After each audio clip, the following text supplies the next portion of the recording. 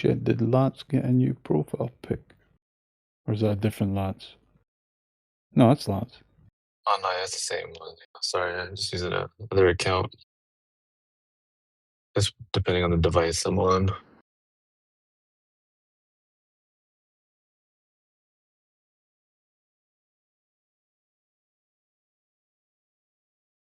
Sorry to confuse. No, it's alright. It was momentary. I looked at the profile name.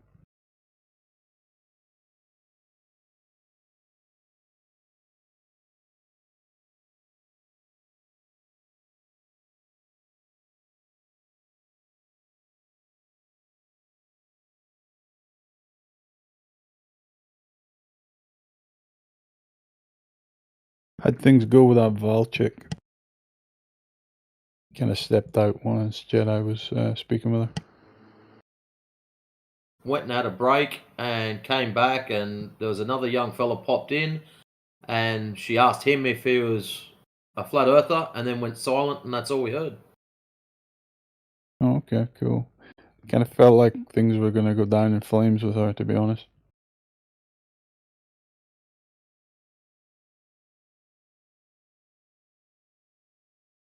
I think the Because language barrier in she'd that already one was gotten to most the of the point issue. way before she started speaking with Jedi, saying, "Yeah, I need to go off and do my research about this," you know. But we kind of kept just speaking to her, you know, and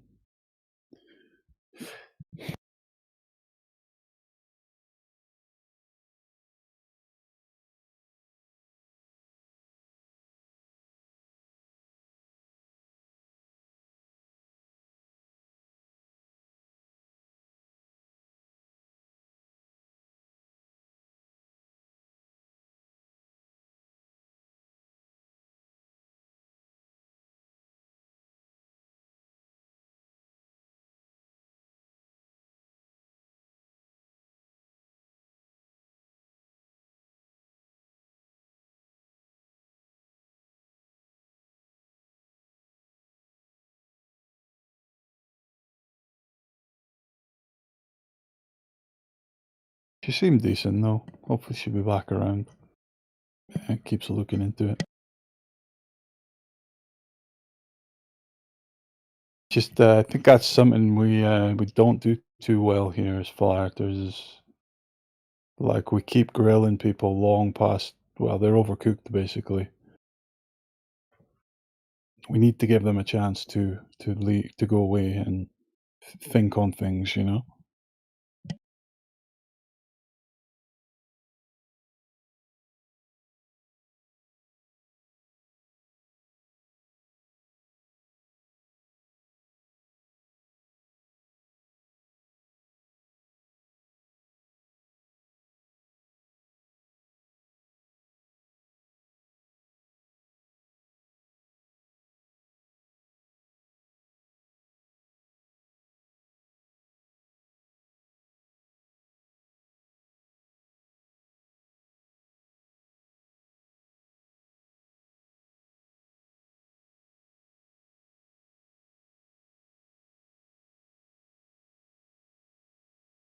I mean, average people get fucking information overloaded in 2 hours worth of some topic they're at university for, some class, you know?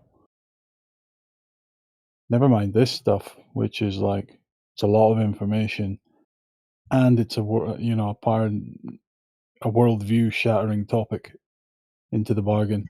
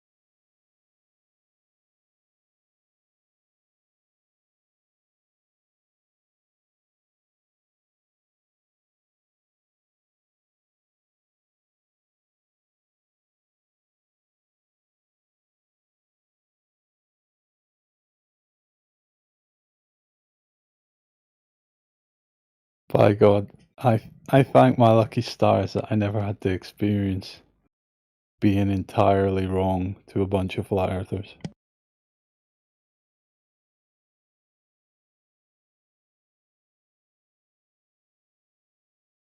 That must be one hell of an ego blow.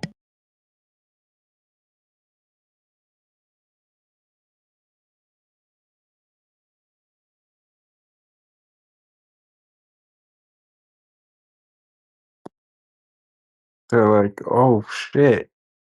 I don't know shit after all. Well, I mean, it's hard enough coming to that point in your life anyway, you know, because everybody gets there with age. You finally get humbled by something, and you're like, right, I need to wise up, you know, but to have it be like fly earthers that walk you through it, the people that the whole world told you were the dumbest fucks in existence. Yeah, it must be difficult. Like,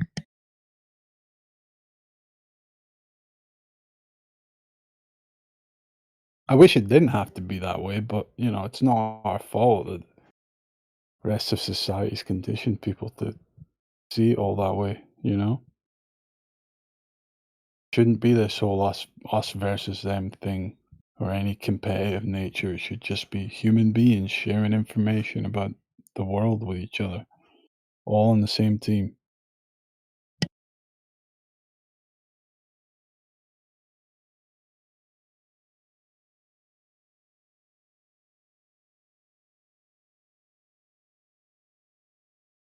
But we see so many Glovers that come through here, man, and they just suffer so badly from that.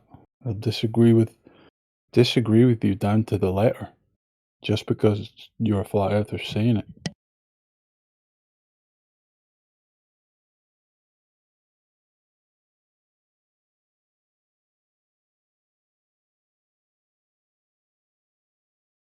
And Grumman is suffering badly from this since he's came here.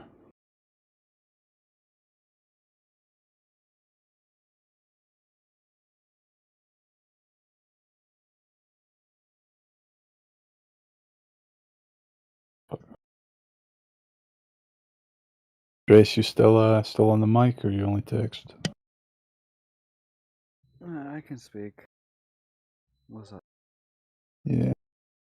Yeah, looks like he's just doing some reset here. He's now going to co-opt the entire 250 yards and say that's all about Earth Curve. That's all because of Earth Curve. I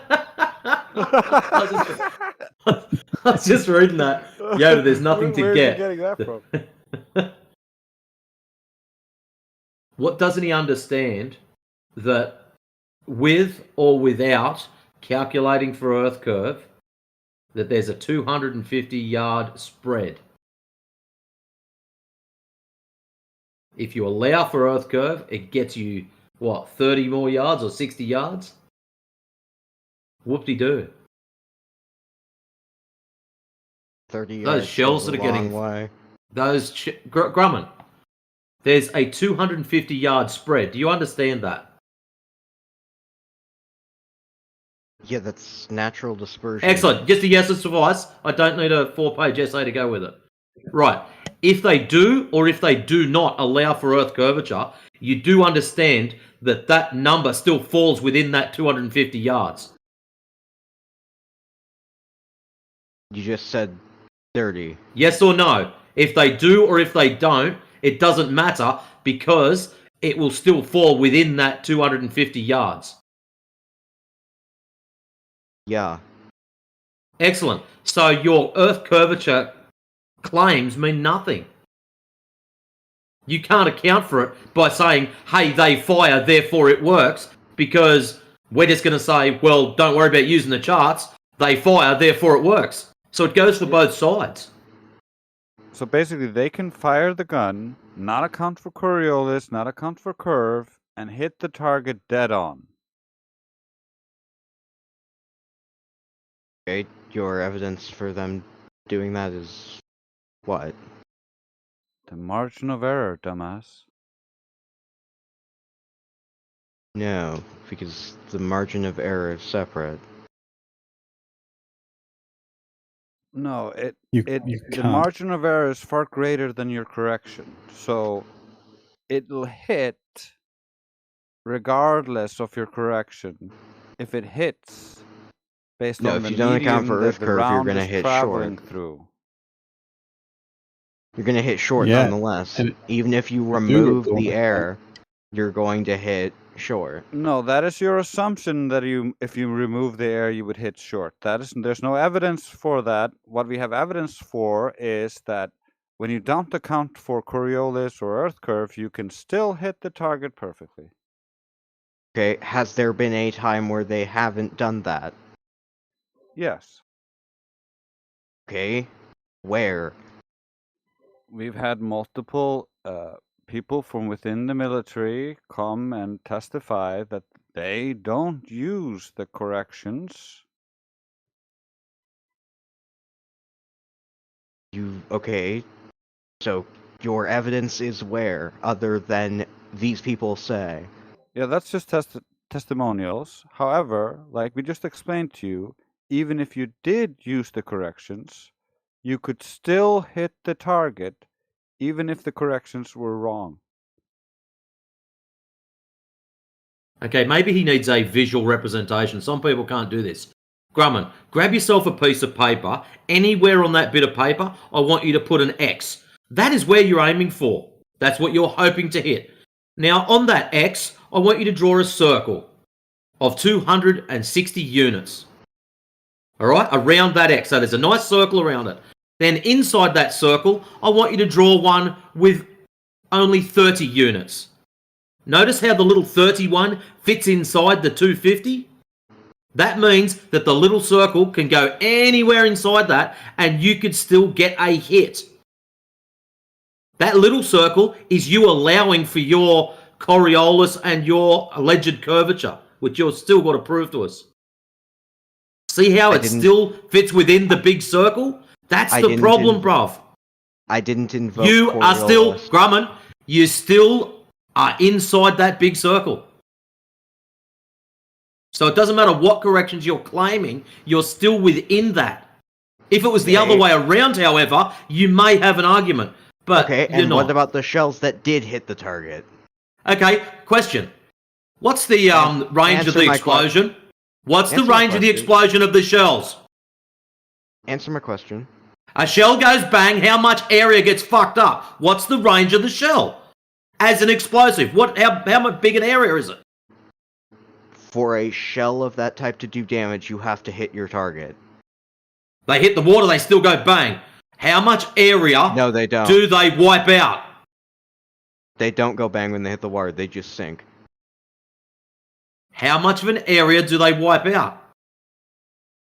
Why can't you answer my question about what happens if you Because it's not relevant. Yes, it is. It's not. You're still outside your fucking you're not within the range. Don't you? You can't comprehend that, can you? You're claiming. Listen carefully. You're claiming that a 30-yard difference is going to overcome a 250-yard spread. That's what you're claiming. The 250 yards is from other things. The 250 yards has to be factored in also. So you've got your, hey, I'm going to move 30 yards. Congratulations, I've calculated for curvature. And because of all of these other things, you're fucked. You account for both. Okay, so let's say we're counting for curvature and we're counting for Coriolis and we're not aiming where the ship is, and then we shoot the round and it doesn't hit where the ship is, and then we correct and aim for the ship. How did that prove the globe? Because you're accounting for Coriolis and curvature, and you've hit. No, you didn't hit the ship when you tried to do that. Yeah, and then you correct to the side and then you aimed on. Then you corrected your original correction, and you hit the ship. You correct the side direction because you shouldn't be leading your ship. Coriolis, yeah. And you're still accounting for curvature. No. Like, you also had to raise the barrel a little bit because you thought there was curvature there. You would Now you lower realize, the barrel. it's an illusion. The ship isn't there. It's a hollow. It's just a It's an optical contrarian. He's a illusion because I contrarian, believe it's a Race. globe. Trace, you would lower the barrel, not raise it. Oh, whatever, man. It If doesn't you fall fucking short, matter. you raise the barrel. And if you Yeah. raise the barrel and you But you hit shouldn't it, because you aimed accurately, so you're full of shit. The point is, your corrections didn't hit the target because the margin of error is far greater than your correction. So you could correct all day and never hit the target because you were unlucky. and then what if you hit the target from correcting for everything? Well, that's fine. That's fine. Because I cannot use your corrections and still hit the target, so it doesn't prove anything. Are you dumb? No, you can't. redundant. Because you will fall redundant. short. Oh, so now he knows what can't as well. No, I can hit the target because it's within the error margin. It's within the dumbass. margin. He could go long also and still hit. Don't you get that, Grumman? You're aiming for the X. There's a big circle around that. You're going to land somewhere in that big circle. Now, if you're aiming for X and factoring in your 30 yards difference, are you still within that big circle? Yes, you are. You can do this, mate. I know you can do it. I know you're hurting because flat earthers are telling you the truth and you don't like that.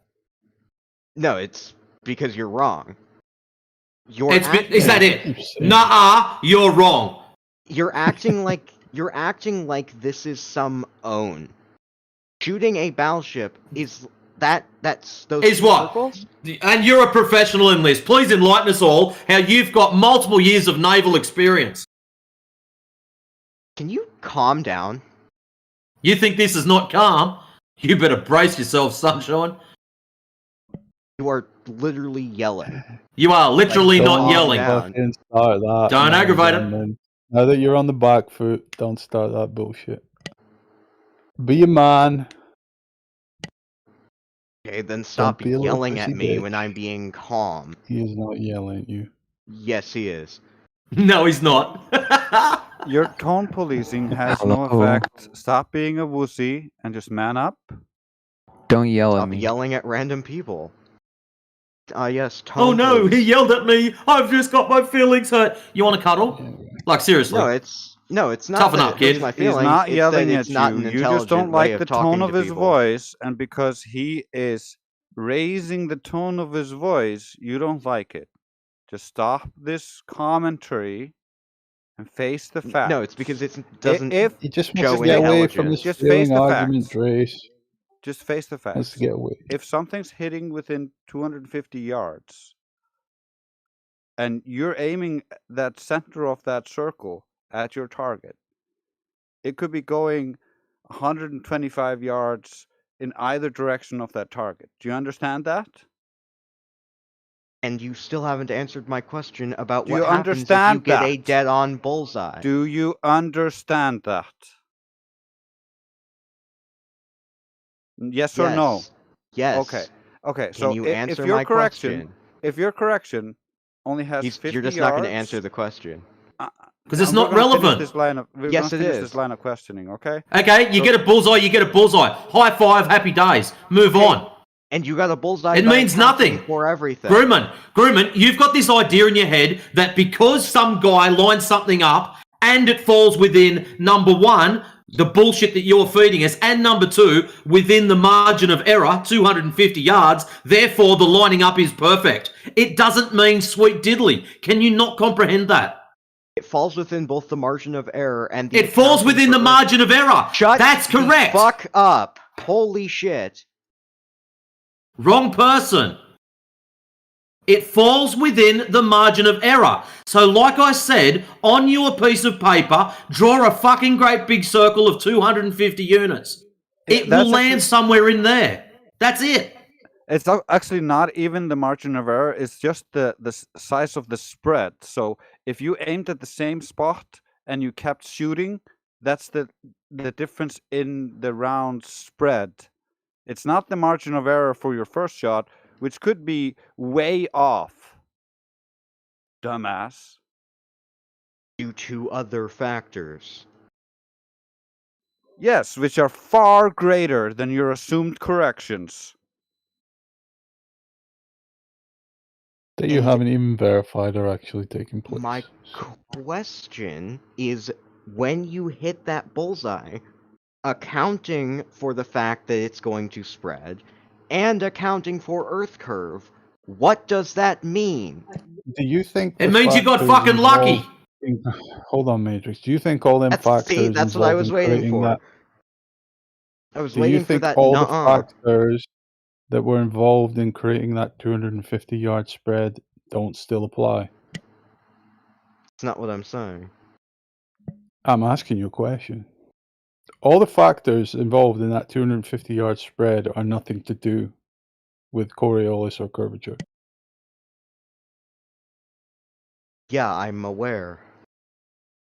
Right. So if you hit the Stuff that target, then them factors were just in alignment for you. the stuff that directly has to do with Coriolis and curvature is that 30 yards. So if you hit within that 30 yards, that means you correctly accounted for not only But you the can't error because the margin. spread's greater than the 30. That's the bit that you can't lock onto. Yeah, you don't understand that if I don't account for Coriolis and curvature and then still hit the target, and you hit the target while accounting for it, what do we have then?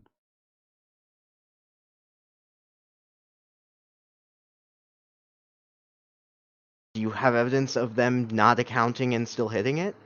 Or even within that margin? Yeah, so it doesn't prove anything, dumbass. Yeah, it's kind of what we started with half an hour ago. This is not evidence of a globe. Try again.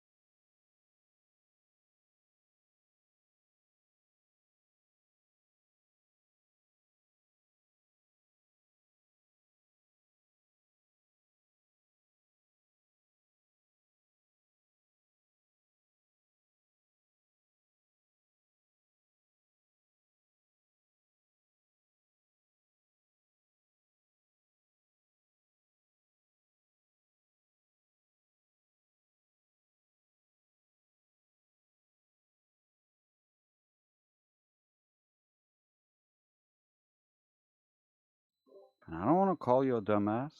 You sound like a smart kid. You sound like you like to read. You like to learn Not in things. here. But damn. I don't know why he keeps jumping in and out and then switching to chat and VC. Because he gets his feelings hurt. He wasn't even muted. He just left. When you said to him that it all means nothing, that because you haven't provided evidence of curvature, that's it. It was as soon as you didn't even finish the tour and the curvature, and he was gone. Yeah, I know. It's like, okay, I just wanted to say them, but you know, for our sake, we'll say, you know, you hit the target, right? You don't keep firing fucking shells after you've blown up the target. Yeah. Oh, should we There you fire a go. few more to check if that curvature's really there? Maybe Yoda might get something out of him this time. How do you measure 30 yards with a 250-yard measuring device?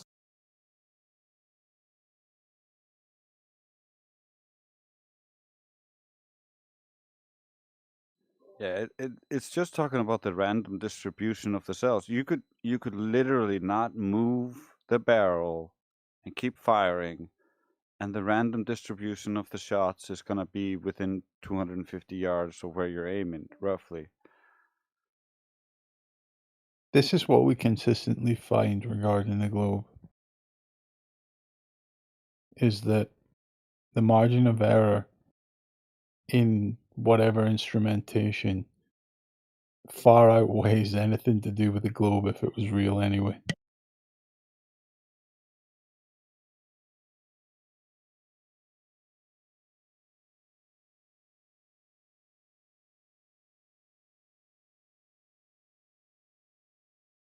And that's why it can survive in the shadows as well as it does, right? It can survive on these manuals without really sticking out like a sore thumb. Because even if it was real, it's minuscule, you know? Yeah. That's how they kind of get away with everything. Like the Earth is so big, like so you wouldn't be able to see anything and or measure anything, and it would be so small. But when you actually go down into the math, well, you should be able to measure the curve. You should be able to, like they claim that the horizon is the Earth curve, so we should be able to see that, and we should be able to measure this orbital motion and Earth rotation, all these things playing together. They should have effects that we should be able to measure, but we just don't.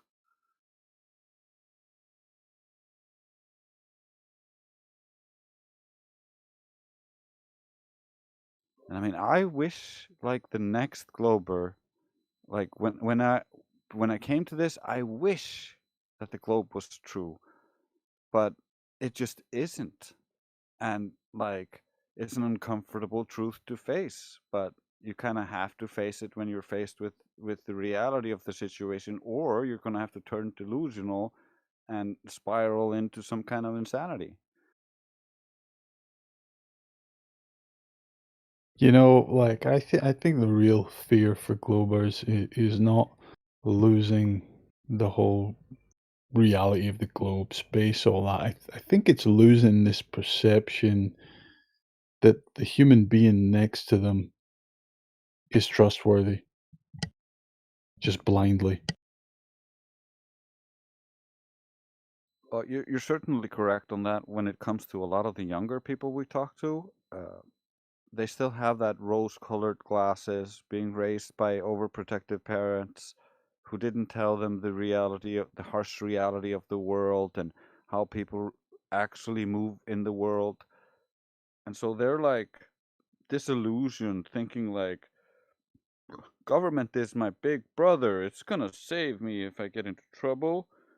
Like all the scientists are correct. All I gotta do is copy everything they say, and then I will be intelligent.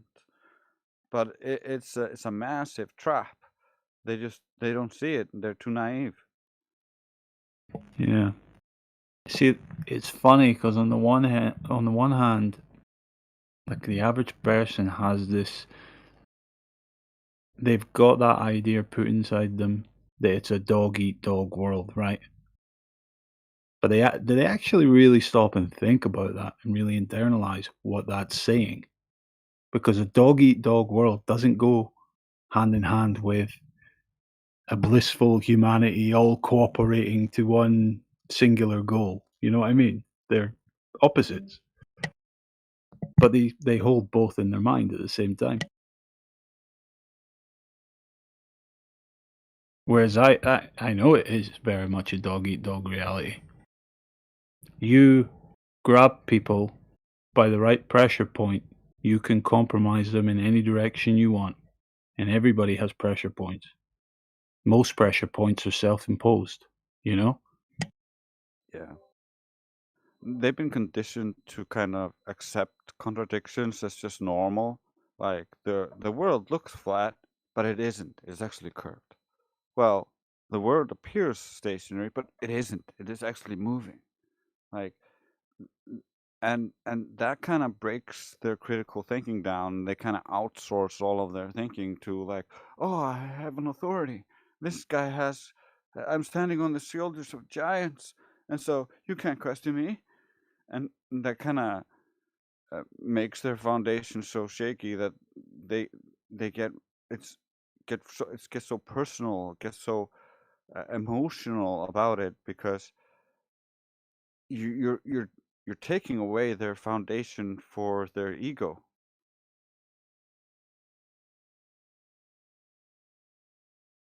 You know, like we obviously know that like upbringings with physical and emotional abuse are bad, right, in their own right.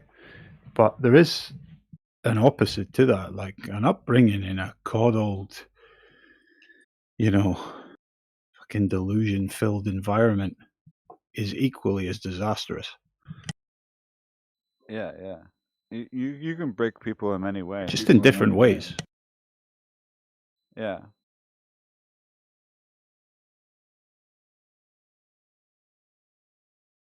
It's like my upbringing wasn't particularly good. It wasn't particularly bad either, you know, but probably more towards the bad side. But I'm actually very grateful for it at this point in my life.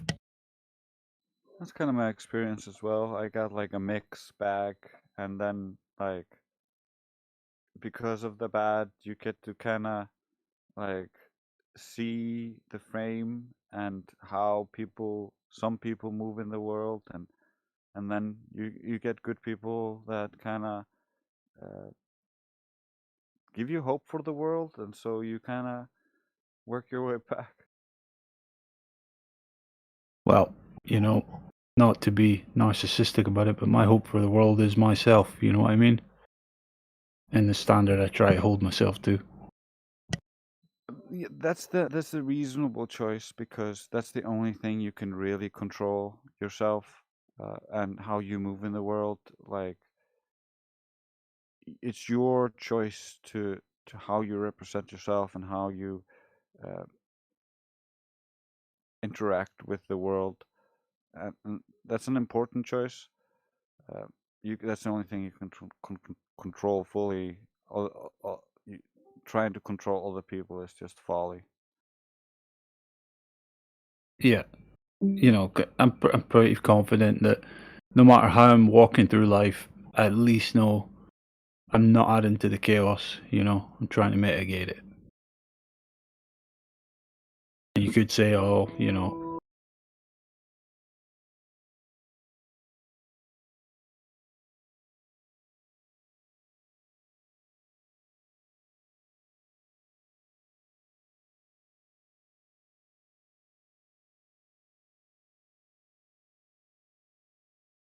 He's still going in the chat.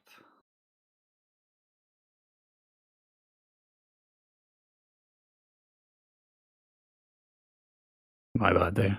Sorry. And fucking video on my browser started playing randomly. Don't know why. Thought that sound was coming from someone else. What was I trying to say? Yeah, so yeah, you know, I'm doing my best not to add into the chaos. I think that's all you really can do at the end of the day. Yeah, I kind of think of it like this. Because of Flat Earth, I realized how logic works, and then I realized that the creator must be real, because that's the only logical conclusion, because you cannot have information without an informer, you cannot have matter without a maker. So it's the logical conclusion, especially once you understand the Earth is flat. So to me, it kind of brought everything full circle, uh, and so I tried to be a good person as a consequence. I try to help everybody I can, because I think that's what the creator would want. And I think that brings good into the world, and I think that's one of the good things about Flat Earth. It allows people to go back to religion more easily, because you're not stuck on this uh, spinning ball in an infinite void where you are a monkey person derived from nothingness. You, it gives you more meaning and more structure and logic to your life. and that's one of the reasons why I highly value flat Earth. It's funny how they played it, isn't it? You know, you have this atheistic generation that they believe they understand rationality and logical thinking, right? But it's the complete opposite. Because when you actually have proper logical thinking and unfallacious reasoning, it brings you closer to creation and religion and these types of things, you know? Yeah, it's It really moves you beautiful. towards them.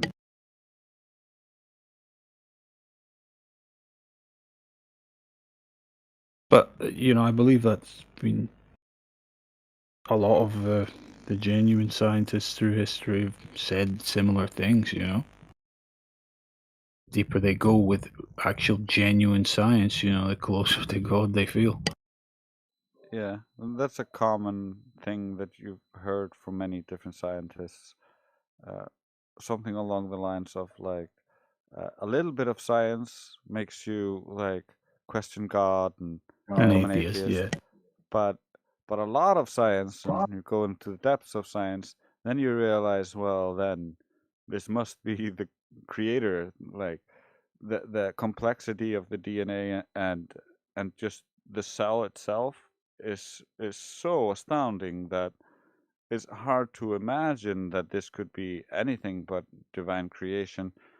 And they've been trying for decades to try to create this by happenstance, but it just doesn't work. There's too much complexity in creating life from nothing.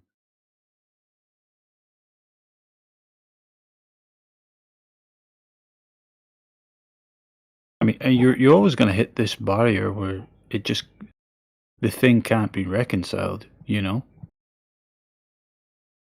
from this position, you know, within creation, you know. Yeah, but I think the globe and this atheist whole idea has served its purpose in stripping the rights of humanity away from it under the guise of atheistic governance and science. Meanwhile, we used to believe in God-given rights.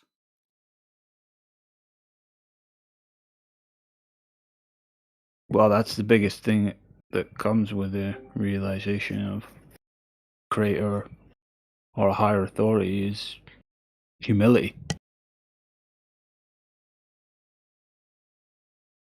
Yeah. the When it comes to the creator, there's nothing you can do but humility because it's so much greater than you.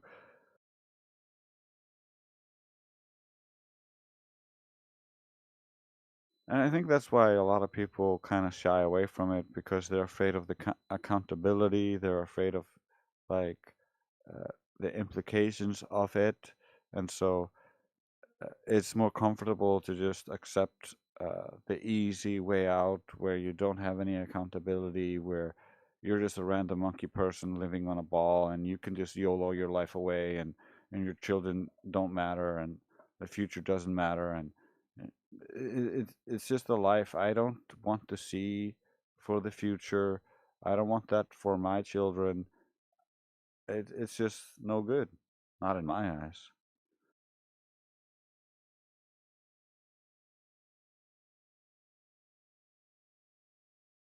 It's unsustainable.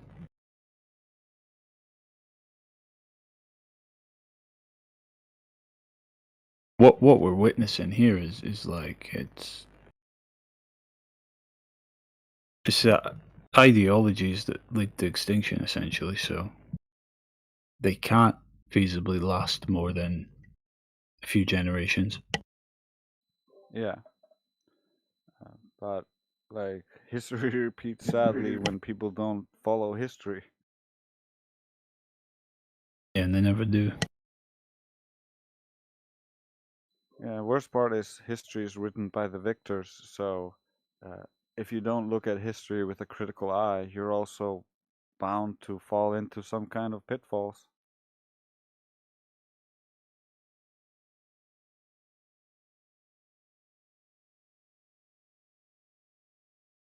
But that's the same thing about everything. If you don't look at things with a critical eye, you're bound to fall into a pitfall. Okay.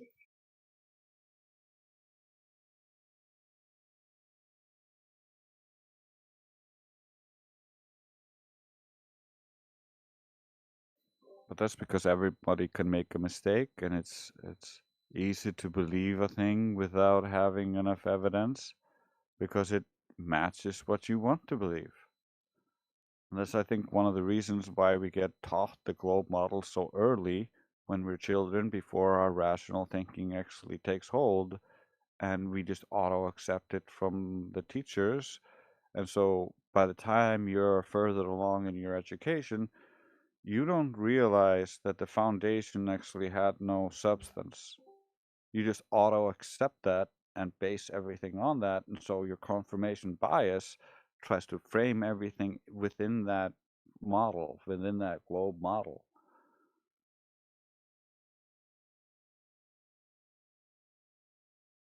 Yeah, I mean, if it is a real shame for people that are still stuck in the globe paradigm and they haven't had a real chance to speak with people like us or something, you know, because that stuff, it rots your life in ways you'll never be able to figure out, you know?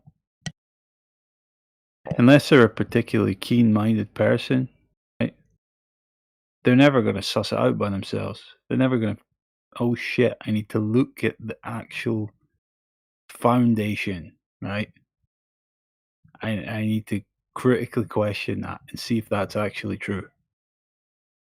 But they're gonna feel the effects of that false paradigm in all the other areas of their life, right? Yeah. And they're gonna act out in negative ways, compensating against them negative feelings and emotions that it's creating. And they're never gonna truly understand why, you know? Yeah, and they're also giving up finances and their taxes to pay for these kinds of things, and they don't know any better, so they just okay. And this goes so much deeper.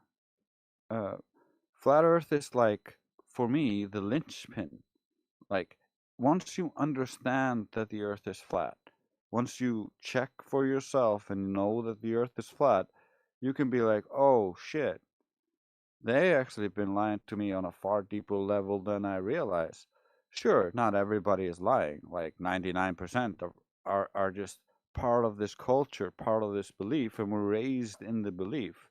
You don't get to know unless you're deep inside the cult, deep inside the inner circle. And so the majority just believes this. And that's fine. Like, people can believe whatever they want, but it doesn't change what reality is, and they can check it for themselves if they so choose. But Yeah. it's easy to control people if you can control how they perceive the world, how they perceive their position in the world. And if you control history, you can control legitimacy. And so by pulling this linchpin, you can actually start to understand that the whole world is controlled on a far deeper level than people realize. And this whole countries, we're enemies, left and yeah, right, God. political parties, like it's all an illusion. It's run on a far deeper level, on a psychological level, and that's where the globe comes from. It comes from that psychological level where they take away your critical thinking, take away your ability to perceive the world as it is, so that they can manipulate you into doing what they want. Wars, more money, be my slave.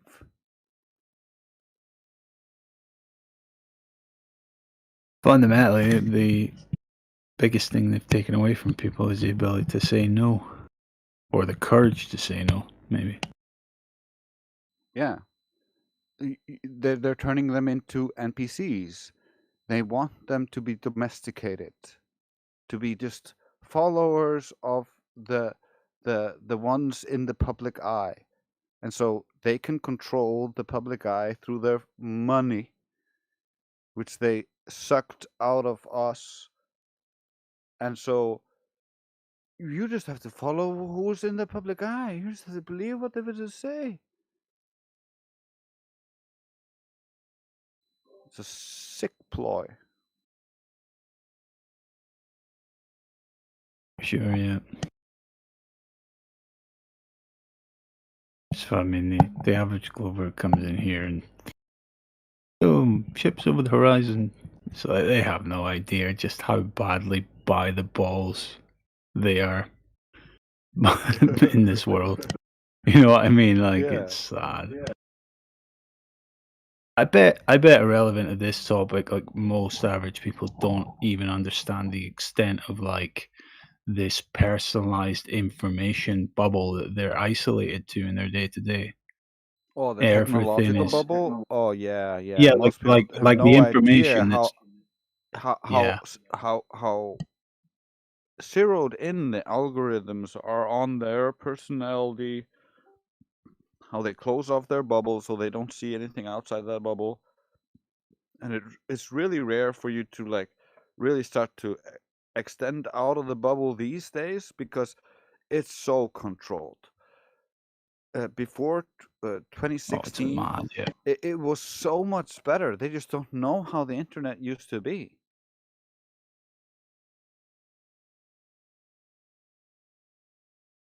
Oh, the internet is a pathetic fucking whimper compared to what it was in its beginnings.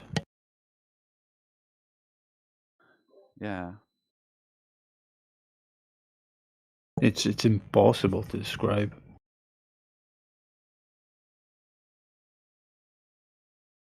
But right now it still gives you the illusion that it's bustling. Like one of the things I saw the other day, and it keeps happening to me when I'm using YouTube, for instance, is the comments, the likes, all of those things keeps shifting at massive speeds between different numbers, and that is weird on its own. And I forgot the point I was going to go into before that because I was imagining that.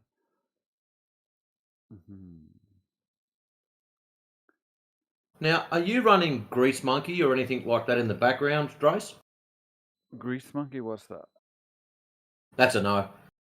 It allows you to run small apps within your browser. So if you've got Firefox, it allows you to run things in the background that can manipulate the pages. That's why I just thought I'd ask that first.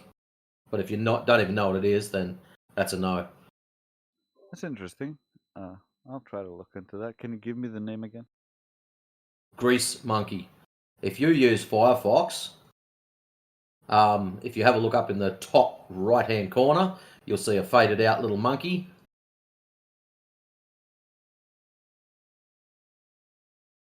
And see, you can run extensions in the background. Like years ago when we had even more crap internet than what we've got now, the pages used to load up images first. And one of the things you could do was turn that off so it just came up with text. Because if you're someone who's more into the reading the articles and not the ads and all the rest of the crap, you can disable images. Just little extension things like that. I thought you might have been running something that was conflicting with YouTube. That's why you're getting that bouncing effect with likes and dislikes going all over the place. Yeah, I use uBlocker. So I block ads using uBlocker. Yeah, me too. Are you still using Chrome or something? I think I'm using Firefox, yeah. Firefox, nice. He's Brave.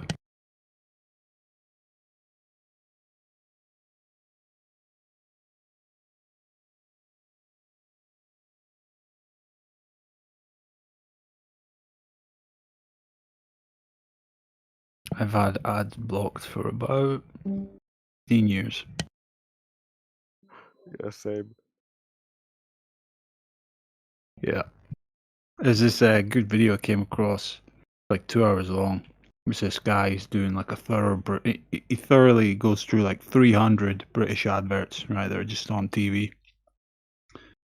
And he's just pointing out like fucking dystopian nature of them now. What with, you know, the kind of perceptions they're trying to sell, you know, regarding races and yada yada yada. Oh, Cups, yeah. Aye, brave man, yeah. Brave team. Sorry, yeah. Did you hear the thing about Campbell's soup having like bioengineered meat? What was that? Something engineered me? Apparently, Campbell Soup had one of its CEO on record saying that chicken soup, their chicken soup was bioengineered, not like actual chicken. So he wouldn't eat that. I never Poor saw people that. No. food.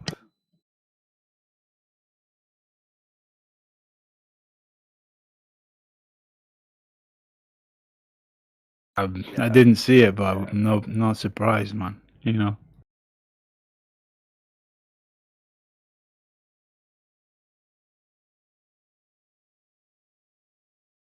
I wouldn't be fucking surprised to find out there was some proper Soylent Green shit going on with some products that are on shelves for poor people. That would kind of be an understatement, honestly, if that came out. Like, really? Really? That's the worst you're doing? Putting that stuff in people's food? Isn't McDonald's, isn't there one of their catchphrases, serving millions daily? There you go. There you go. Probably are.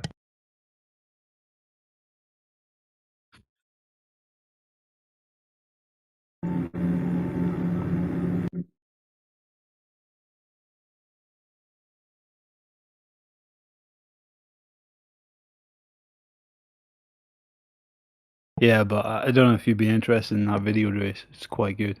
You can send it to you if you want. One about the adverts. I mean, it's You can send it to me. the I UK love adverts, watching but you want me to send you? Yeah, please. It's actually like, besides the topic, the guy's actually the narrator is pretty funny as well, so it's quite entertaining. But I brought that up, like saying, yeah, I've had ads blocked for 15 years, but when you actually, you know, you haven't been like surrounded in the soup of advertisement for so long, and then you go in and you see what's actually floating around, you're like, holy fuck, this is bad. I mean, adverts used to just be annoying, but you know, now that they're proper, they're annoying plus properly Orwellian.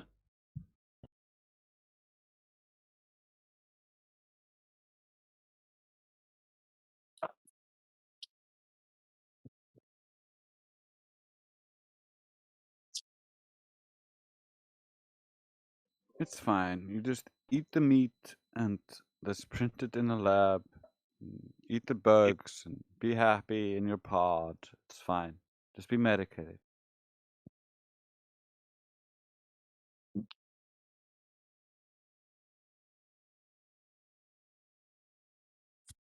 That's what they want for us. I mean, I would rather go out in nature and disprove their whole freaking cosmology.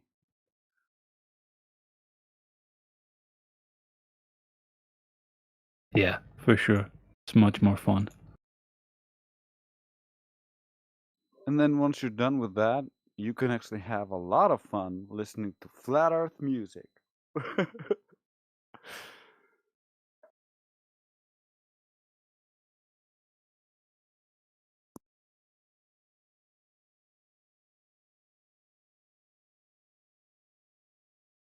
At least that's how I live my life, and it's a beautiful life. I can't deny it.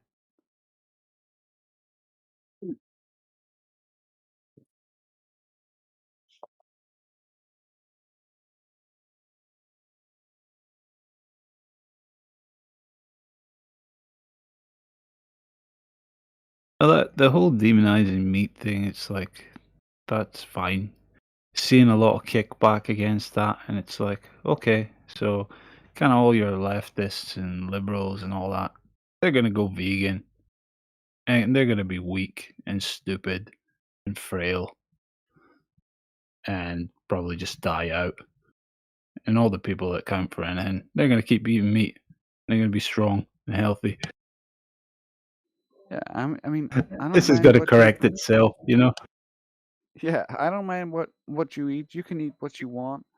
Uh, that's fine with me. I'm not gonna tell you what to eat, or who to love, or what to do. But you don't tell me what the world is when I can measure it to not be what you're telling me it is.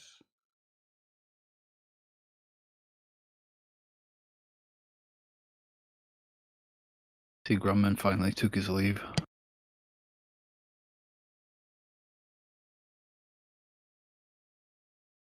His mum probably got up and he had to go to bed. Stop talking about goddamn battleships, Grumman. Try to sleep here.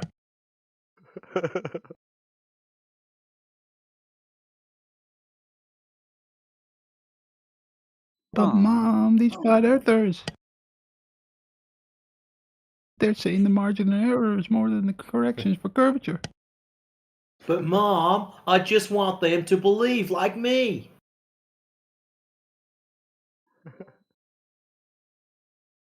Oh, that's funny.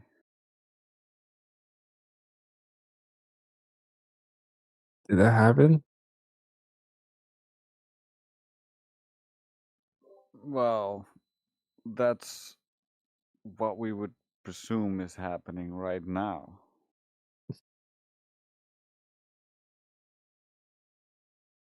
That or he fucking clocked out of his, the Langley offices.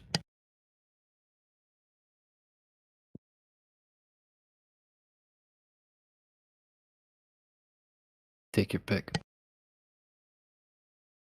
Yeah, we don't know.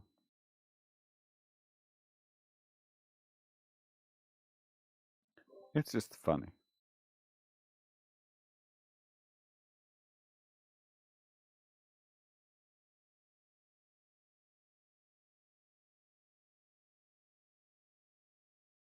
You could just imagine him ringing up a naval base or some shit like that. Blah, blah, blah. Naval base, how can I help you? Well, is it true that you guys account for curvature? Yes, it is true, son. We wouldn't hit anything if we didn't. I told them fucking flat earthers that and they don't believe me.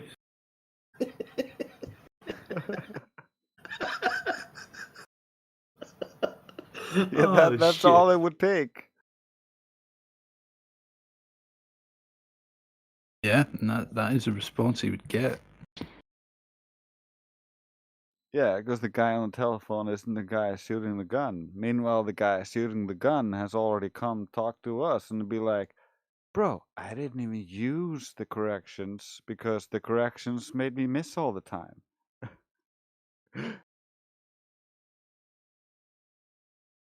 I wanted to say, do you think Grumman loses all his battleship board game matches because he forgets to account for curvature?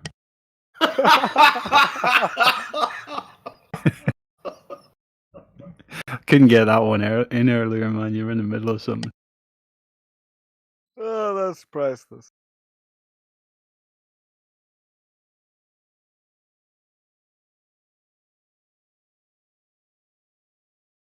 Meanwhile, we're on the end, just like, keep spraying and praying, boys. We'll fucking get them all.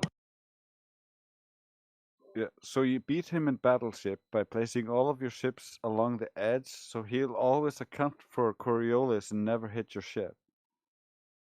That's it.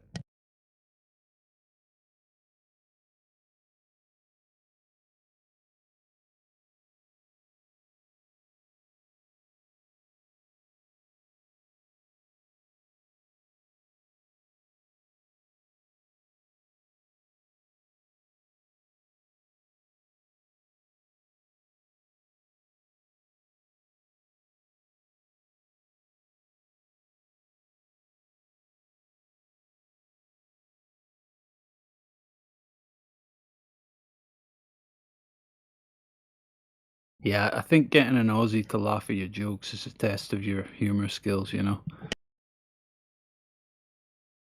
Because they're just drowning in humor there, man. You know what I mean? They've heard it all. Sick If we can get an and Aussie twisted falling sense off of his humour. chair. Yeah. That's the litmus test. You should be a comedian or not. Here, entertain these 10 Aussies for like 5 minutes. If you can do that, go on stage. I always thought it was the Dutch that were the true litmus test. Because if you don't get it right, they'll just stare at you till you fucking cry.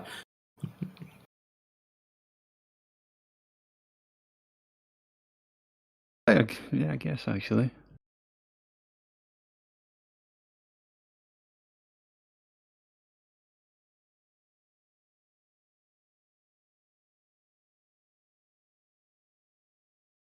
Yeah, Gunslinger, is he German or not? Like,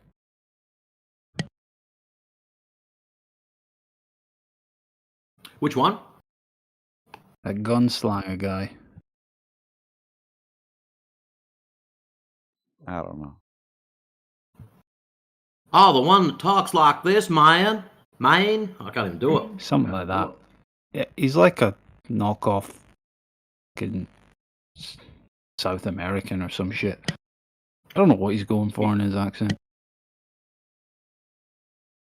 Yeah, he's I don't know about that one. It's like he's trying to copy an American accent, but he's from somewhere else. Africa or yeah, he did say where it was. I'll have to think about it. I only remember like the first time he came in, someone was taking the piss out of him being German. They were like, "Oh, German, and you're this clueless," you know.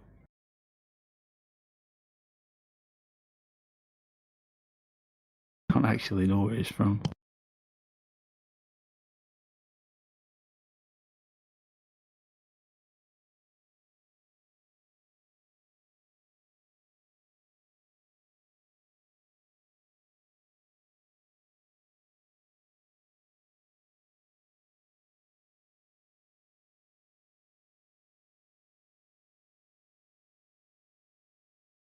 You hear someone John, you're like, who's that? Someone we can talk to?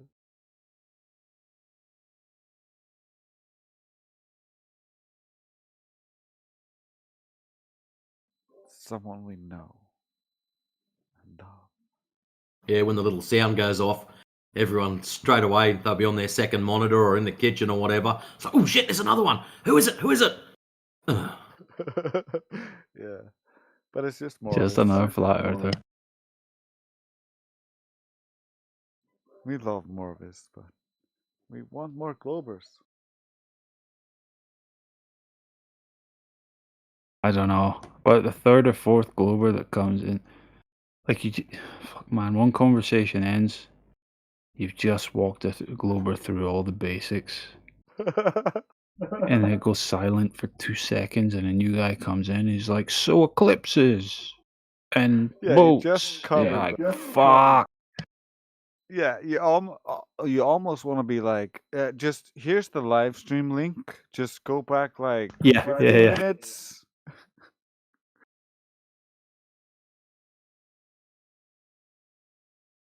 That actually might be a thing we could do.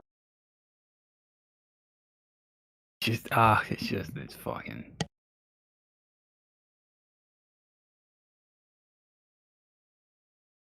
Yeah, imagine we could start at the jumping off point was like. So I looked into boat observations, and yeah, I see things getting obscured, and yeah, that may be Earth curvature, but don't quite think so. You know, let's take it from there. You don't even really get that level, man. Yeah, that's rare. So I mean, it's like flat earthers, people that are going to be flat earthers figure it out themselves, you know? And if they need a place like this, they usually just sit and listen. You know what I mean? Yeah, that's my favorite thing to do. I don't even like to talk, but I'm practicing. What do you mean you don't like to talk, Trace? You were one of the prime speakers for many years. No, I wasn't. I was heavy in the text, and then occasionally I'd be like bad cop because logic, and then I would fade into the background, and our best speakers would take over. Like I wouldn't be leading the conversation with the Globers because I don't like confrontation. So the only reason I'm speaking is because nobody is saying anything how illogical this stuff is, and they're just allowing him to just run in circles or just jump to the next topic, and I'm like, bro, you need to listen Yeah. and actually hear what they're saying and actually make a logical argument, because this isn't good enough for me. Well, you I should lead more listen. often, because you hitting them with faulty logic is a good thing. I think Yeah, Matrix I didn't also like doesn't being like the bad cop. confrontation. That's one of my problems. I didn't like being the bad cop. I don't want to be confrontational with the bad guy, but I kind of have to be. You're not Because you're not good or bad cop, Drace. You're a neutral cop. but they perceive it as that anyway, so it doesn't really matter. It's like, so they're cuffed to the desk right in the interrogation room. They got bad cop on the left, good cop on the right, and then you're sitting on the table staring them dead in the eyes while they're engaging either or. Casually undoing the folder, ready to hit them with all the bullshit that they've done wrong. Lol. You're peering into their souls, just watching their every word and movement. That's funny.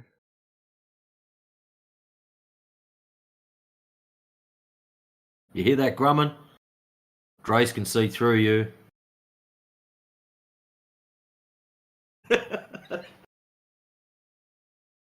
Yeah, if he was important, I'd make a song about him, but he's not. Ooh, not even a shitty song about battleships. He actually is a plane enthusiast.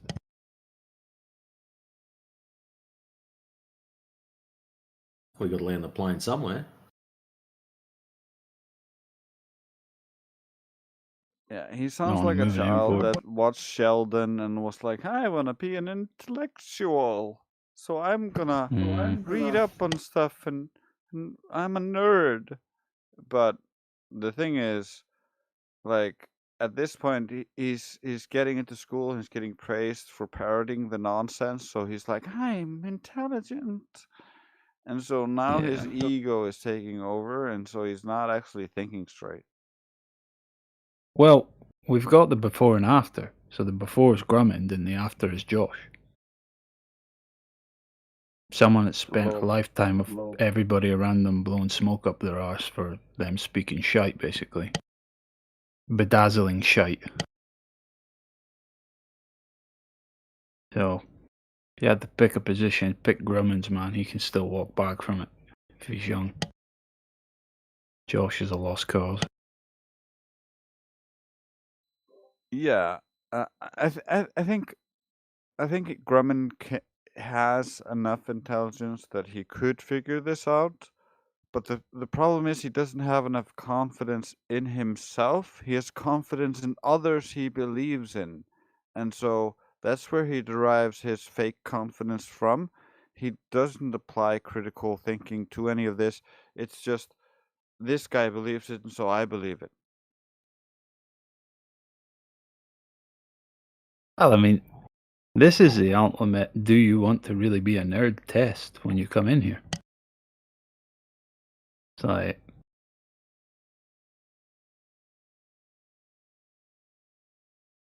Yeah, you're right. We're kind of dethroning him in the nerddom, and so it kind of feels not great, and so you kind of want to fight against that and try to hold your imaginary crown.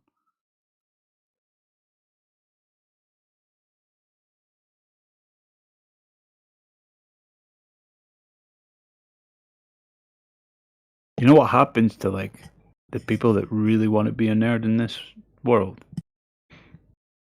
they go fuck around with stuff, they invent stuff they shouldn't have invented, and then they disappear. I thought you were going to say they fuck around with things and then they find out.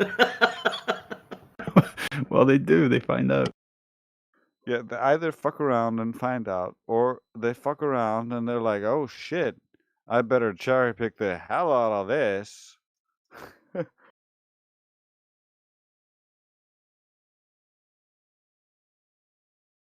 Well, I mean, nobody gets to be a true nerd in this world anymore. Because to be a true nerd, a true seeker of knowledge, right? True curiosity, questioning everything, right? That lands you in hot water quick. So it's like this fucking pseudo nerdiness now in the world. Yeah, you're not supposed to notice, you're just supposed to accept. So that's what I'm saying. When person like Grumman comes here, it's like we're saying, okay, you want to be a nerd? Because this is the real deal. And there's some consequences.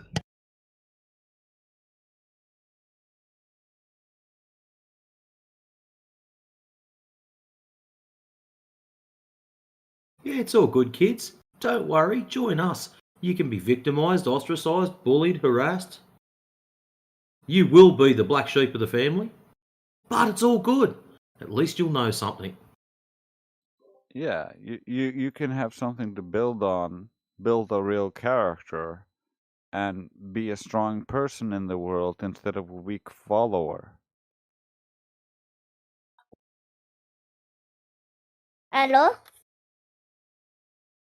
¿Aló? ¿Cómo están? ¿Aló? ¿Cómo están? No. Buenas. English. ¿Cómo estás? Inco. ¿Hablas inglés? Hello. Hello? Hello? You speak English?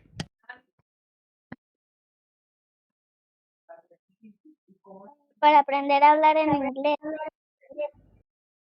Okay. Hi, I hear Yeah, you you don't have speak your English. child on the stream. If you want to speak to us yourself. Do not let your child I don't speak on the speak English. stream. We're gonna Don't have to mute speak you it. if you're gonna continue this. Don't speak it. Yeah, so I don't think you're old enough to be on Discord. So we're just gonna mute you.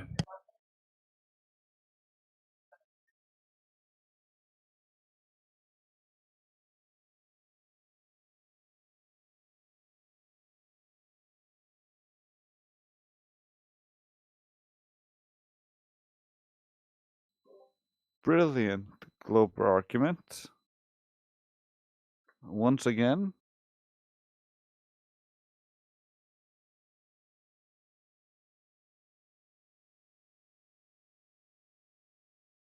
Yeah, did that father just use his 5-year-old as like a body shield against the flat earthers? Yeah. How pathetic is that?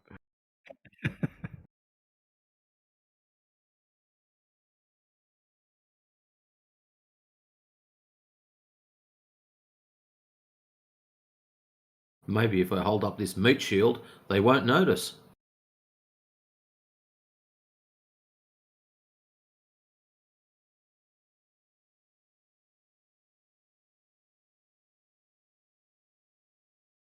I mean, if you want to teach your child English, I understand going to the English hub. That's cool. But this isn't quite the topic for a 5-year-old. If you want to engage in this topic as the father, well, we welcome you. But things like politics, deep level science, or flat Earth, it's not for a 5-year-old.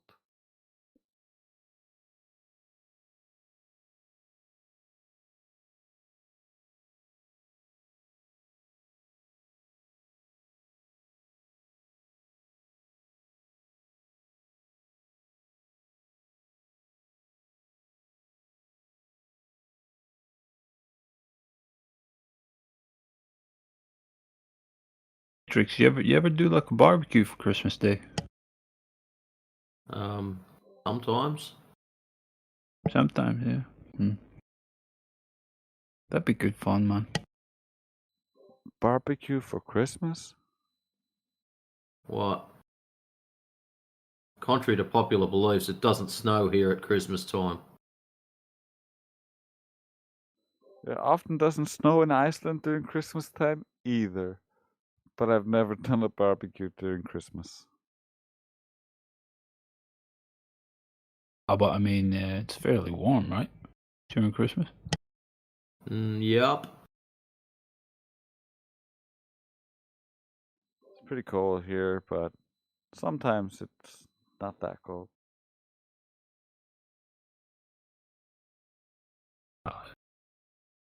I know we got to 41 degrees yesterday. Above me, Trey, so 41. Yep. Alright, fucking that's roasting, man. That's a warm up. That's fucking real warm good. up. That's better Warm than up my to- summer. Dying.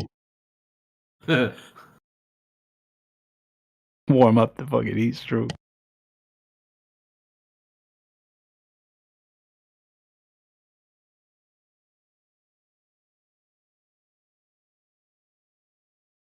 I mean, I could barbecue during Christmas, but we have different traditions, I guess.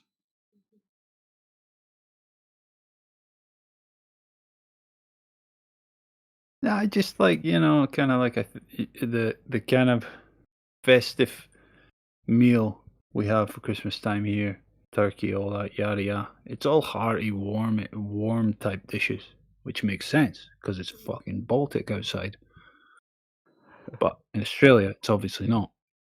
It's hamburgers and fucking hot dogs weather. Salads. Yeah.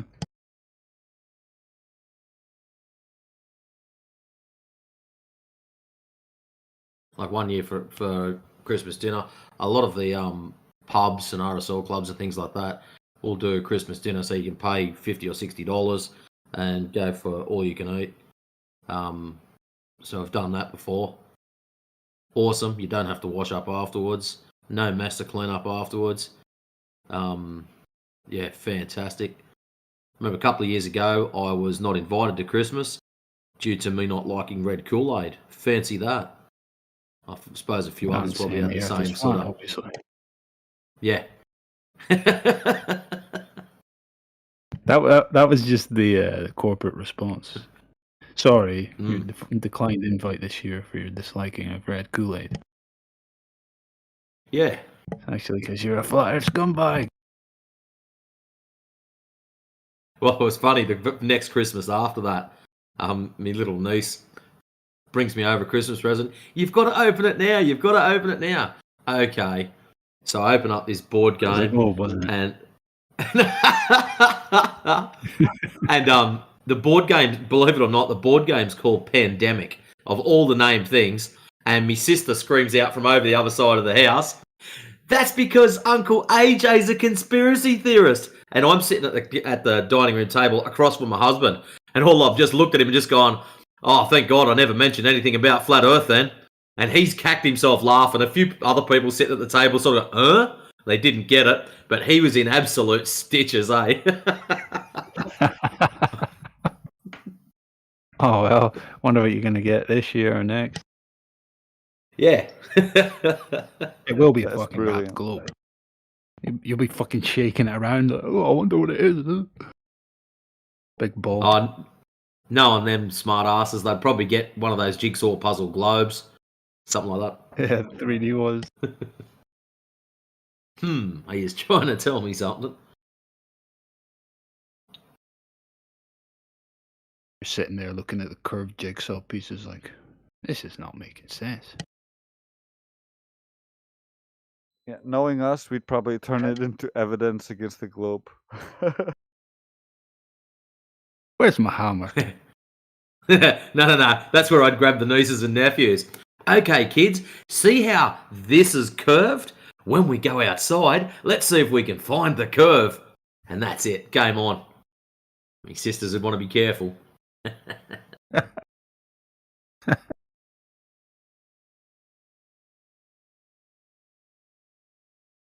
This year's Easter egg hunt is going to be along a 20-mile laser transit path.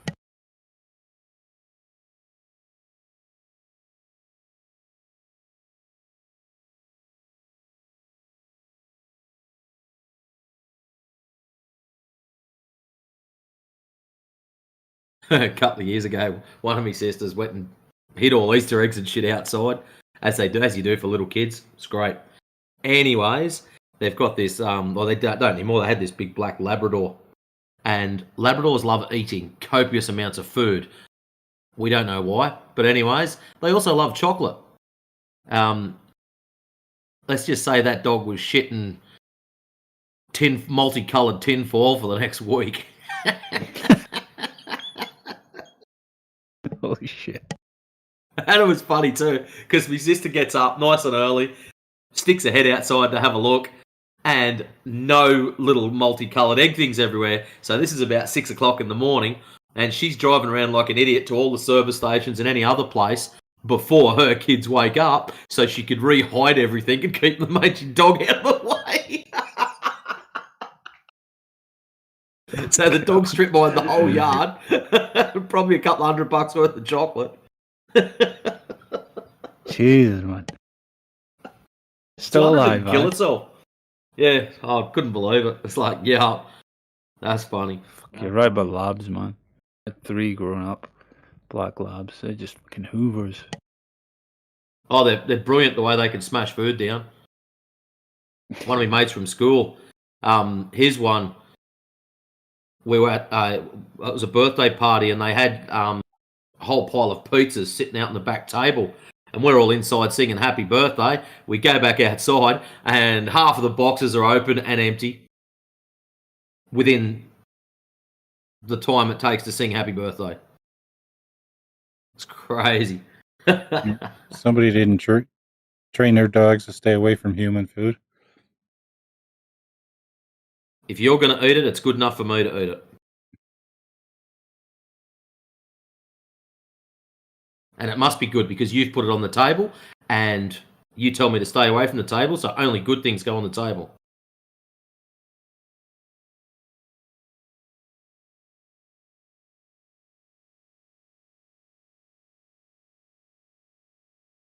Always wanted me a German Shepherd.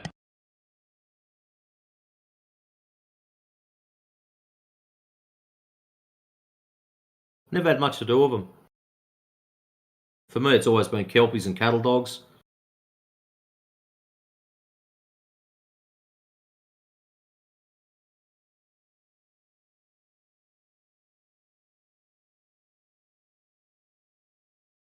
Forget German Shepherds have a kind of long coat. There's another similar breed that has a very short, fine coat. The Malinois. Yeah, I'd like a dog like that. Malinois really need to be worked. They need to be working dogs, otherwise they get bored. Oh, right. Well, yeah, I wouldn't get a breed if I couldn't give it the lifestyle it needed, you know?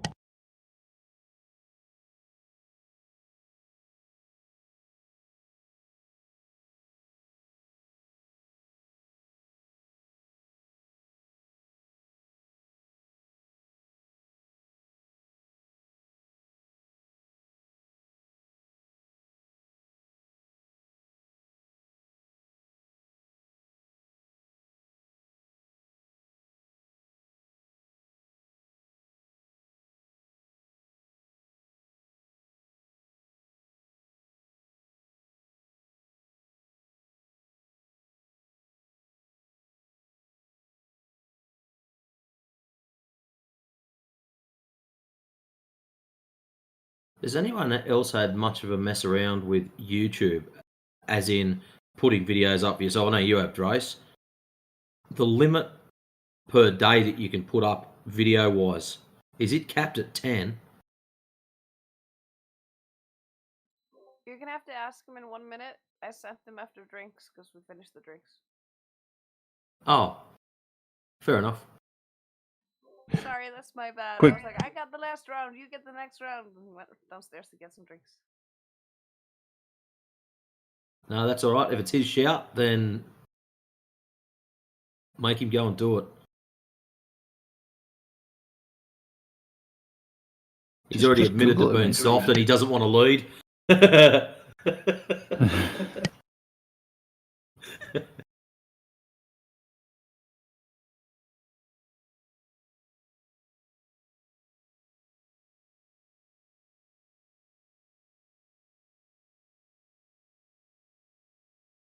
Wait, I think we got joined by Moon 1989.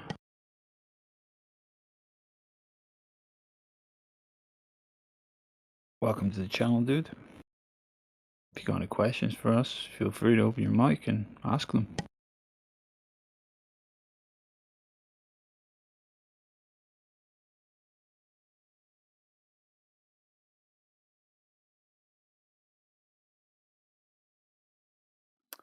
Sorry for disappearing. Welcome, Moon 1989. I heard you had a question.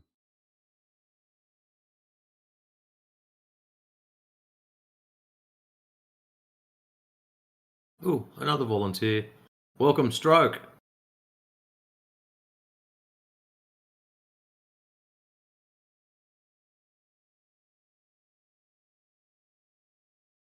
You can talk to us, Stroke. We ain't gonna bite you. Jennifer ABC as well there. Oh, I didn't see that one sneak in.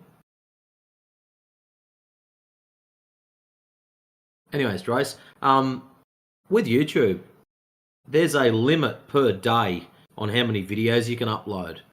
Is there any way around this? Or you just have I to... don't know.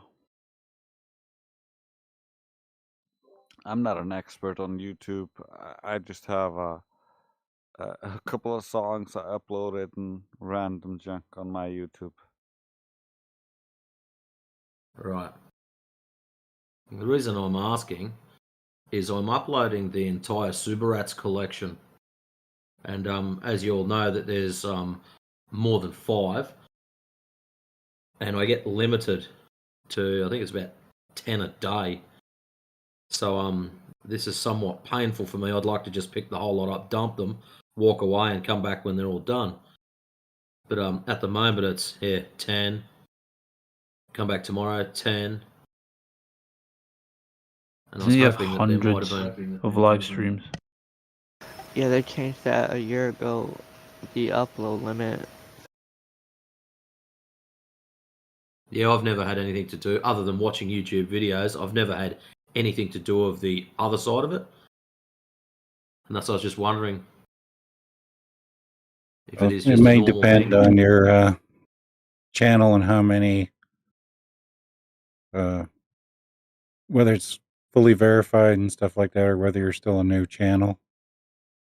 Oh, right. Oh, well, I'll just put up with it. Yeah, it was the How list many that Yoda uploads did were- up. Hold on. Where's my... The new channels might be limited to 4 videos a day, and No, older I've got channels 10. maybe 15.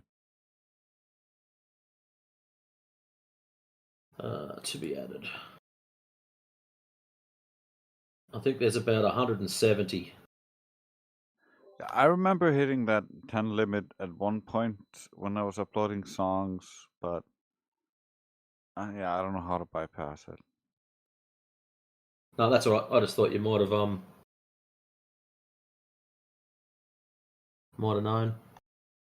of something. I mean, I got That's all good. 53 songs to upload now to YouTube, so I'm probably gonna hit that limit. I thought it might have been an actual, like a total limit. So you can upload, say, 10 hours worth of video or music time or something. It doesn't matter if it's 100 videos or if it's just one. You've got that limit. But no, it's not. It's sort of... I think it's number of Canon. files or something like that. Because I think I only hit that limit once, and then the next day I didn't hit that limit because I wasn't uploading as many songs.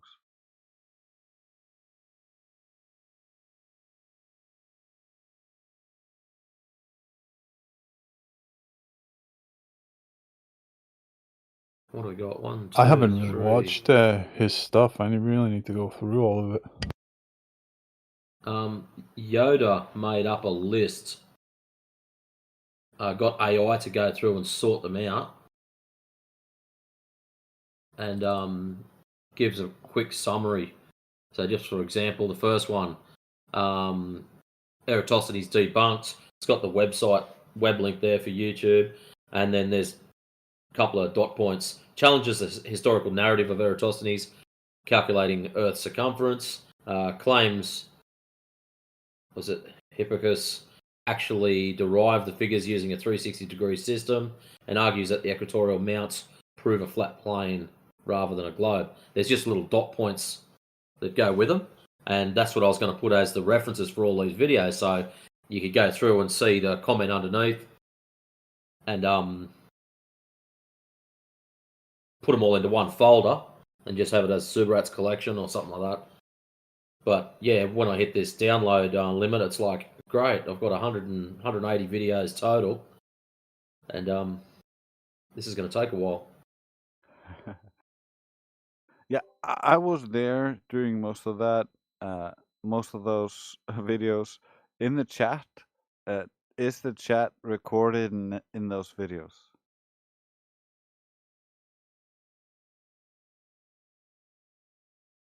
I could have a look for you. Any particular video you want me to have a look at?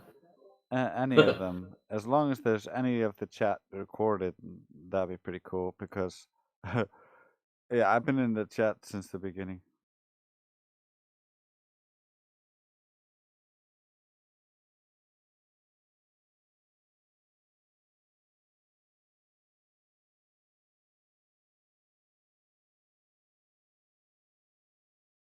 That one's not showing any chat.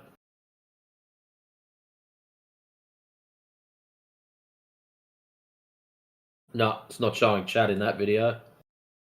Ah, that's fine. But it doesn't mean it doesn't happen in any others. If it was YouTube chat, then it won't be with the video. Yeah. Yeah, true. Unless he had the chat like up on. Yeah, he didn't. His overlay. Didn't have any overlay. No.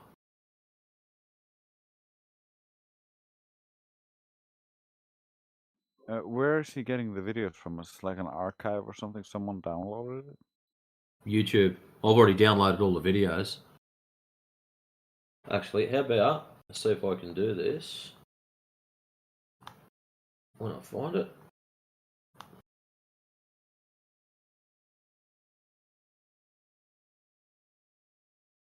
Copy. Where is Trace over there?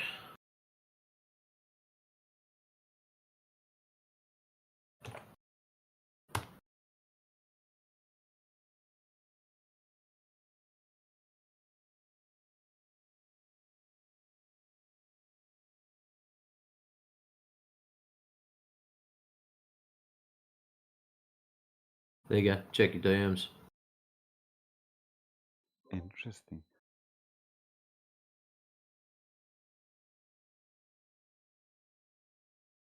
So I've already downloaded all of those, and it's just a matter of re-uploading them to YouTube on a different channel. But I'll still have the links back to the main, wherever they come from.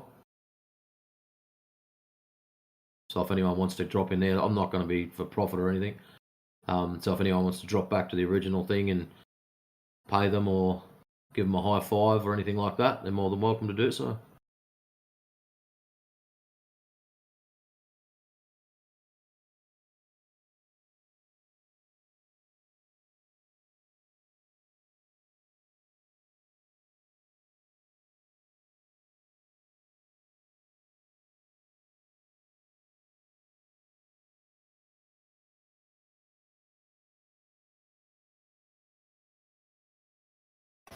What kind of videos are they?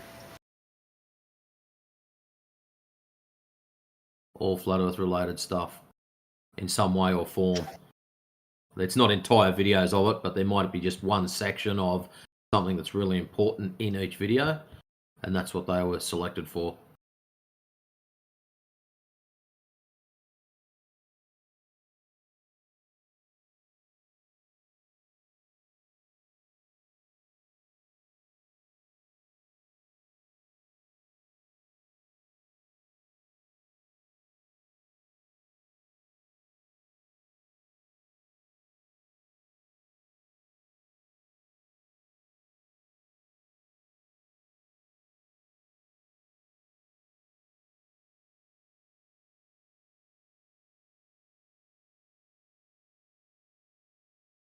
One of these days, I'm gonna have to like open the entire Flat Earth bookmark folder I have, like 500 plus links, just all in a one, and just see how many videos are gone. You know.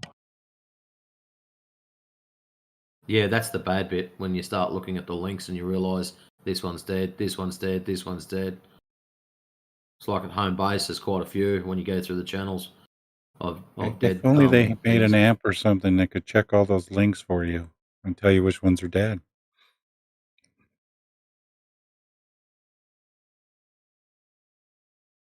Just have one huge database with a bunch of videos. Hello. Hello. Yeah, I'll have to get that up. Really. What the hell is this channel, by the way? I don't know. I'm You in take a here. guess. Let's Oh, see if you can figure it out. yeah, but can't believe in that. Is this something else like? Why is this channel so popular always? Because it's a popular topic.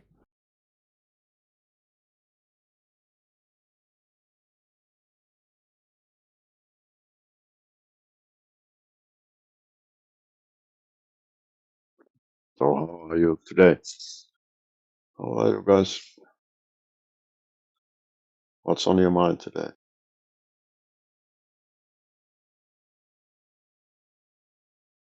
I'm good today. Believe everyone else is. It's on our minds. Not much. We're just sitting here chit-chatting casually. Waiting for some Globers to come by that want to prove the globe to us. Since all we seem to get when we try and prove the globe is a flat Earth.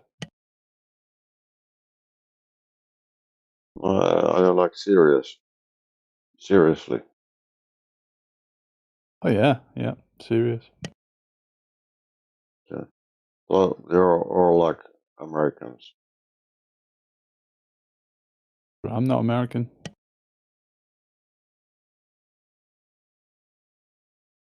Would it matter if Americans or not?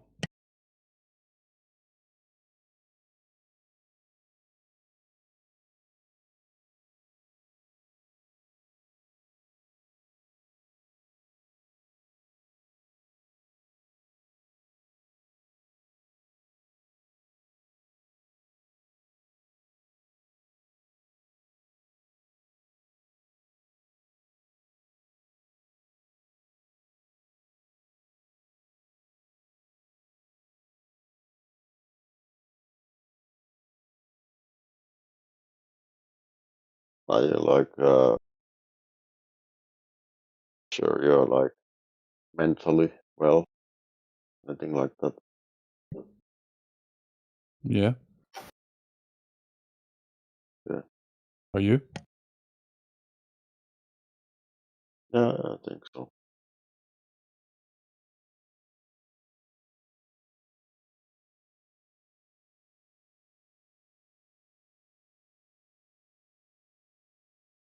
Do you believe you live on a Why, spinning globe? why would you believe in a flat earth? Well, it measures to be flat, so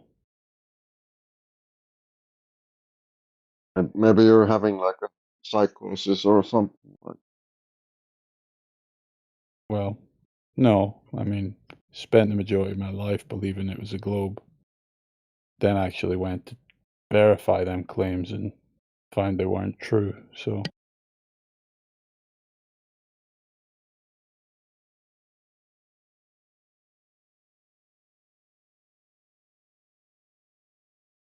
did you take drugs or something? Like, no, I don't take any drugs. what happened to you? What happened to me? People made claims, and I went and checked if the claims were true or not.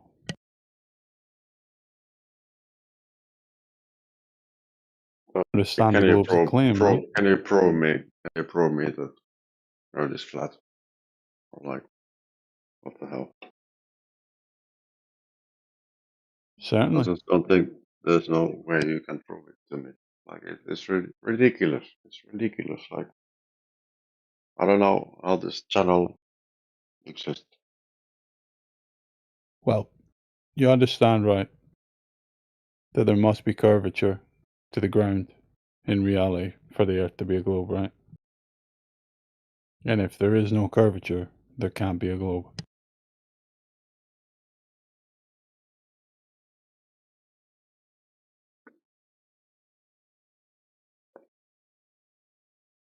I don't speak English so well, so.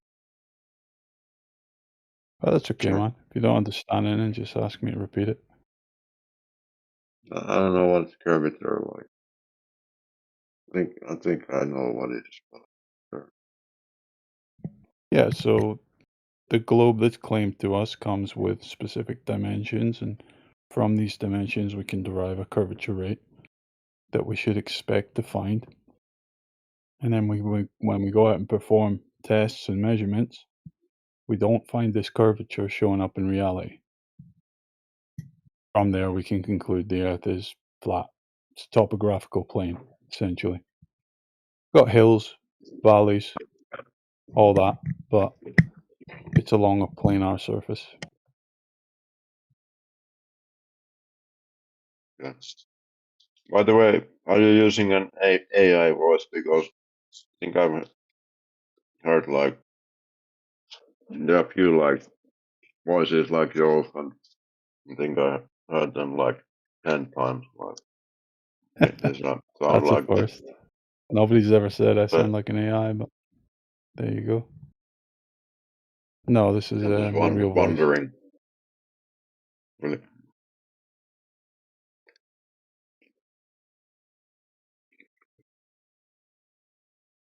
Okay. Well, anyway. What?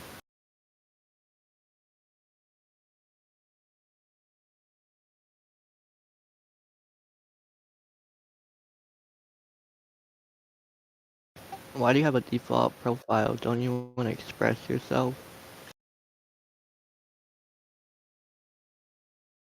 What? Never mind.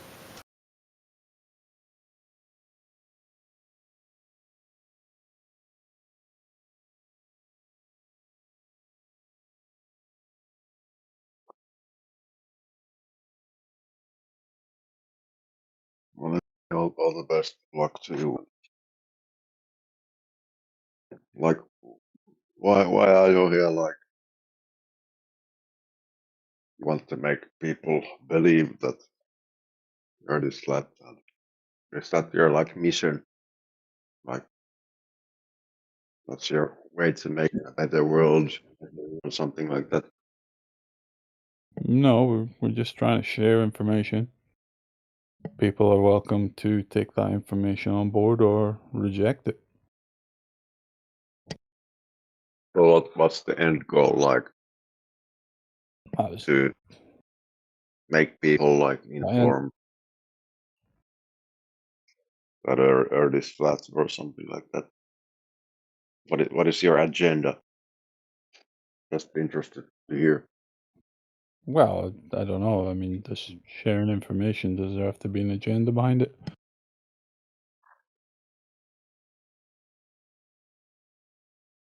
Well, let's imagine Earth is flat. So then what? What after that? What's your plan like?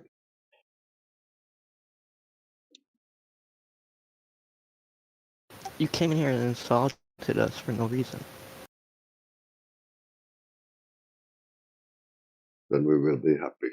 All of us will be happy. Yeah. We're a We'll better be here. place with our flat Earth.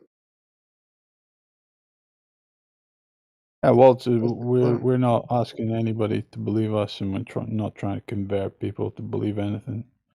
We're sharing information. We're offering you probably information you're not going to find in the mainstream, and they're not going to tell you about, basically. And if you want to look into that information and follow where it leads and adapt to the conclusions, then you're free to do so.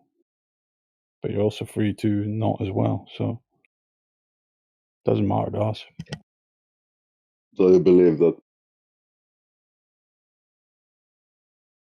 what is in the end of the world? Like what is there? Do you know? If The the end of the Earth world. is Did you flat, say the end of the world? yeah. If the world is flat, then what is in the end? And Well, I haven't been to any such end of the world, so I couldn't tell you about anything like that.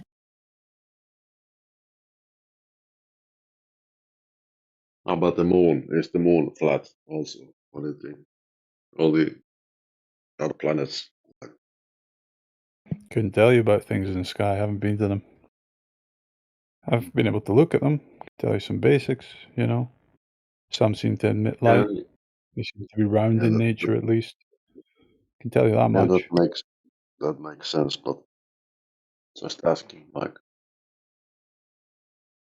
oh, the sun is still round, maybe. Who knows? Yeah. The objects in the sky are their own objects. They are free to be of their own nature. They're not necessarily in the same category as the Earth. In heliocentrism, of course, you're told that the Earth is in the same category as these objects in the sky, such as it's a planet, right? So they're round, therefore Earth is round. But in reality, that's not necessarily true. So do you guys have like some religious aspect to this, or are you What's just that? like do you have like some kind of religion or something? Just No, interested. I'm not. I'm not particularly religious in any conventional sense.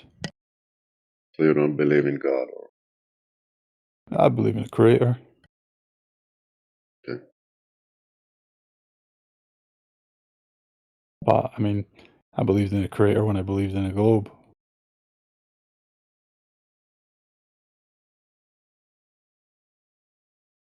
Yeah, Do you ever been this is on an more of a this is an airplane? empirical thing. This is about what we can go out and test and prove to be true. What is versus what's not. It's not philosophy. It's not ideology. It's not opinions. Not feelings. It's not religion. We go out. We measure the ground. It doesn't curve. Can't be a globe. That just is the way it is, irrelevant of anyone's feelings about it.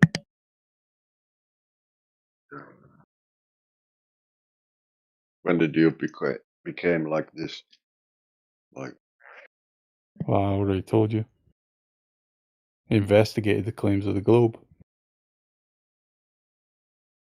sure,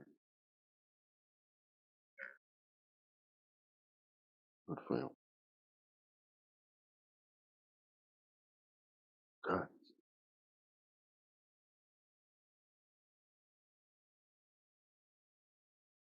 Don't know if someone else wants to take over this guy because I need to head off. It's pretty late. Yeah, no problem. Take care.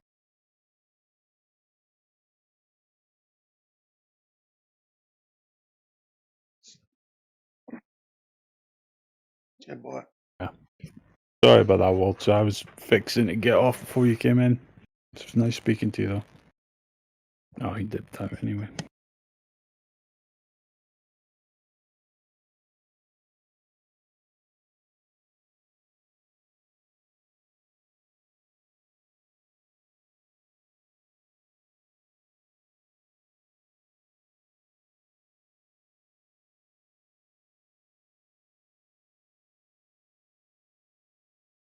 Yeah, anyway, I'll catch you guys later on. You have a good night.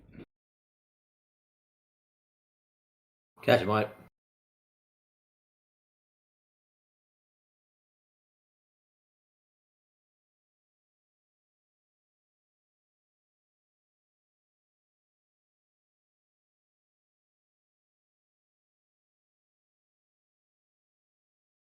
This is where Drace sneaks in and plays a couple of tunes. That seems to attract Globers.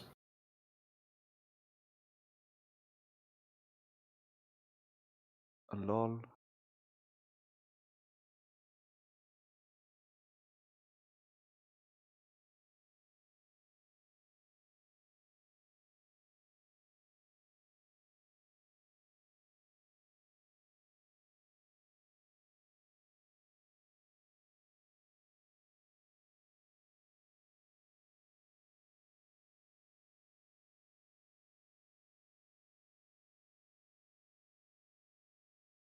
Well, you asked for it.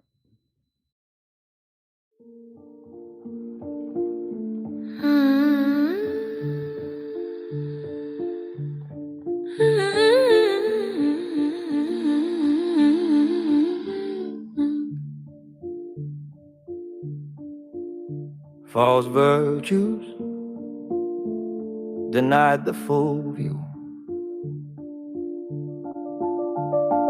Bureaucratic sorcery enforced with cold conformity, presenting normalcy while morphing cause of moral sovereignty. They punish curiosity, reward disturbing emolosity, and call it order though it's borderline despotic policy. Despotic policy, the counterfeit conviction and condition contradictions, fabricating frictions in the mind until it splits into divisions. Truth revision, the proof is missing. Use in prison, chasing manufacturing missions, tangled in twisted systems.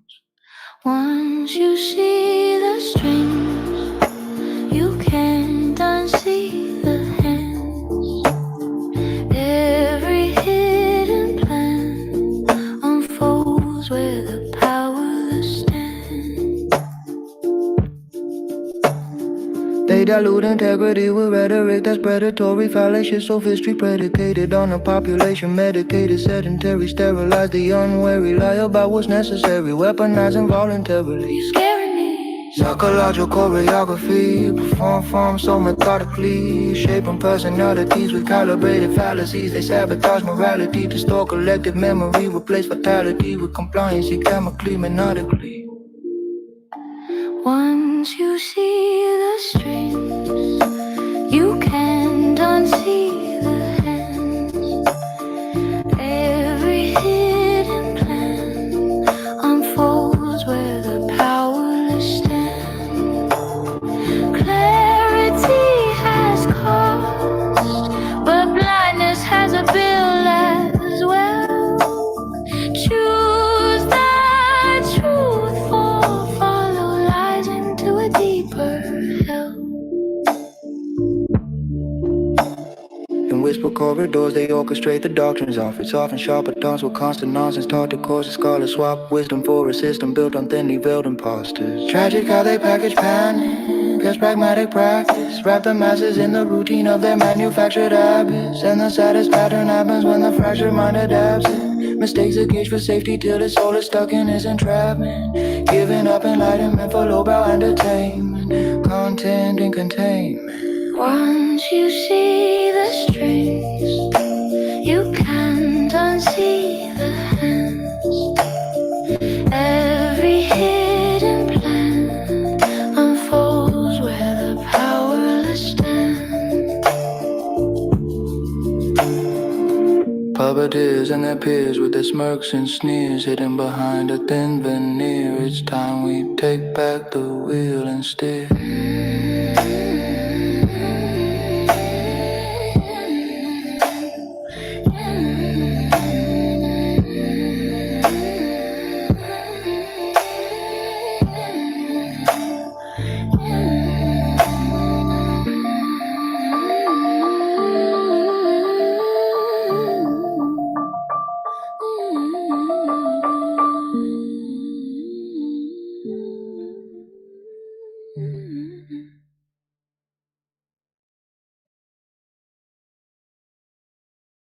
That's my new band, Dao Duo.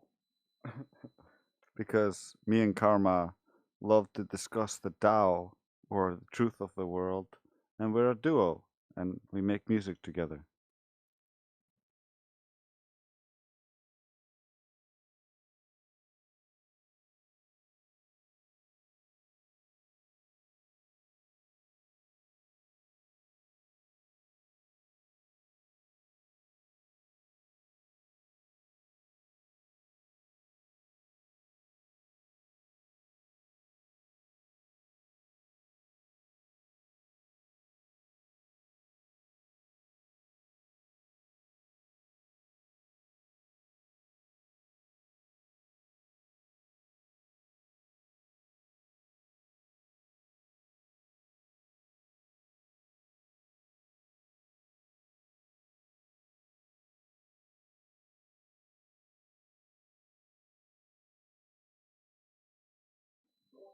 So am I playing my music, I guess?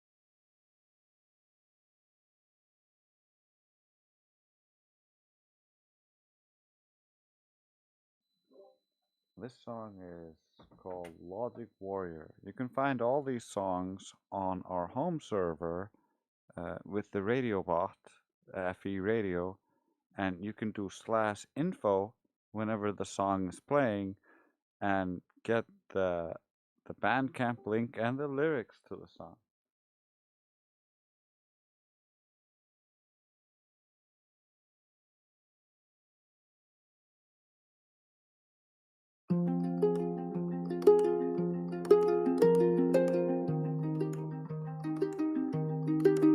Yeah. Step into the ring of reason, where claims get tested and logic gets seasoned. You say orbit proves it.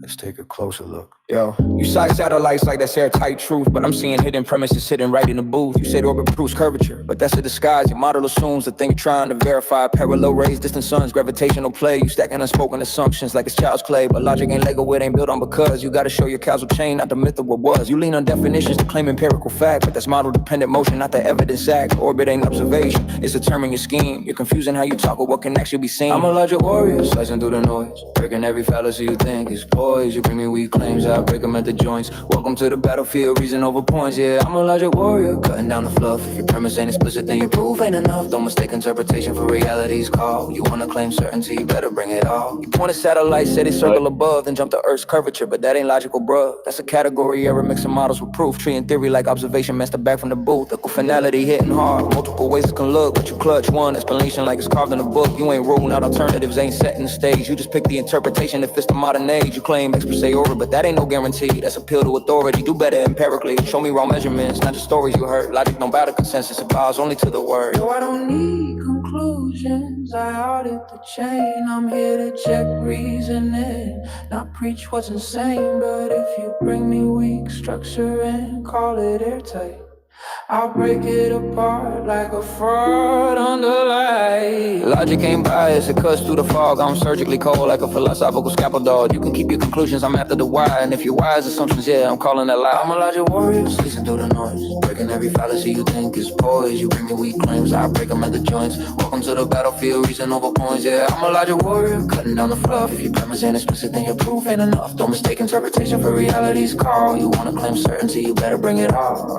So next time you drop claims like they're carved in stone, remember logic checks structure, not what you condone. If you wanna prove something, don't skip the trail. Make your premises explicit or prepare to fail. I'm out, but the reasoning stays. Logic warriors don't sleep, we sharpen blades for days. I'm a logic warrior, I'm a logic warrior, I'm a logic warrior.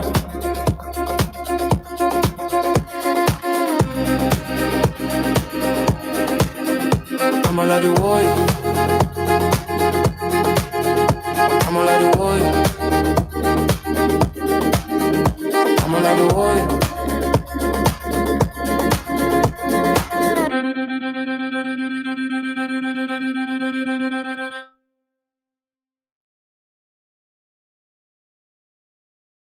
That's Logic Warrior by Dao Duo. I'm done with making the artwork for all the singles and the artwork for the albums, and so I'll be uploading them in the next day, most likely.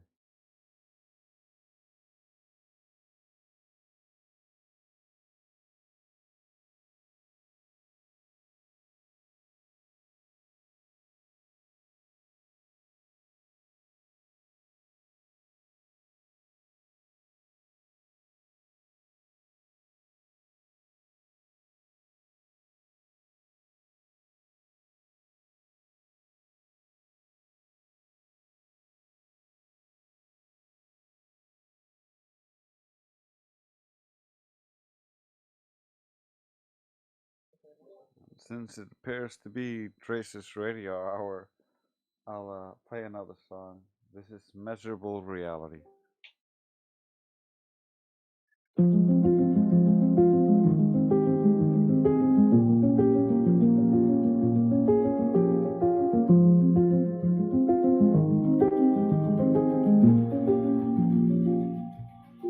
You drag the spotlight off the point and toss it down the hole. Start talking stick, shadow, stars, anything at all. A trail of shiny nonsense that you swear is relevant, but your detours only show you've got no evidence. I chase you once, I chase you twice, then I just stop the chase. Your breadcrumb trail's a map of how you run from what you face. You can't distract a mind that's built on measurable reality. Your tricks dissolve on contact with a little rationality. I'm a critical realist fortress, you're a whisper in the wind. Your weak manipulation never stood a chance to begin.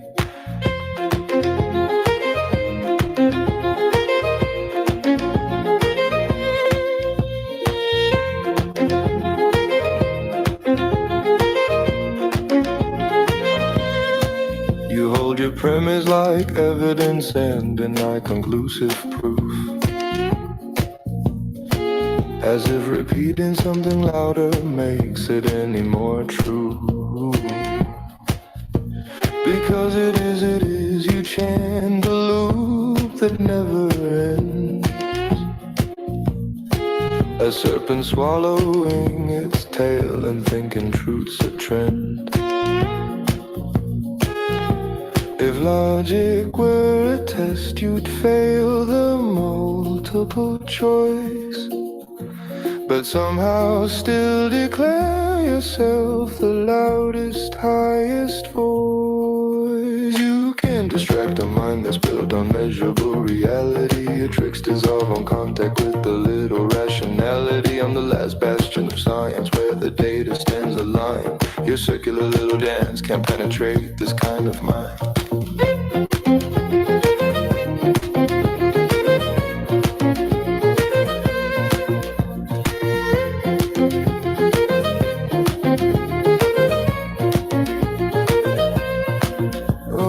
Thought you had me cornered with that rhetorical parade.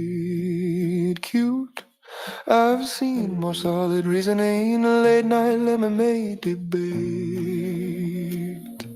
You juggle fallacies like fireworks, hoping I'd be impressed.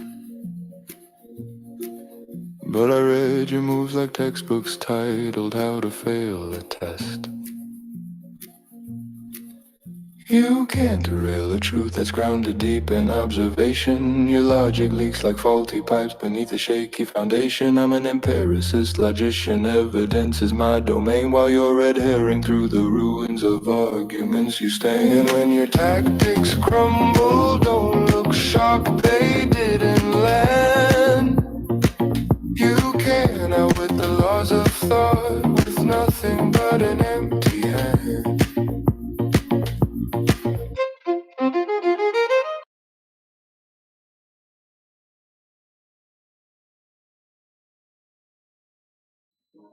The end there wasn't perfect because this is an older version on my voice mod and not the version that's on the radio.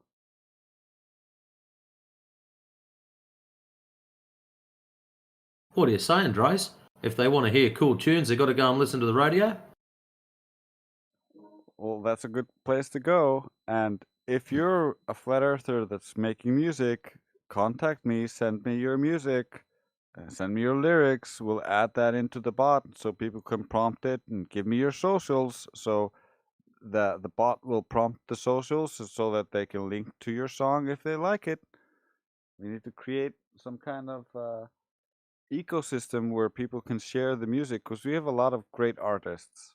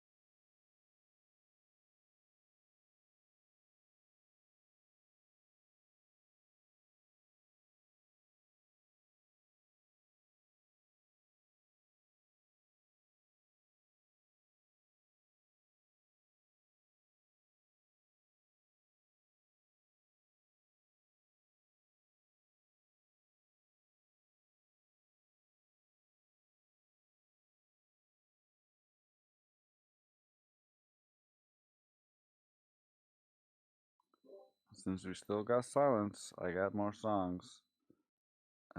This song is called Method Over Myth and is designed to teach globe believers who don't know what science is what science is.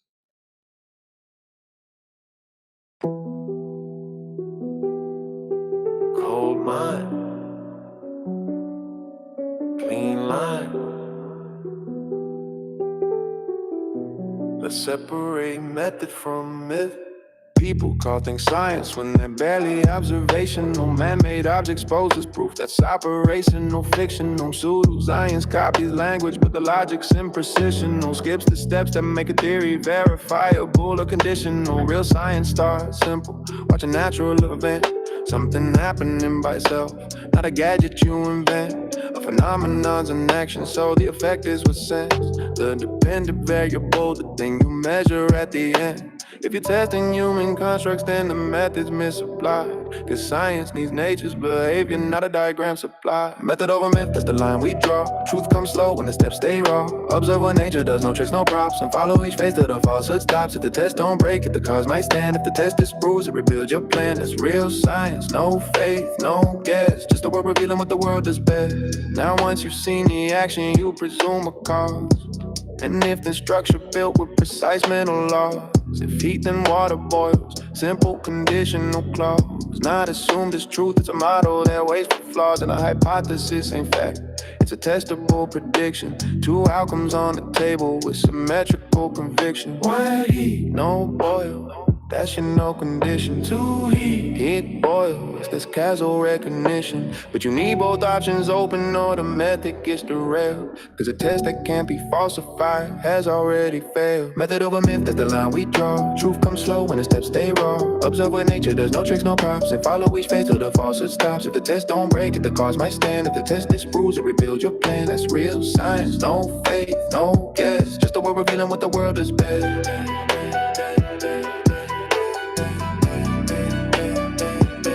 We're revealing what the world has been.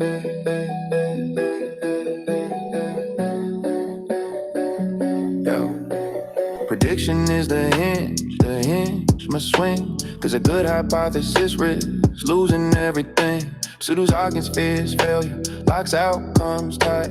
Science needs the chance it could prove itself wrong tonight. If you can't break the model, then your test ain't strong. And the claim ain't knowledge, it's belief dressed long. The method's not glamorous, it's repetition and grind. It's letting nature dictate what you get to find. No authority, no school room, no movie design. Just data exposing what aligns in the mind. Cause an effect emerged from the predictions fulfilled. Not from stories or symbols or the things we're told to build. It's a discipline of failure, sharpened and distilled. Where the world writes the answer and the ego stays still. Cold mind, clear sight. Let nature speak.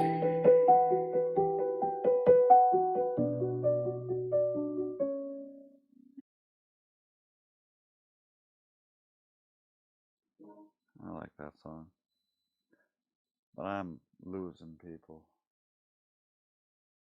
They'd probably rather prefer silence.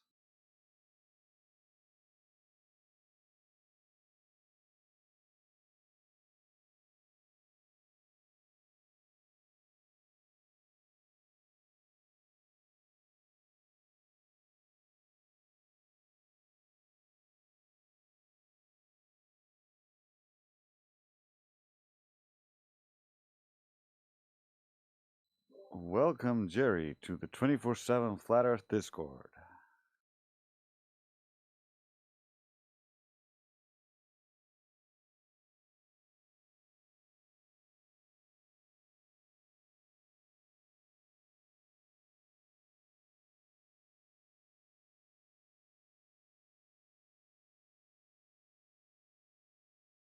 You have 10 seconds to comply and speak before I will play music.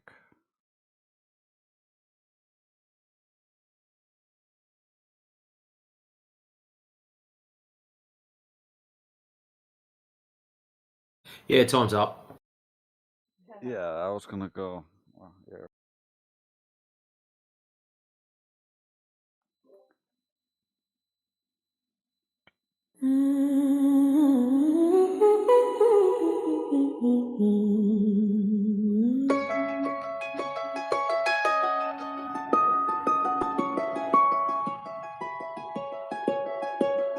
Step in the lab, I'm a falsification hunter. Models break fast when the numbers pull asunder. Optical G on the climb, altitude test. Signal shifts sideways, put the theory under stress. Hold up. If Earth spins constant, drift should stay tight. But the waveform bends when I change the flight height. Why though? Empirical strike, I don't care who said what. If prediction don't match, then the premise gets caught. Snip, snip. Snip, snip. I don't claim what it is, I expose what it ain't. No data over doctrine, that's the realist saying. Facts hit harder than the models you paint. Boom. If the curve don't curve, then the scales feel faint. Too flat, no hypothesis flex, that's the stance I maintain. You can't crown a theory when the math shows strain. I'm the signal to noise king, clean domain. Empiricism only let the rest go drain. Pendulum swing, yeah, I clock that phase. But anomalies pop in eclipse time haze. Call it alleys, alias, whatever the craze. But the system misbehaves in repeatable ways. Accelerometers chill when the orbit should bite. No tangential pulse where the model needs might. You can't conjure motion from a theory and fry. You test it on the ground in the dark and the light. Let's go. Jealousy flatline based on too pure. Survey chains closed with a radius unsure. What radius? If the ground stays level way beyond the brochure, then the comment stack cracks, no foundation. I don't claim what it is, I expose what it ain't. Never. Data over doctrine, that's the realist saying. Facts hit harder than the models you paint. If the curve don't curve, then the scales feel faint. That's right. No hypothesis flex, that's the stance I maintain. You can't crown a theory when the math shows strain. Yup. I'm the signal to noise, king, clean domain. Empiricism only let the rest go drain. Fall back.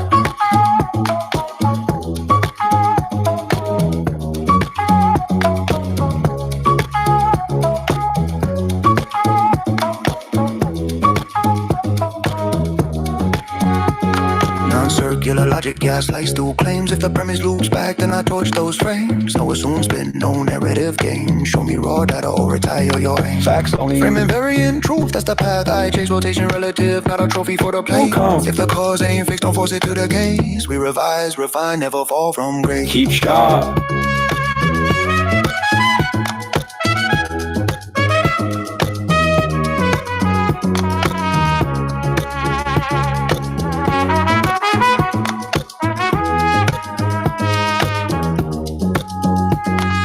This ain't belief, it's epistemic discipline. Scrutinize the roots till the false breaks thin. Yeah. Foundation cracked and the tower caves in. Cosmic scale trembles when the earth's not pinned. I'm a flat earth nihilist, but the real definition. Empirical, bigger, not a faith-based mission. No belief, follow data conviction. That's the one true position. I'm the falsifier general, science not tradition.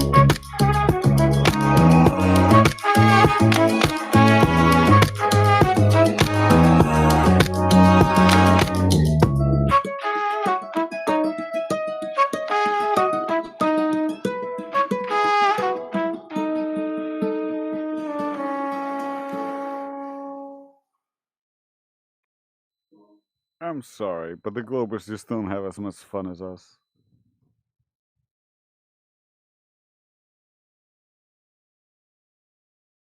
That was Snip Snip, one of my favorite new songs.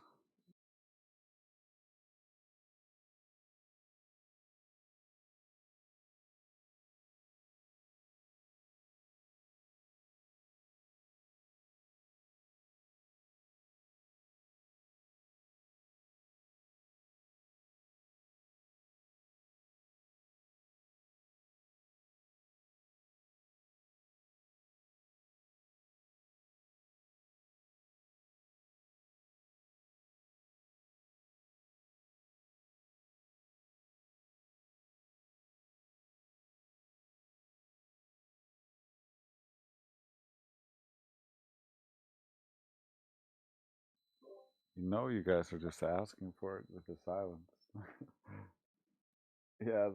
Yeah, Platter, that's Snip Snip. You can find it on the radio. You can get the lyrics there.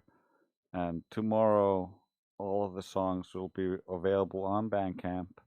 And then the next mission is to upload the songs somewhere else, like YouTube or SoundCloud, or where people can actually listen to them without paying for them. But Bandcamp is where, if you want to support us, you can pay for them and get the high quality file, the WAV file. So it's just an option for people, but can you post the link for that inside chat for people? Sorry, what? Can you post the link inside chat for Bandcamp, whatever it's called?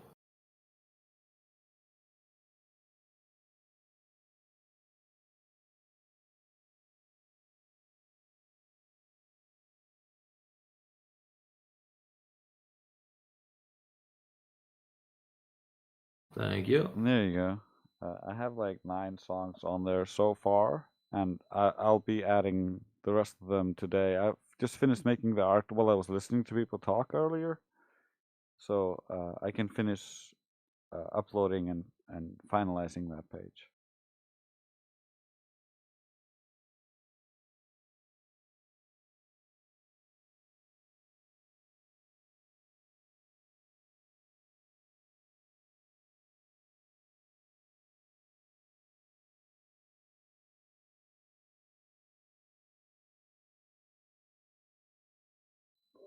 It's not complete. I'm most likely gonna like edit everything and like change the value of like how much you pay for each song. I'm just gonna charge people $1. That seems reasonable. But you can pay more if you want, according to this site, if you want to support. But that's not a requirement, and that's one of the reasons why I'm gonna make it like so you can like access it on YouTube and put it into your playlist there, or something along those lines. Because I really just want people to have music to enjoy, and like if you want to support, that's great, but that's not a prerequisite.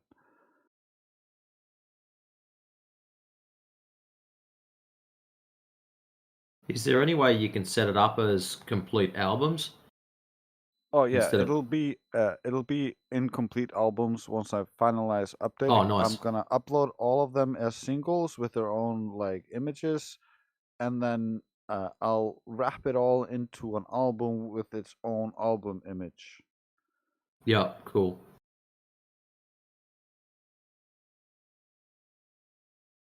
I also need to make graphics for the site itself, like the band, but currently I'm just placeholdering using the graphics I made for the bot we're using on our home server.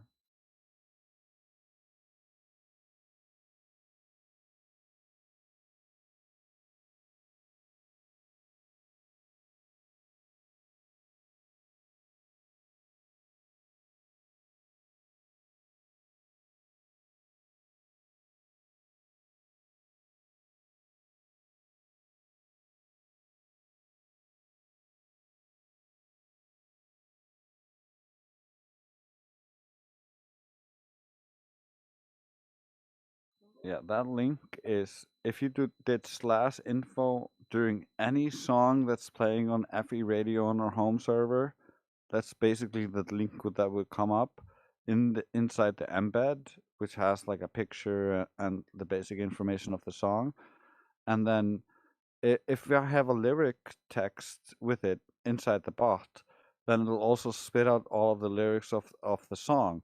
So if you made a song through any means and you want it to be played on the FE radio and you want the lyrics to be displayed, or you want your social linked to your YouTube or TikTok or whatever you're using to be displayed when people type /info and your song is playing on the radio, then we can easily do that. You just talk to me, give me your lyrics, give me your song, and I'll put it all in there and make it play on the radio.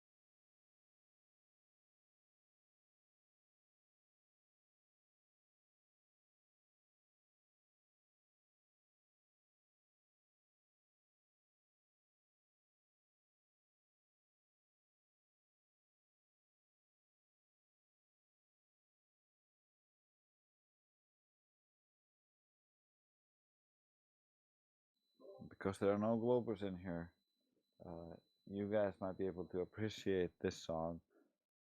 This is called Gravity Theory Stack, and it basically goes over about 20 different theories that are competing for gravity currently.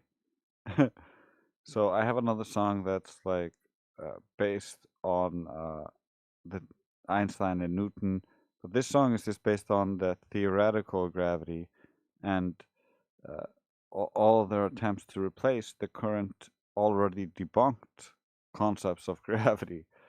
So I hope you guys enjoy this one.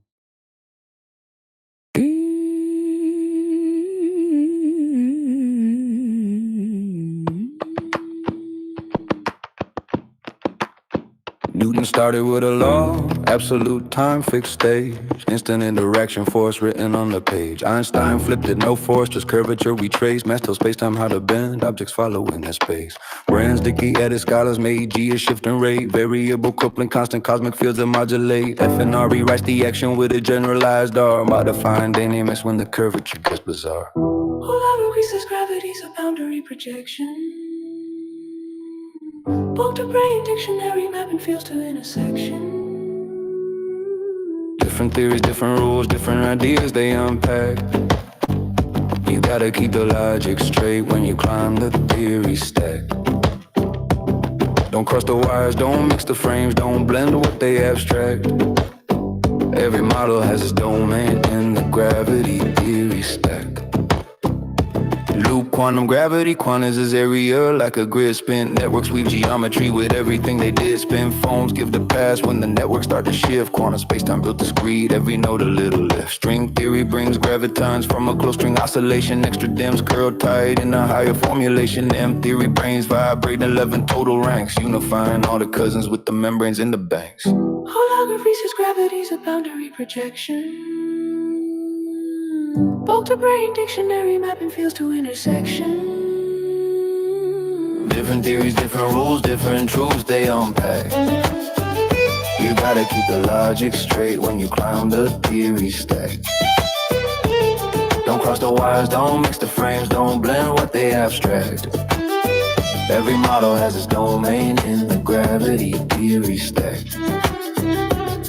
Causal sets say space-time is discrete in how it links. Parcher-loaders build the cosmos with relational bricks. CDT keeps Lorentzian slices clean and neat. Triangulated time steps with causity's concrete. Asymptotic safety hunts for UV fixed point strong. Renormalization flow that keeps the theory running long. Einstein Cardan theory adds torsion source by spin.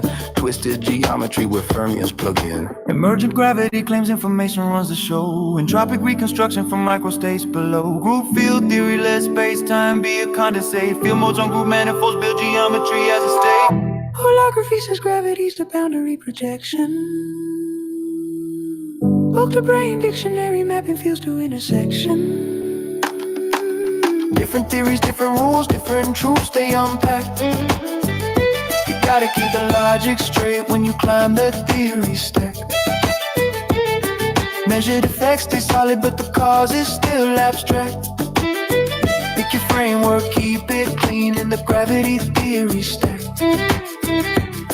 Massive gravity claim to give the graviton a weight. Careful with the ghost, DRGT claims a slate. Biometric model, double metrics, heavy modes appear. One field bends your path while another shifts the gear. Heavy ease tries to mimic mine with vector tensor scalar, altering galactic curves without dark matter as a tailor. Well, in conformal theories introduce scale symmetry, stretching metrics freely with a gauge identity. We got models for the motion, but the cause is still unknown. Every theory paints a picture from the math that calls its own. And you can pick your favorite framework, any lens you want to claim, but that choice stay philosophical until experiments can end. Cause we can tweak space-time fabric, can't adjust the master dance, can't manipulate the variables the way them recommend. So belief fills the gaps where the data can't connect. Different stories for the cause behind the same observed effect. Choose a theory, keep it constant, let the axiom define, till we find a way to probe the causal test to realign. Till then every model stands as possible but none exact, cause we can't touch the source itself, only measure the aftermath.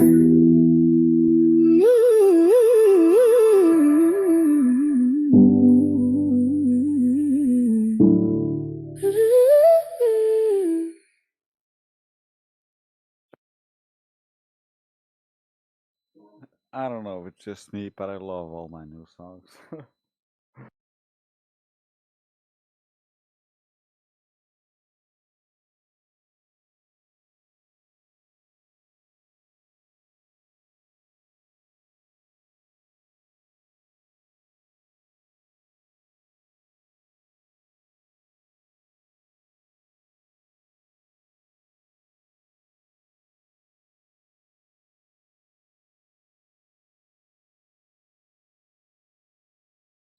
And since I'm alone and keeping the live stream alive, I'll play one more song before I go to sleep.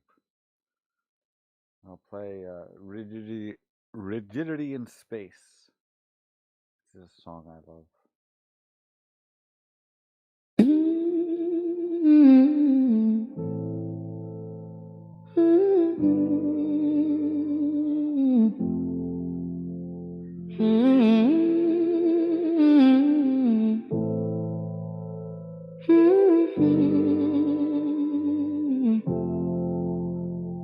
Spin it up, let it race, feel rigidity in space. Little wheel holding still while the world shifts place. Move the frame around the globe and the story with Drace. We're learning how to reason, not a model to embrace. I set a rotor in a gimbal, let it with a word. Fast spin, thin rim, watch the axis stay short. It resists any twist, cause momentum's in place. Point fixed, wheel sticks, that's rigidity in space. No compasses here, this is a basic machine. No external torques, had to keep the physics clean. Balance bearings, true mass, that's the rule of the game. If the spin starts drifting, then the gyro's to blame. Not an imaginary world, a pure hypothetical sphere. We teach logic without a model, keep the purpose clear. We walk north, south, east, west with the gyro in hand, exploring what will happen in this apparently flat land. Spin it up, let it race, feel rigidity in space. Little wheel holding still while the world shifts place. Move the frame around the globe in the story with grace. We're learning how to reason, not a model to embrace.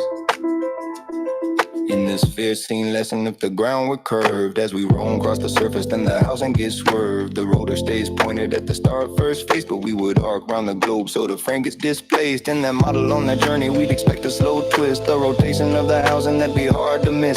That's the if-then setup, a conditional track.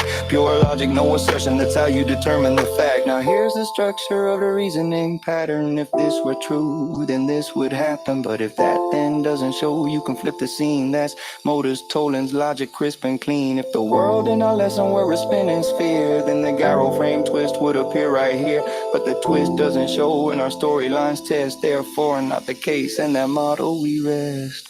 Spin it up, let it race, feel rigidity in space. Little wheel holding still while the world shifts place. Move the frame around the globe in the story with trace. We're learning how to reason, not a model to embrace.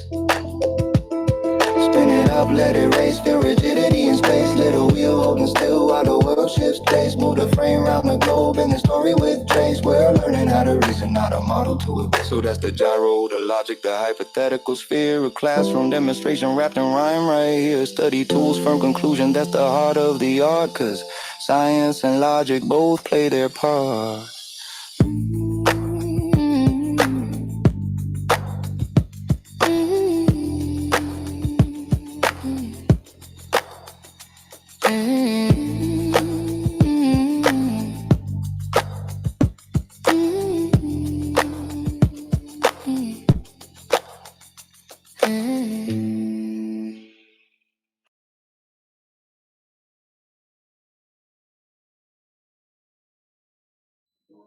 I love that song. All of the songs I'm playing currently are things that are already in my voice mod. So the finished versions have better fade outs at the end and things like that, and even fade outs in the beginning. And sometimes I would like go in and edit the song and remove a whole track that was in the background. Like in the last song, you could hear like uh, I don't know what to call it, like a shh sound that almost can become unbearable if it's too loud. And so I lowered the volume on that one. A lot of the ones I either removed if it was bad and edited the song a lot of the after the facts. These are the previews that I created when I was creating the songs originally, and I found things I liked, so I would throw them in here and play them for people. And then I would continue to work on them and eventually finalize them. That's the things that are on the radio, and that's the things that are available on the Bandcamp.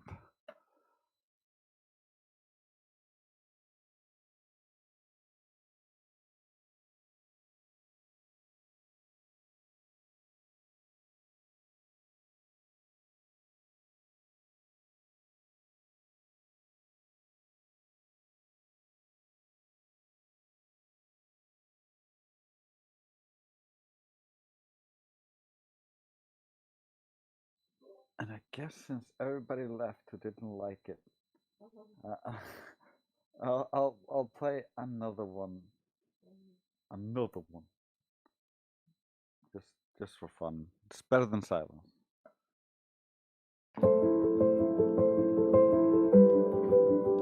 Yeah. They said climb a tree, bro, that proves geometry. but they never learn perspective. Let's teach them real sight. They say Earth is a globe, just climb a tree, you'll see farther. But line of sight's the reason, not a curve, making it harder. On a flat plane, vision pinched to 0 degrees. Ground meets sky in the distance, that's perspective squeeze. Rayleigh on the retina, angles too tight. Sky and land overlap, unresolved in your sight. Depth gets compressed like a hallway line. Vanishing point where the grounds resign. At ground level, you're stuck in that optical bind. Everything merges in the far field of the mind. Then you rise a few meters and open up that view. Angle widens to the surface, nothing spherical in that cube. Climb a tree, they swear that's proof to me. But that's optics, that's perspective, not a claim of geometry. See farther when you rise, yeah, that's how vision be. Don't reify a globe from a trickle what the eye can't see. Gave a globe in equations, then declared it as fact. Reified the abstraction till the map became the act. Compared photos in perspective to drawings out of scope. Images that break human sight, selling faith like it's hope. You can't take a math projection and pretend it's the same as a view bound by optics in the limits of the frame. They sketch perfect curves with a God eyesight, but nobody sees the world from an infinite height. So don't mix a diagram where we're in us detect. Don't confuse what we model with what sense reflect. Your angle to the ground is the thing that sets you free. Not a curve, just the optics when you climb a tree. Climb a tree, they swear that's proof to me. But that's optics, that's perspective, not a claim of geometry. See farther when you rise, yeah, that's how vision be. Don't reify a globe from a trickle what the eye can't see. Ground to sky compression, that's the horizon line. Not the edge of a planet, just a visual design. Raise your point of view, the angle starts to free. More terrain appears, but that don't show curvature to me. So next time they claim, man, that's proof we live on a sphere. Tell them vision ain't geometry, the logic isn't there. Teach them how perspective works, let them hit with see. Seeing farther when you climb ain't Earth's sphericity. Even the globers have to admit that what you experience is a locally flat land, brother.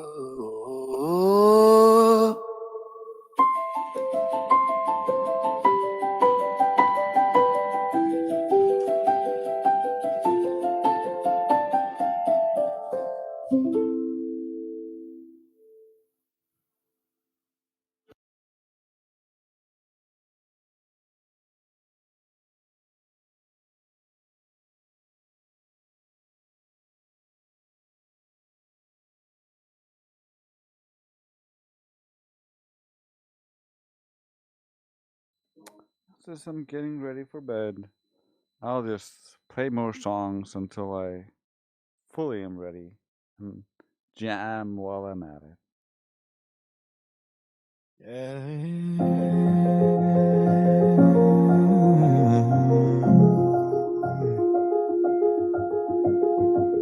This one's for anyone breaking out the loop. We see you. Learn young classroom globe in the center. Teacher said this is the world, so the image enters. Repetition hits deep, that's how anchors form. Belief sets in long before the mind transforms. You didn't choose that land, it was handed down. And what's familiar starts feeling like solid ground. Once the frame locks in, every sign seems to match. That's confirmation bias, the mind trying to catch. You see what you're told to see. When the script gets written early in your mind, belief grows roots and the roots grow deep, so every clue looks pre-designed. If the edges start to shake one day, don't be afraid of what you find. We're right here walking with you, as you take back your own mind.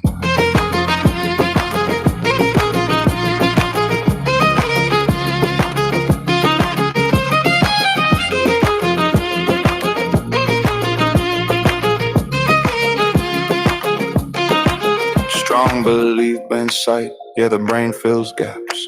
You start hallucinating patterns that fit your maps. Not madness, just habit. The mind loves the known, rewriting every scene to protect its own. When a model gets installed before doubt can speak, you grow up filtering now what doesn't agree. It's not that folks lie, it's the lens they wear. A lifetime loop they don't know is there. You see what you're told to see. When the script is written early in your mind, belief grows roots and the roots grow deep. So every clue looks pre-designed. If the edges start to shake one day, don't be afraid of what you find. We're right here walking with you as you take back your own mind.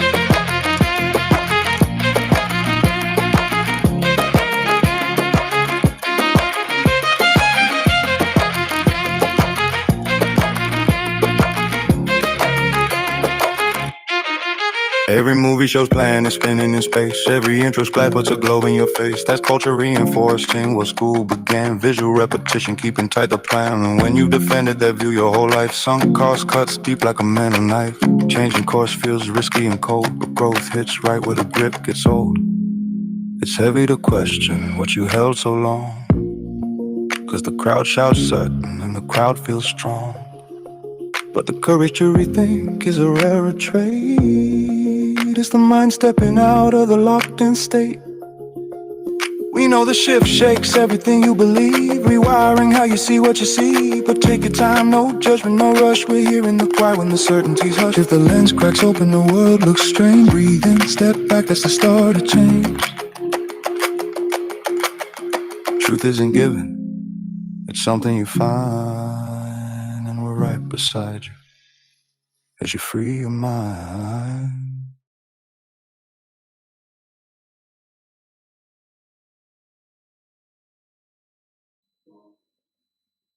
I love that song. I hear some ting-tings, probably some people leaving. Too much music.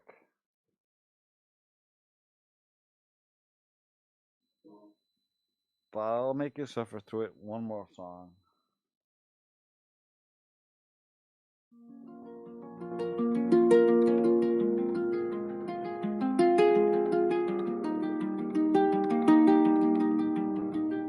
They told me every corner's charted, every map is complete. Like the whole world was solved from the soil to the street. Wrapped the planet in a picture, locked it tight in a sphere. Made it sound like there was nothing left to question or hear. And I felt my wanderlust fade like a washed out sign. Like the mysteries were gone and the frontier resigned. Every road seemed settled, every line predefined. When you think it's all known, you stop looking to find. But there's a cost in pretending that the model is the land, when it's only just a map that we drew by hand. And a soul grows quiet when the unknown shrinks, till you shake the frame and start checking the links. Yeah, the world turned color when I measured the ground. When I questioned the givens, flipped the script around. Not to break the science, just to see what I see. And it woke up the wanderer buried in me. Now I walk with wonder, every step reborn. 'Cause the world gets bigger when the veil gets torn. It wasn't about the shape of the earth or the sky. It was about what I was told and the reasons why. How ideas get handed down, polished and neat, while the messy parts hide underneath our feet. So I took a ruler to the real world, touched the terrain, not for certainty's sake, just to break the chain. And the moment I did, something shifted inside, like the map dissolved and the truth got wild. There's beauty in the cracks where the questions breathe, where you test what you're taught, not just blindly believe. And the world's more alive when you peel back the gloss. Curiosity returns when you carry your cross. Yeah, the world turned color when I measured the ground. When I questioned the givens, flipped the script around. Not to break the science, just to see what I see. And it woke up the wanderer buried in me. Now I roll with wonder, every step reborn. 'Cause the world gets bigger when the veil gets gets torn. No model is a territory, no chart is a place. And reality smiles when you meet it face to face. It's the courage to verify that brings the magic back, to lift the painted sky from the world's true track. So here's to the seekers, those who test the ground, who revive the wanderlust when doubt comes around. Not to find the science, just keeping it alive, 'cause the frontier grows real when your questions thrive.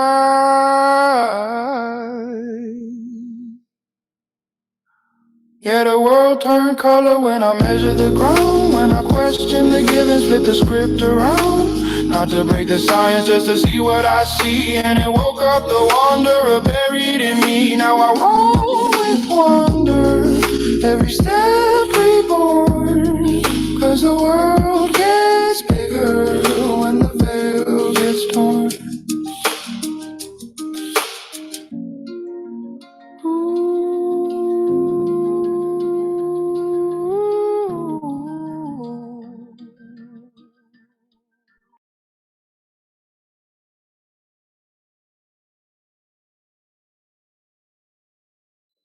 I'm drowning you with music. I'll play the last song before I really go to sleep. I've done most of my prepping by now. This is Empirical Eye by my band Dao Duo.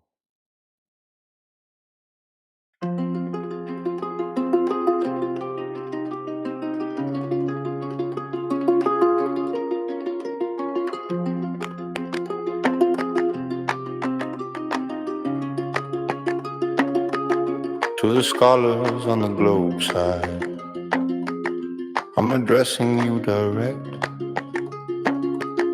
not to challenge your conclusions, but to tighten the respect. In the field of observation, every model must align, not with faith in old assumptions, but the data we can find. This is not about conversion, not a battle to be won, but a method of inquiry grounded in what light has done. Before we set up any lake test, let the evidence decide. Walk with me through optics, let the wavelengths be our guide. Before you trust a model, take a moment, take a view. Let the cameras and the spectra tell you what the air can do. Infrared against the visible, to pass through the same sky. Show the bending and divergence, no equation can deny. Look at all the world-read images the internet has stored. Analyze the color drift before any test is scored. This is not about believing what another voice implies. This is just a simple call to open up your empirical eye.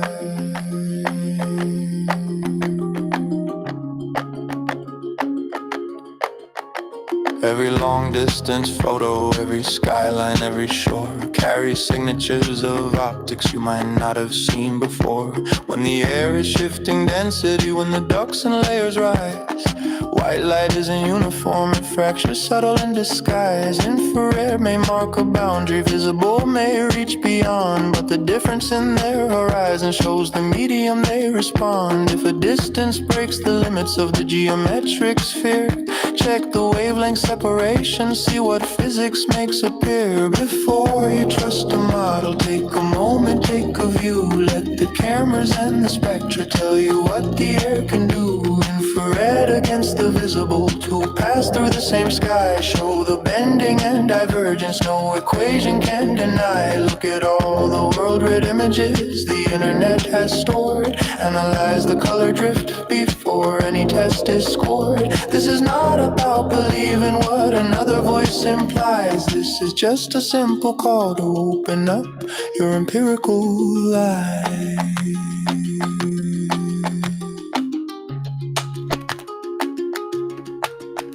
You don't need to change positions, don't need theories in advance. sense. Only treat the data fairly, give the evidence a chance. Study how the lower edges shift their contour with the heat, how the waterline distorts when refractive gradients meet. This isn't globe or flat, it's the discipline of sight, letting spectra write the narrative in the presence of the light. So before we build the setup, before we measure lake and sky, start with what already's captured, let the photographs reply. I'm not asking you for trust, I'm not asking you to bend, only asking you to question how the wavelengths comprehend. Let the optics speak their language, let the evidence extend. This is just the first foundation.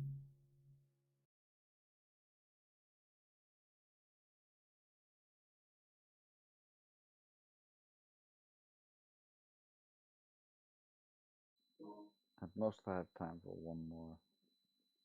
I'll do I See What You Do, in honor of the people who stayed here and listened, because I see what you do.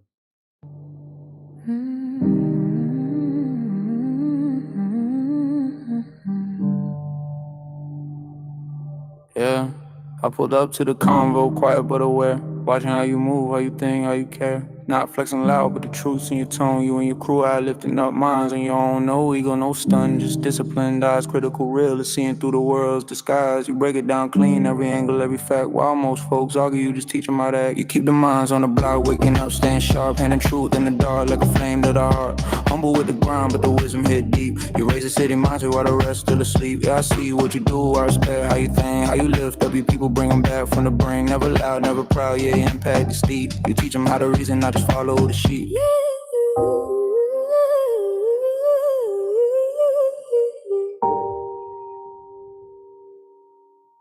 You stack evidence, quiet, no performance for cloud. If the logic ain't right, you help a mind figure it out. You don't preach what to believe, you teach how to see. That's why the whole hood trusts you more than authority. Your crew full of thinkers, each one on a spark, turning alley conversations into seminars in the dark. And me, I just vibe with it, respect from the core, cause mine's built like yours, always break open new doors. You keep the minds on the block, waking up, staying sharp, handing truth in the dark like a flame to the heart. Humble with the grind, but the wisdom hit deep. You raise the city mindset while the rest still asleep. Yeah, I see what you do, I respect how you think, how you lift up your people, bring them back from the brink. Never loud, never proud, yeah, impact is steep. You teach them how to reason, not just follow the sheep.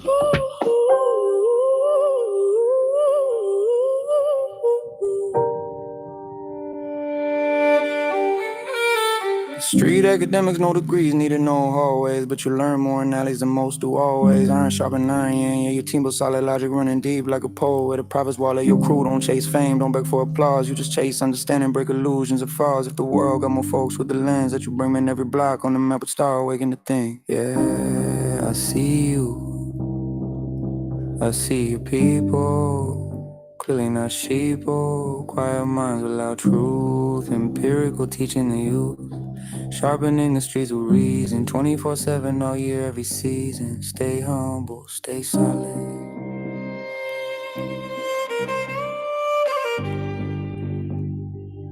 And keep teaching the world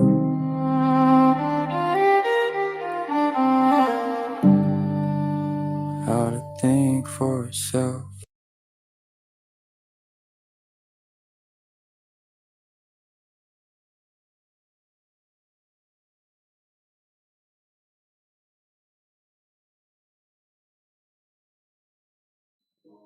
Although I could go on forever, I really need to go to sleep.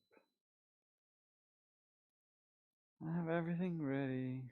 I guess I could play you one more before I turn this off. But that's it.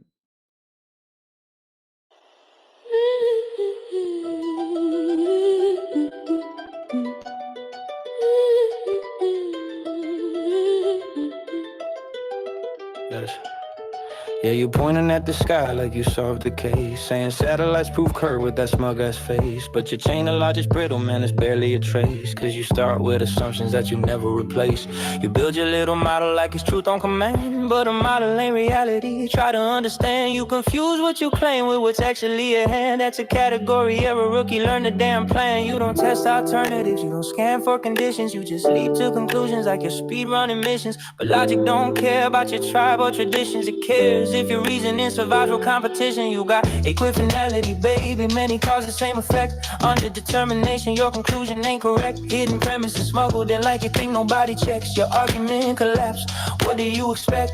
Model that evidence, better show some respect. Cause logic gon' expose you if your reasoning's a wreck. You shout they orbit like that proves a whole plot. But orbit is a model, not the evidence you got. You assuming parallel forces, distance, unstable ride. Bro, you baking all the answers straight inside the mixing pot. That circular reasoning, congratulations. You smuggling conclusions like covert operations. You claim it's empirical, nah, it's fabrications. A house built on models, not observations. Oh wow, objects moving far in the sky, congratulations. Sherlock, so does a fly. Red letter motion, genius, did you even try? Many models fit the data, your certainty's a lie. Equifinality, many causes, one display. Underdetermined logic, your conclusion ain't the way. Hidden premises everywhere like you hit them in the clay. Your argument is fragile, I could break it any day. Model that evidence, remember what I say. Logic don't bend cause you wanted to play. You cling to the narrative like a comfort blanket, but logic don't care, it ain't soft, it won't thank you. Your whole reasoning shaky, man, I'm here to bank it. Appearance ain't ontology, rookie, you can't fake it. Interpretation, not fact, that's the realest vibe. Stop mixing up the map with the world outside. You want truth, then learn how logic's applied. Till then, take a seat, you ain't qualified. Don't point to the sky like that's all you need. Reality subtle, it don't follow your creed. You skipped every premise like you're trying to speed, but logic wants rigor, not belief, not greed. Equifinality, many roads, same sight. Under determination, one view don't prove right. Hidden assumptions dragging you into the night. Bad logic ain't science, it's just noise on the mic. Model our evidence, get that lock tight. I'm done teaching basics, go study alright. Yeah, next time you flex with your half-baked claims, bring an actual argument, not your model's remains. Logic's a game, you ain't learning the lanes. Class dismissed. Yeah.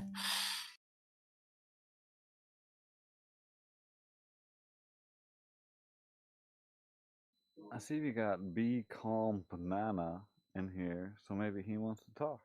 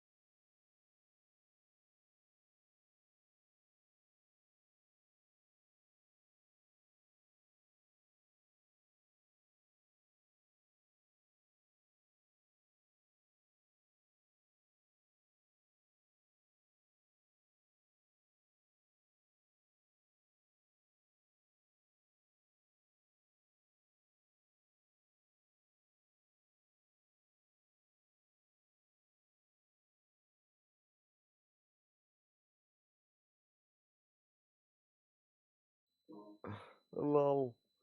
I enjoy people thinking I'm an AI.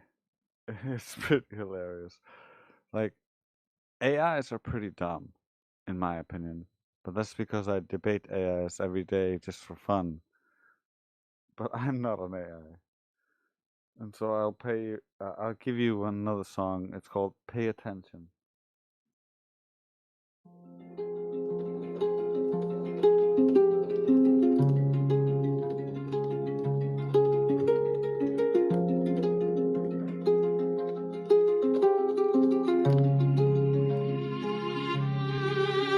sit down. Glow believer, yeah, you in the back. Start waving screenshots like you're bringing real facts. You don't know the distance, don't know the height, don't know where the curve should be.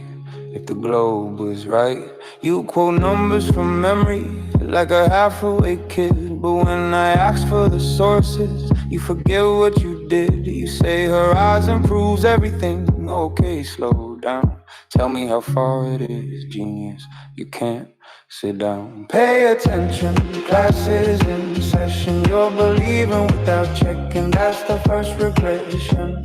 Infrared invisible, ain't bending the same. But you post blurry screenshots like it settles the game. Pay attention, look before believe. A claim without substance is paper thin, weak. Measure your distance, your height, your refraction. Until then you're just guessing with misplaced traction.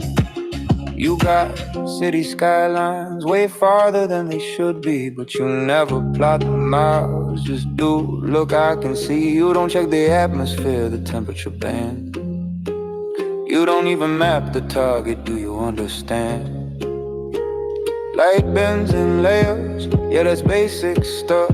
But when I say compare wavelengths, you freeze like it's tough. If infrared drops early, invisible goes long. That's the air telling you something, not your belief song. Pay attention, stop guessing the view. If you don't know the numbers, then the numbers on you. Every model means nothing if the data's ignored, and every claim turns to dust when the evidence is stored. Pay attention, quit playing pretend. If the world is so obvious, then measure it, friend. Look first, think second, don't build on a myth. Belief without substance is a tower built on myths. Tell me how far the mountain is, no, don't estimate. Tell me how high the shoreline sits, don't approximate. Tell me where the curve should fall if the globe holds true. And show me how your photo even matches the view. But you won't, cause you can't, you don't check that part. You just trust what you're told, like it came from your heart. Yeah, at the moment someone questions the lens or the light, you fold quicker than a student who forgot how to write. You keep drawing side view diagrams flat on a page, like the world is a blueprint stuck in engineering stage. Or the graphic ain't perspective, that's your first mistake. Cause no eye sees sideways through the scene you make. You map curves from the side and compare to the front, like the camera's supposed to see the world in a stunt. But perspective compresses distance, that's how sight behaves. Lines meet, floors rise, and the far field caves. Pay attention, classes in session. You're believing without checking, that's the first regression. Infrared invisible, ain't bending the same. But you post blurry screenshots like it settles the game. Pay attention, look before believe. A claim without substance is paper thin, weak. Measure your distance, your height, your refraction. Until then you're just guessing with misplaced traction. So here's your homework.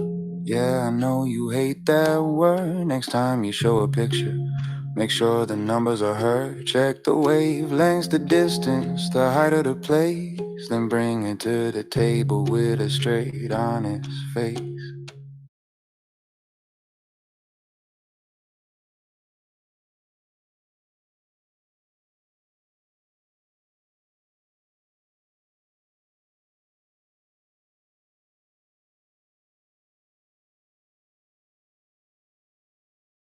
Anyway, I'm going to sleep. Good night, everyone. Thanks, Trace. See you, man.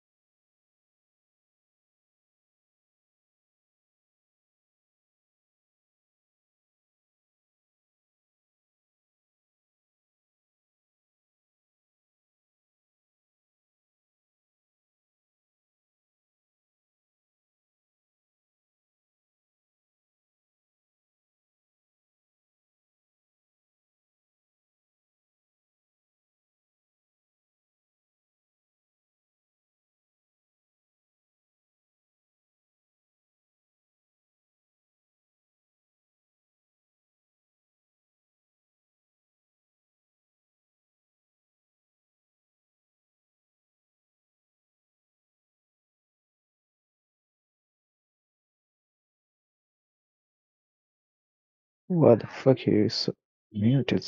What the fuck?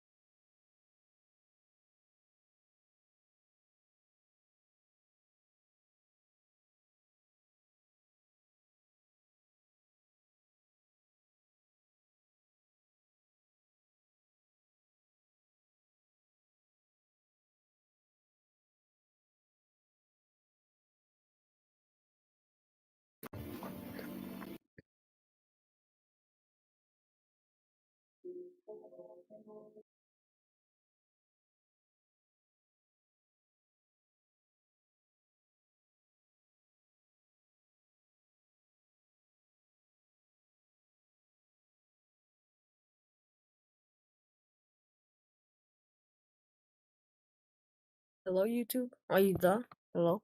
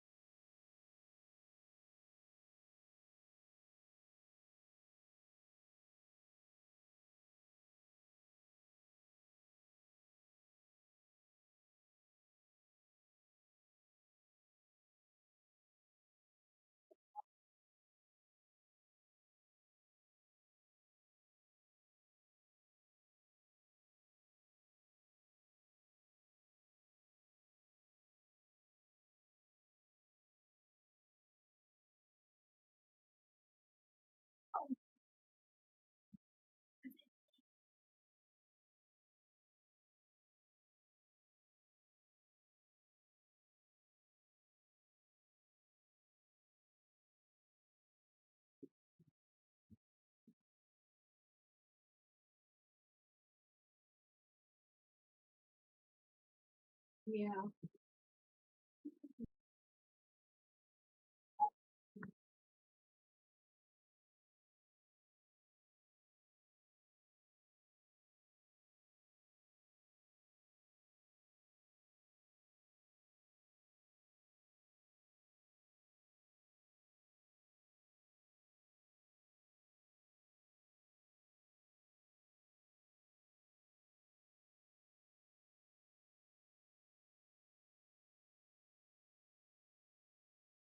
Your YouTube is here.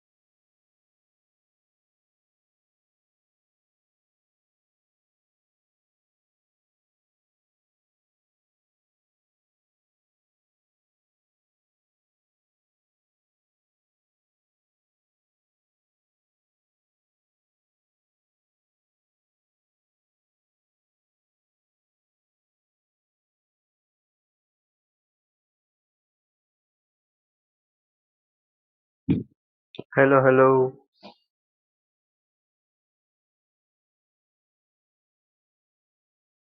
I think you are new here, just like me.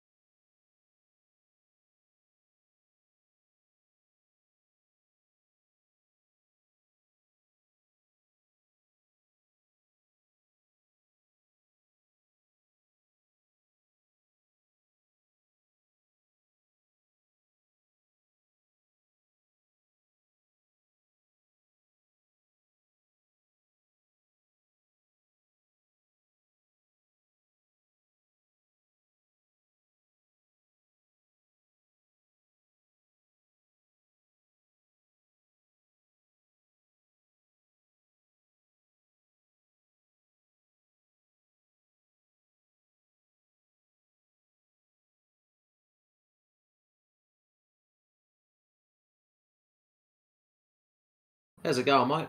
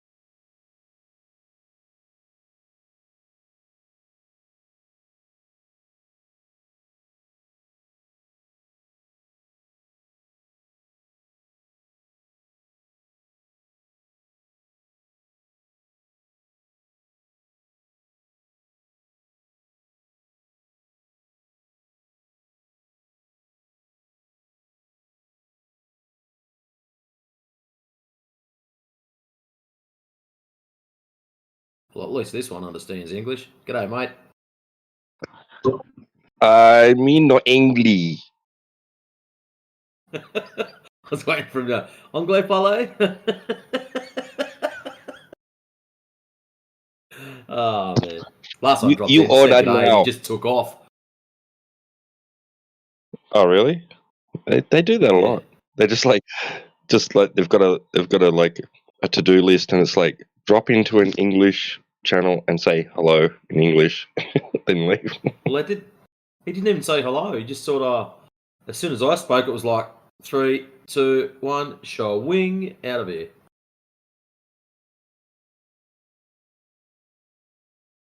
Yeah, where the heck is everyone anyway? What's going on? Is this party on that we weren't invited to? Well, there was a couple over in, what is it, Jenna's server. And I went, not really in the mood for that. Oh, there wasn't heaps of them. Like, there's a few, but not, what, 10, 15 of them, maybe? Yeah, gaining a bit of popularity, is it? Is that because of QE? Don't know.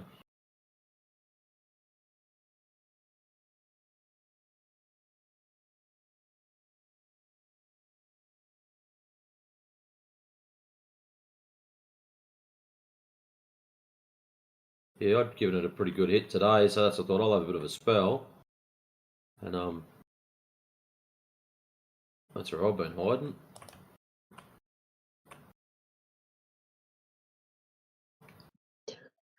Yeah. What's going on here? I've been listening to Helio's. Wait, isn't that Helio's bot in here? Is that Helio's bot? What number? No, Number 2, no. No, it's not. Yeah, okay. Yeah, I've been listening to Helio's pre-recordings. It's pretty good. I like what he clips out. Like I think he just clips it like it could be 2 hours, it could be half an hour, it could be 20 minutes, like 5 Yeah. minutes. But he clips out stuff from what he's like streamed and then replays it. And I guess it's the stuff that he's enjoyed listening to or whatever, and it's not too, nothing that could really get him flagged or anything. So yeah, it's pretty good. I like listening to it. His pre-recordings.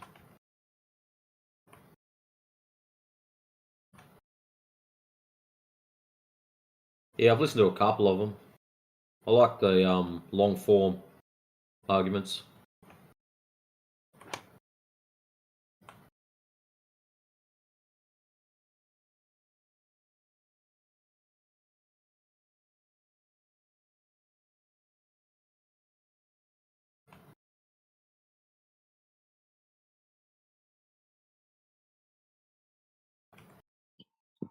Where's our music bot?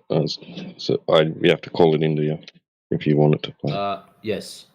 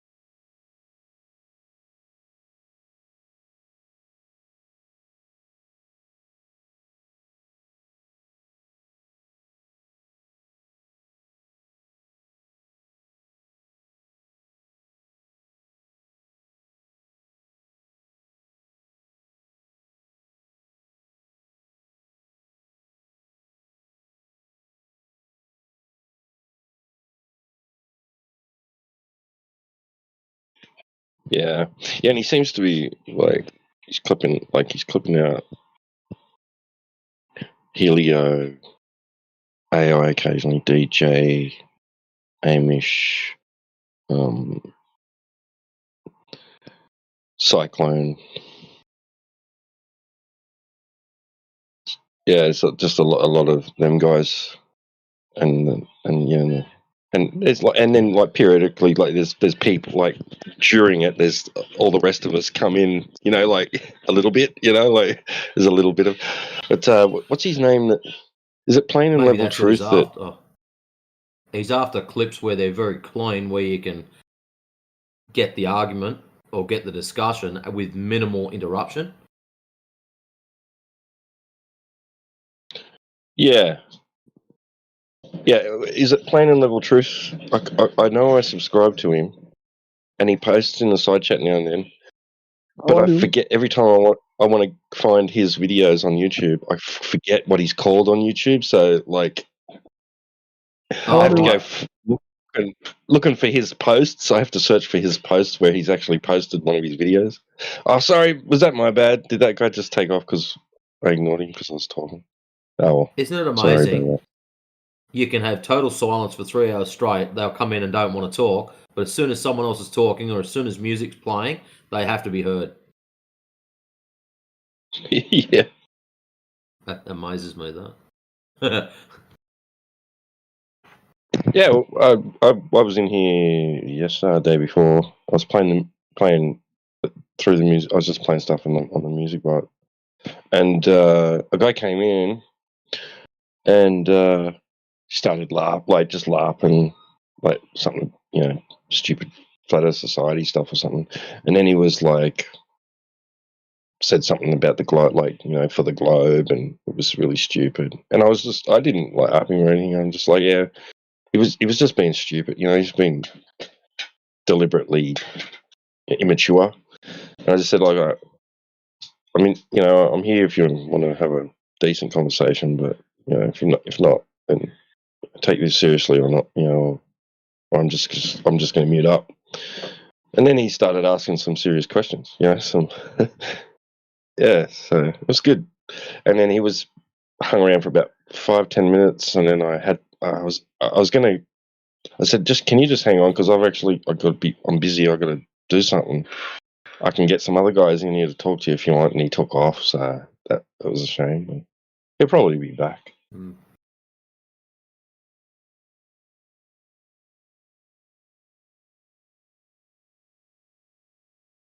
That who was it, Val, this morning? That was painful. Just at the time that I listened, it was like, oh man, How about we go around in circles for another lap? Yeah. Yeah.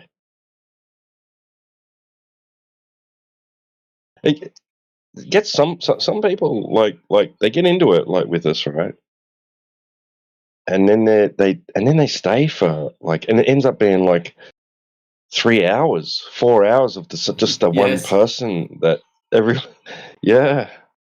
And it's like something in them gets hooked, and they're like, no, I'm not leaving. And like, I don't know if they're chasing a win or they're just genuinely like Yous aren't interested listening now to and me. curious. Or, yeah, that too.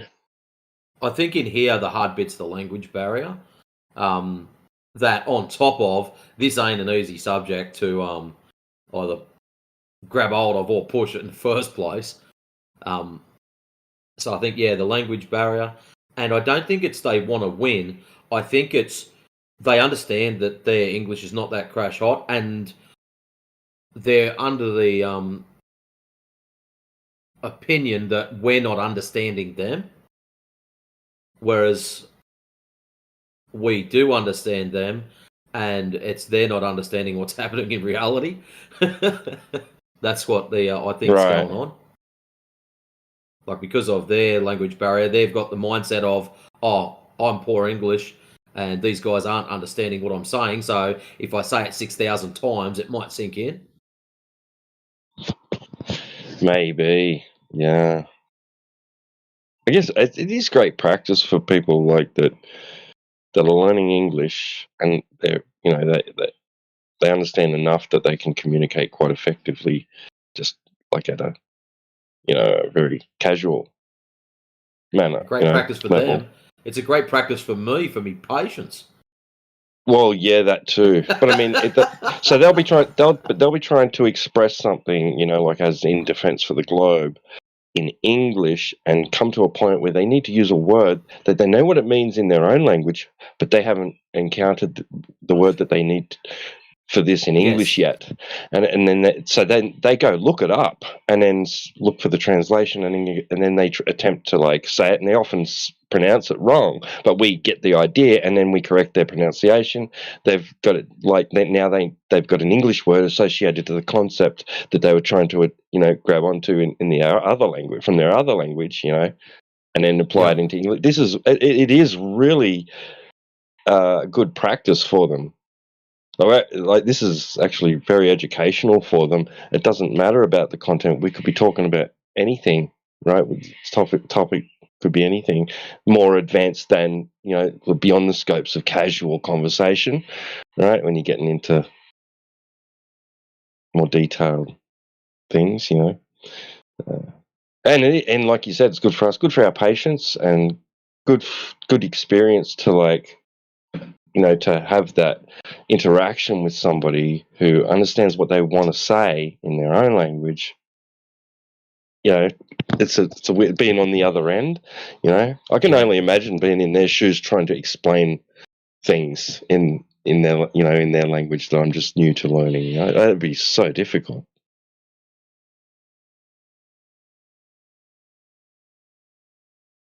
How's it going, Sword?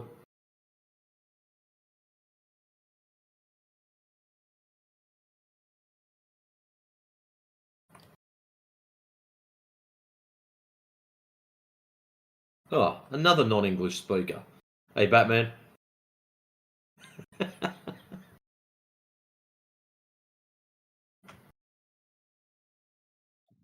He speaks our language.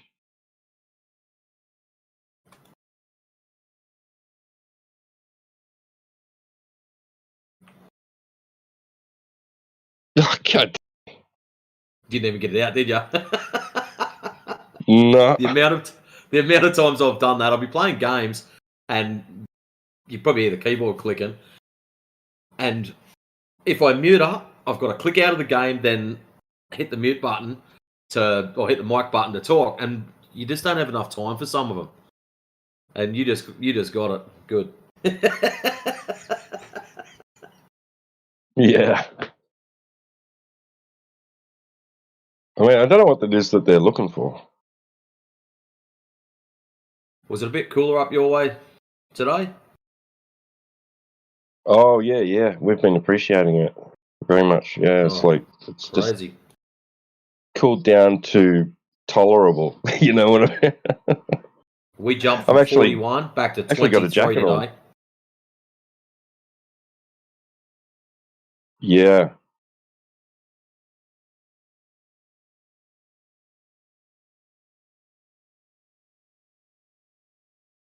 Who we got? Silver Mist. Welcome.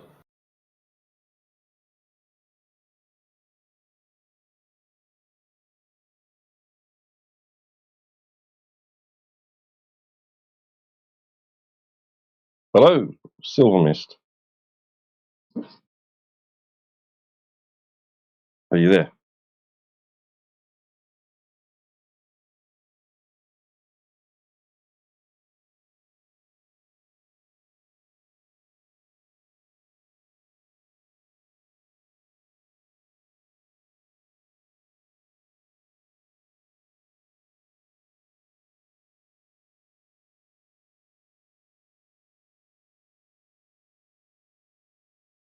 I guess not.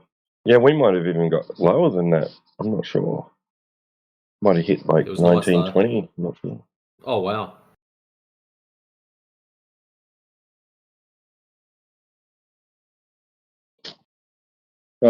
Maybe not. Maybe yeah. We're at 21 inside here. Oh, well, it's kind of outside. Inside, it's sheltered.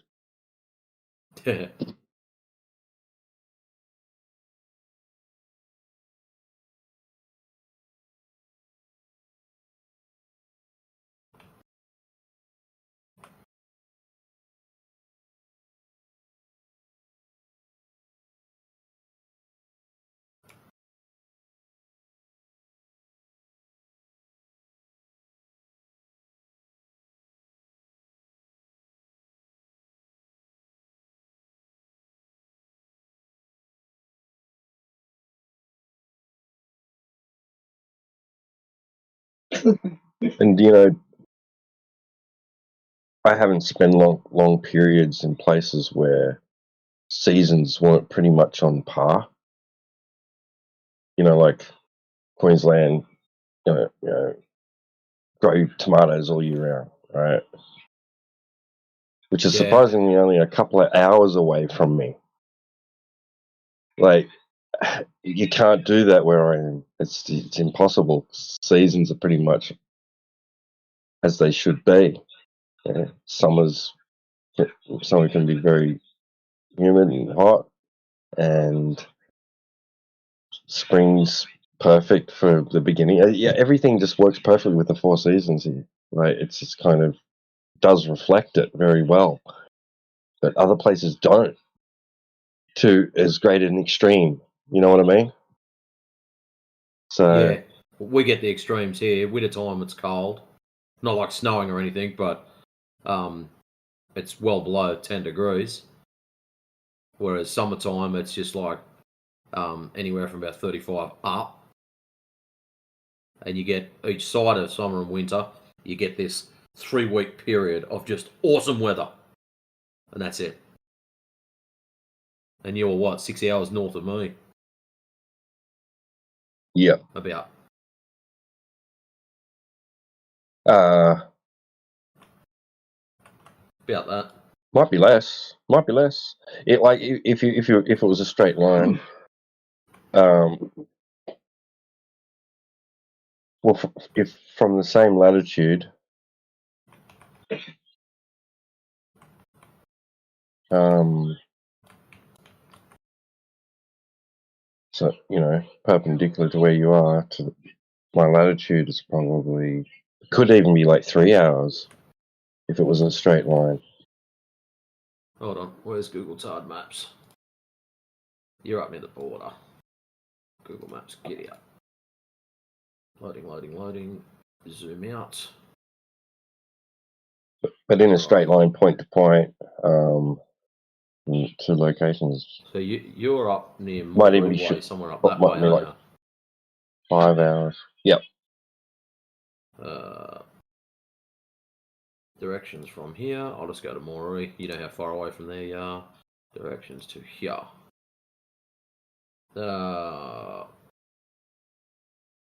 It just come up as 81 hours, and I'm like, what? But it's on walk. 4 hours. There you go. 4 hours tomorrow. 4 hours. Yeah, that's what I thought. 3 or 4 hours. Yep. To the same longitude. Same latitude. Yeah. Yeah. Yeah, in a straight line, probably 5, 6. But by by road, probably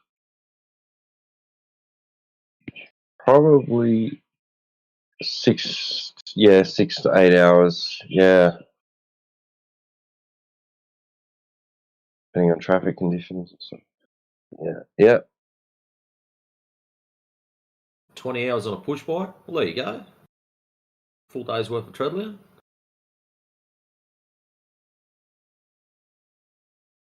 But I was so surprised. Like we went, for a quick day trip. Just 2 hours north of us, right? And I was like, it was a time of year when I'm still wearing a coat.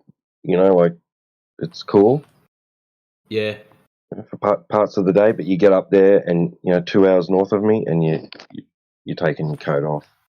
You almost want to take your t-shirt off. You know what I mean? Like you could stand it, you could bear it. Swimming weather.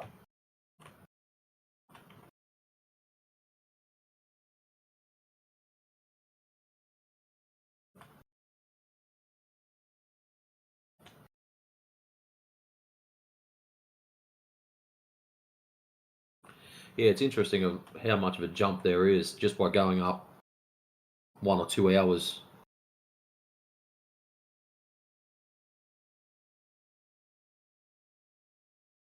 Yeah.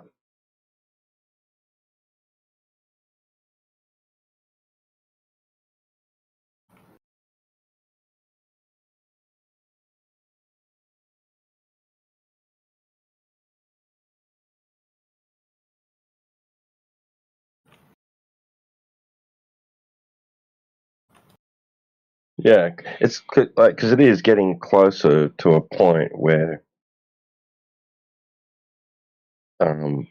noon. It's right above you.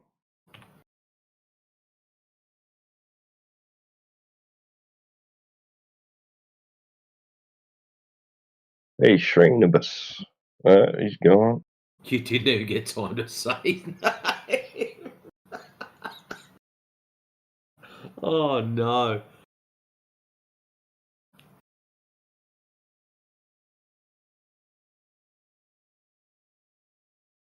Yeah, they're quick.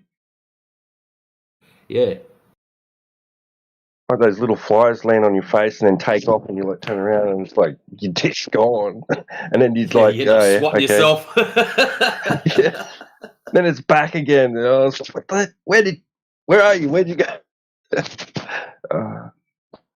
Flies and stuff I've never just seen used to annoy me that much as a kid, but now that I'm older and I've got glasses and they get stuck between your glasses and your face, that sends me berserk. Oh man. Yeah. Oh man, have you ever you've been in the house, like in the kitchen, and there's a fly just flying around in front of you, right? And you're like, and you go you keep trying to keep your eye on it, and you're reaching over for the tea towel or something, right? And it's flying around in front of you, and you're keeping your eye on it, and then suddenly it's just gone. It's just vanished, like it just teleported because it's just gone, And then I'll just you little. And I'm like, where did you go? So I'll just sit down up against, a wall in the corner or something and just wait. Yeah, And then you find it, you're like, yes, got you. It's landed on the floor somewhere in some really obscure place, Oh man, they're so annoying. Yeah, a couple of places I've worked when I was on the rail. One of them was just near a cattle dairy farm, and the flies there were just horrid. It was that bad. No, we had a laugh about it too. And as I said to one of the boys, he goes, "How are we going to eat lunch when there's just Like, you had to eat lunch under a fly net. It was that bad. And I said, I'll tell you how to do it. Grab your sandwich, snap it, try to break it in half. Whichever bit's the biggest bit, get that and throw it. And whilst it's in the air, you eat the other bit. You'll be right.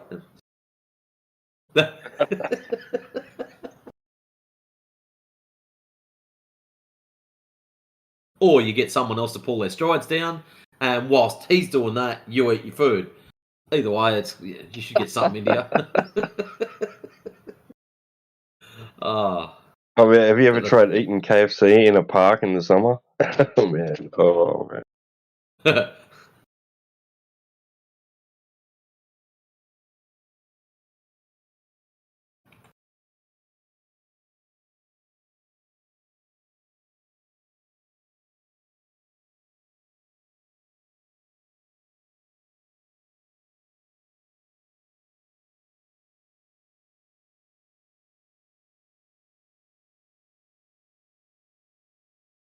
Yeah, yeah, it's getting there. It won't be long. That's the sort of like it's going to get hotter, I reckon. Oh yeah.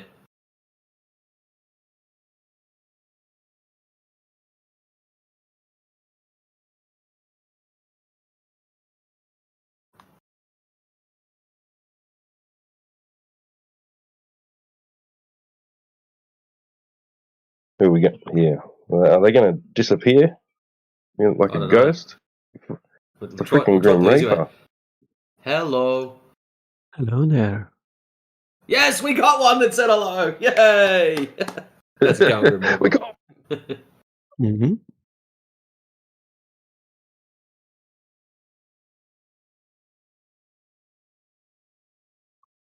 What happens in this VC? I came here for the first time. Oh. Well, what happens in here?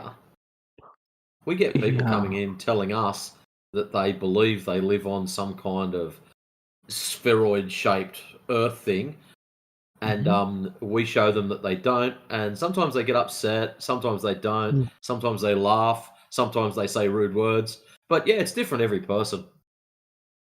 So, like, you guys troll or you actually believe? I just need to know if this is for teasing people Oh, this is or... for real. This is not your imagination. Okay. Got it. So, Yeah, do you believe you live you on wouldn't a think so. sphere-shaped thingy? I mean, I believe in whatever science says. So for me, it is a sphere, but I don't have any issues if it is a flat thing. I mean, what's the issue? Even if it's flat, it So, doesn't seem which like a big science deal. says that it's a sphere? Physics and astronomy. Does it though? I mean, it says when, like, all the other planets that we see from here are spherical. So it is the possibility that Earth is a spherical would also be Other. true considering we've got Why did you say satellites. other? Wait, hey, one Others. sec, Grim. One sec. Slow down a bit. Slow down. Yeah. Why did you say other planets? Other planets like the ones in the solar system. Yeah, why did you say other planets? What do you mean by other? Other than Earth. I mean, other. Well, how do you know Earth is one of those? That can also be a very good question.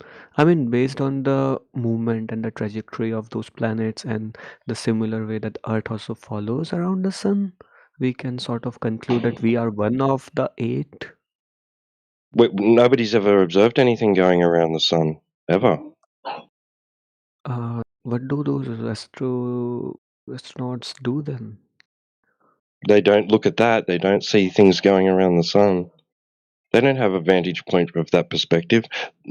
Nothing's had the vantage point to film that or to observe that. No human has ever been at a vantage point that they could perceive something orbiting the sun. How Like about do a the full orbit. satellite images? I mean, No, how about there is none. There's no satellite footage or observation of anything orbiting the sun. No, I mean the images that satellites take of the planet. Yeah, of what? The Oh, planet. right. I Oh, mean, right. Okay. just want to understand from your perspective what you think about those images. Yeah, they're not photographs. Got it. And if there is photographs of them, right, if there is actual photographs, it's a photograph of something that's not that. That's not real. That's just an image, Okay. So or it's been achieved in some other manner. uh, so the belief that Earth is flat like comes from a intuitive perspective or a religious standpoint. Intuitive and measurement, yeah, intuition, observation, experience, measurement, Okay. and then So we it is use it not. as everybody uses it that way. Nobody's perceiving that they're on a sphere. Like, No, I nobody just has that wanted to know about sensation. you believing in flat Earth comes from your intuition or maybe just I don't know. So maybe because of religious Empiricism. text or something. Empiricism. It's not. It's nothing to do with religion, right? No, it's not. It's not to do with religion. Got it. Some people have a view that their ancient religious texts, that basically forms their religion, talks or assumes a flat Earth, stationary flat Earth, Mine assumes it is and fair. the cosmological view of ancient cultures was of a flat and motionless enclosed realm. It wasn't of it being an object floating in some sort of like void. Got it. So, like, for flat Earth, is it like stretching vastly till eternity? Like, is it unlimited, or do we have like a box? No, sorry, a square or rectangle. That would be unknown. Okay. So it's like only the continents that we know right now.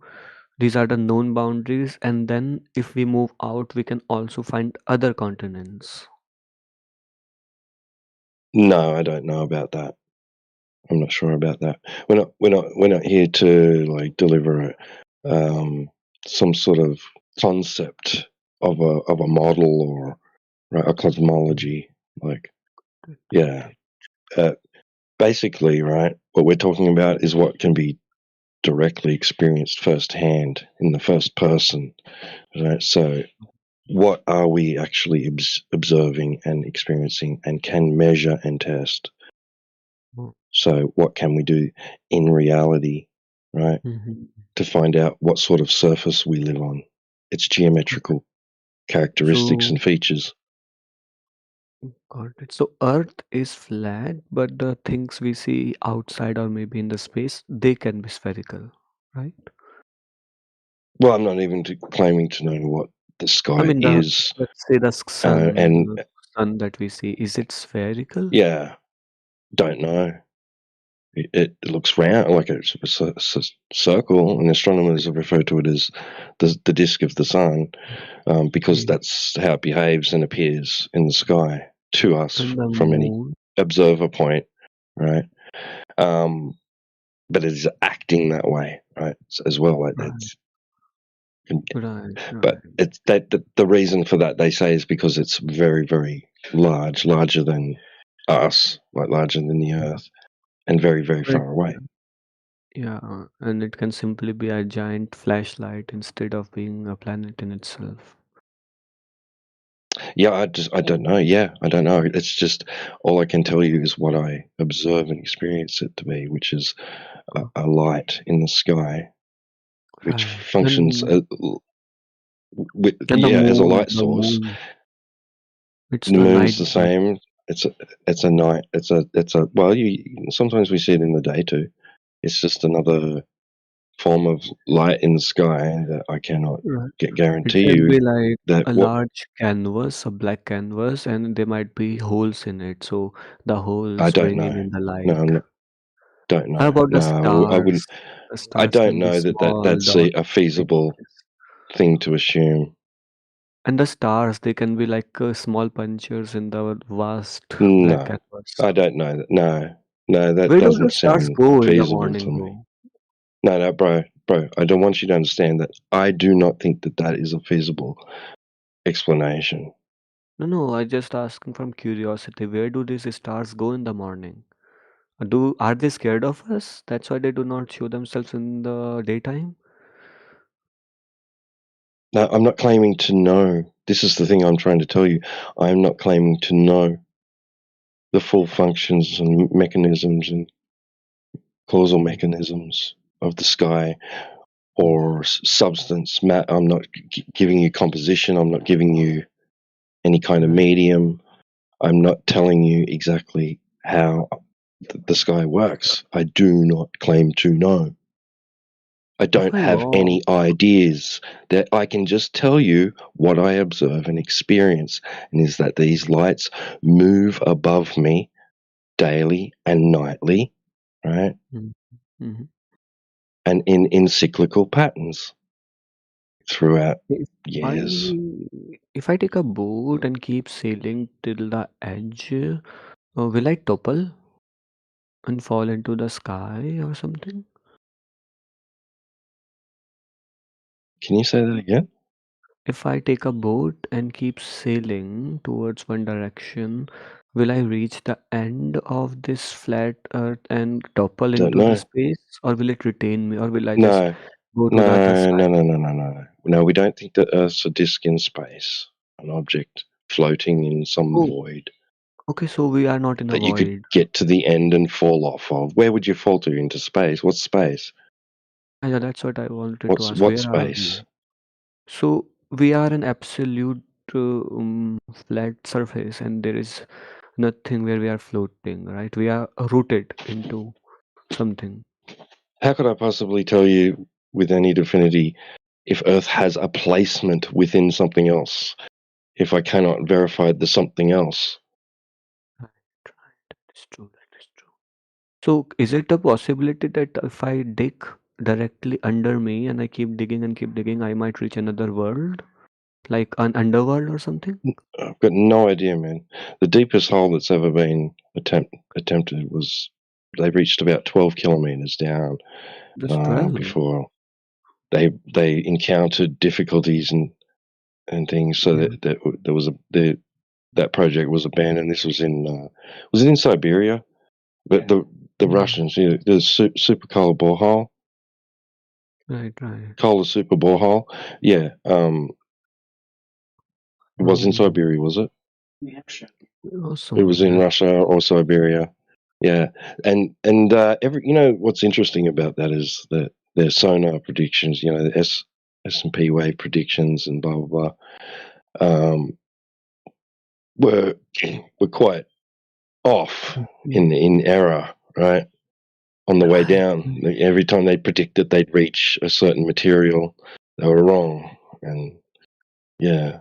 But yeah, 12 kilometers down is the furthest known depth, and we don't know how far else it goes and what's there. Yeah. Makes sense. Makes sense. It's interesting though that the globe side claims to have a knowledge of dimension, Earth dimension. They've given it specific size, so it has a depth of 3,959 miles before you reach its center, right? Yeah. But And how this is can the there be a thing. This is the center? We thing are that not a this sphere, is no? There this is is no the fun. sphere. This is one second, bro. This is the fundamental,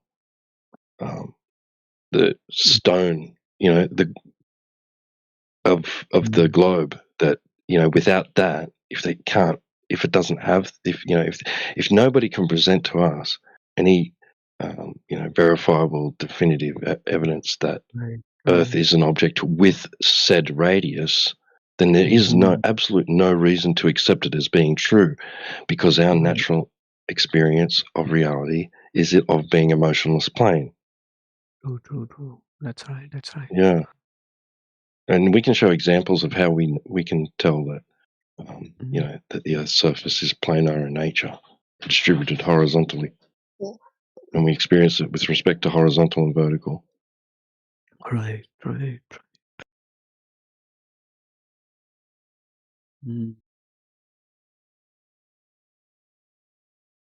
Sounds cool. If It you're would be so interested. fun. Sounds fun. A flat Earth sounds Like fun. we see Will because you understand, right, that if the Earth was a sphere with a claimed radius of 3,959 miles, and if you like kilometers, it's 6,371 kilometers, right? Then it would have geometric consequences that we would be able to observe and measure over long distances, because by geometric necessity, right, the Earth must have a certain rate of curvature, right, resulting in how far we can see across its surface. But we see in orders of magnitude greater across the surface than is predicted by the globe. And that's why we're here, and that's what we want to discuss with people. We're like looking for people that, maybe even of an academic, background. Can we get access to infinite land and resources if the Earth is flat? Because then we will not be bound by the surface area of a sphere, and then we can kind of go infinitely. It can also solve many world problems, like we can have infinite farmlands, we can have a lot of place to grow plants, a lot of place to build our houses. So it can actually solve a lot of issues. We can take population from overcrowded places, and then we can send them into this infinite land, and they can start their own societies, civilizations, and everything. That's gonna solve a lot of issues. Sounds like a nice dream. Unfortunately, I don't know about the nature of reality beyond what I know and what I'm told anyone else could possibly know. That is a limitation. It's a limit. It's limited in information. So they present to us, in schools, claims of knowledge of said lands, right? And then that they've explored all the possible regions that there is to explore. True. So what we lack right So I now is don't know. exploration. We need to explore Well, and more. authorities of the world, governments and authorities have restricted, limited access. They've limited access to like the general public to certain Maybe they're areas, hiding right? something. They could They are be. gatekeeping a better land. Maybe the hell and the heaven we talk about is actually present in the same land, or just in know. a different continent, and they do not tell us so that we That- do not go to them. And maybe religion is their brokers. So, if you follow their idea, if you follow their religion, then only they It's tell you possible. about the hell or heaven. If you do not believe in them, they will send you to the bad continent, that is a hell, and they just say that it is somewhere in another reality, but it's in the same ground. If you do good things, or maybe if you follow what they are telling you, if you believe in what they are telling you to, then they give you a pass to go to the better continent and call it heaven. Yeah, it has always been a pretty adopted idea amongst different cultures that below is like some kind of lower experience, like a less a less rewarding experience, right? And above is like the ultimate high, right, of experiences. Right. And there's always been an idea that that these places are inhabited by other beings that of lesser or greater intelligence, right?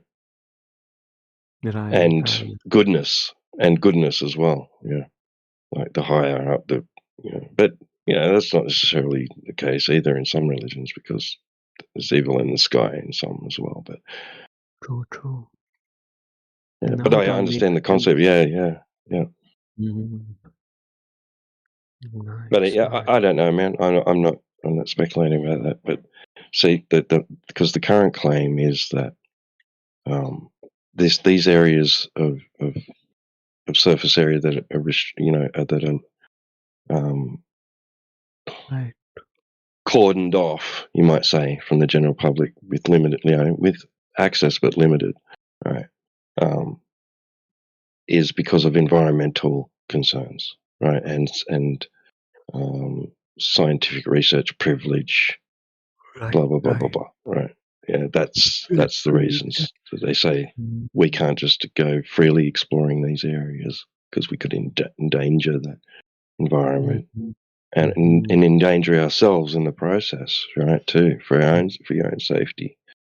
Yeah. It might also lead to our conclusion that the science that we read in school might also be deceptive and incorrect, considering whatever they teach and lead us to their very idea of a circular or round earth. But if the earth is flat, then our physics that we are taught also falls apart, and that means they're teaching us wrong stuff. They're not actually trying to make us smart or intelligent, they're trying to feed their propagandist physics laws. I see. Yeah, there is, because it is basically an idea, right? A theology or what kind of thing that they want the masses to accept as being true, even though the masses don't have the ability to to verify for themselves any of it. Right. Yeah.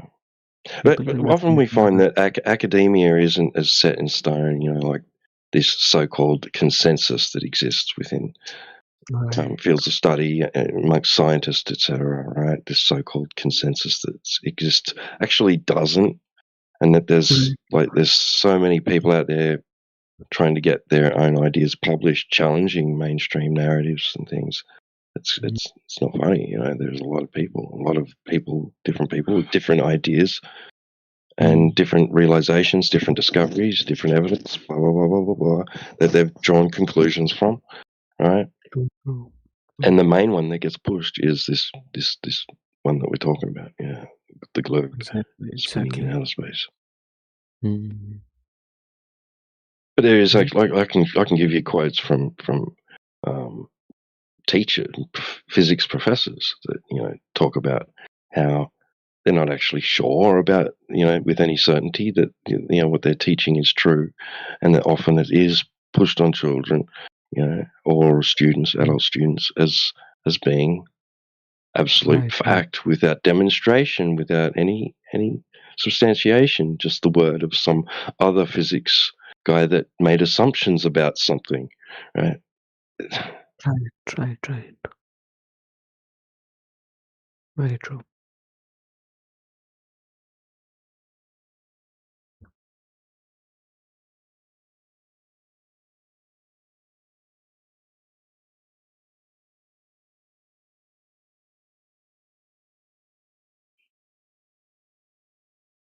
Yeah, there isn't much field work involved when it comes to like teaching people that the Earth is a globe, like giving them actual reason to think that that is true. Like, there's not much field work involved apart from astronomy, and maybe watching something, like a sunset in the horizon, and assuming that it is the result of the Earth being a sphere, which doesn't look like one from your vantage point, but nevertheless is a sphere which is turning, causing the sun in the sky to appear as if it is moving, and make it also appear as if it's going below a level line of of land, in front of you, aka the horizon, where the land or the sea appears to meet the sky. That would that's a claim of geometry. That's a claim that the Earth has specific shape and is performing a motion which causes your experience. But that's not your experience, even though that's not if it's an interpretation of what you actually do experience, which is just being on a stationary level plane, watching the sun go far enough away from you that it appears that it's going out of view and sometimes going below a limitation of your view of the surface in front of you. Right, right. But it's actually the result of perspective and weather conditions, environmental conditions. Cool.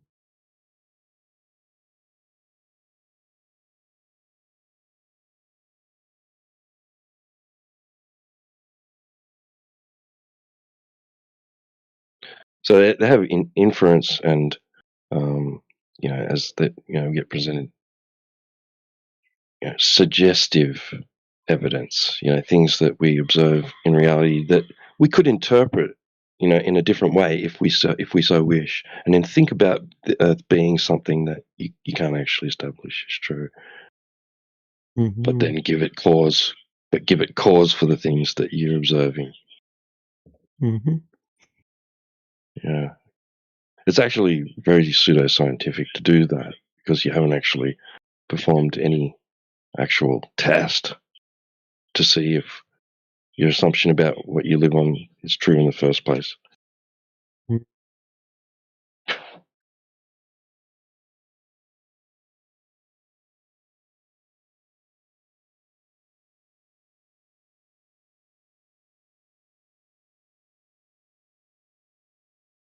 Beyond that scope, next best bet is to attempt to become an astronaut and then get to experience the Earth as viewed from a very long, long way away.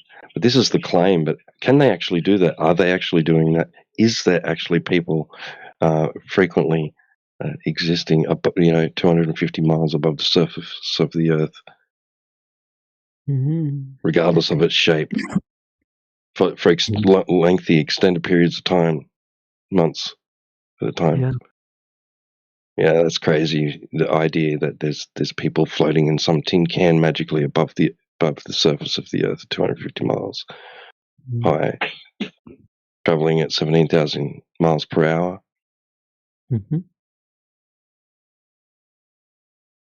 Doing circuits above the surface. That's a pretty crazy idea. But that's what's claimed to be occurring. I can't tell you if that's true or not. Valid. Yeah.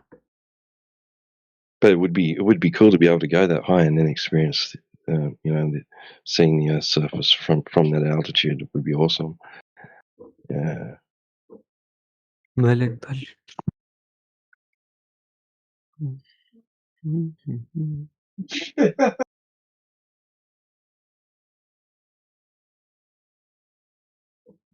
So it sounds to me like this isn't your first time that you've spoken to people about on this subject.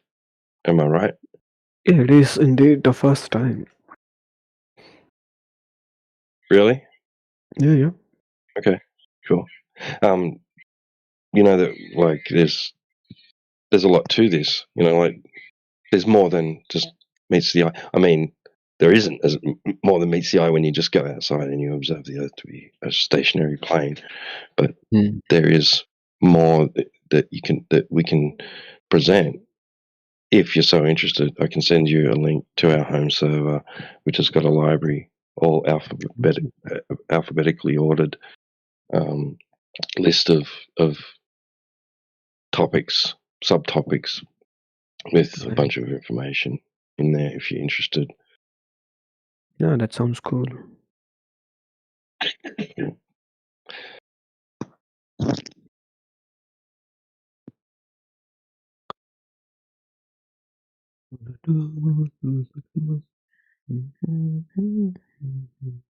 Yo, what's up? What's up, man?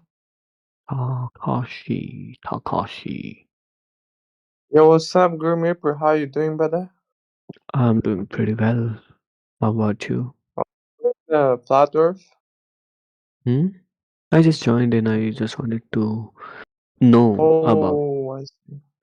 Okay. But do you believe in a like a flat Earth? No, not yet. I mean, But it sounds interesting, right? Imagine if the Earth was flat, we would get infinite resources. It just I mean, sounds fun. I don't know.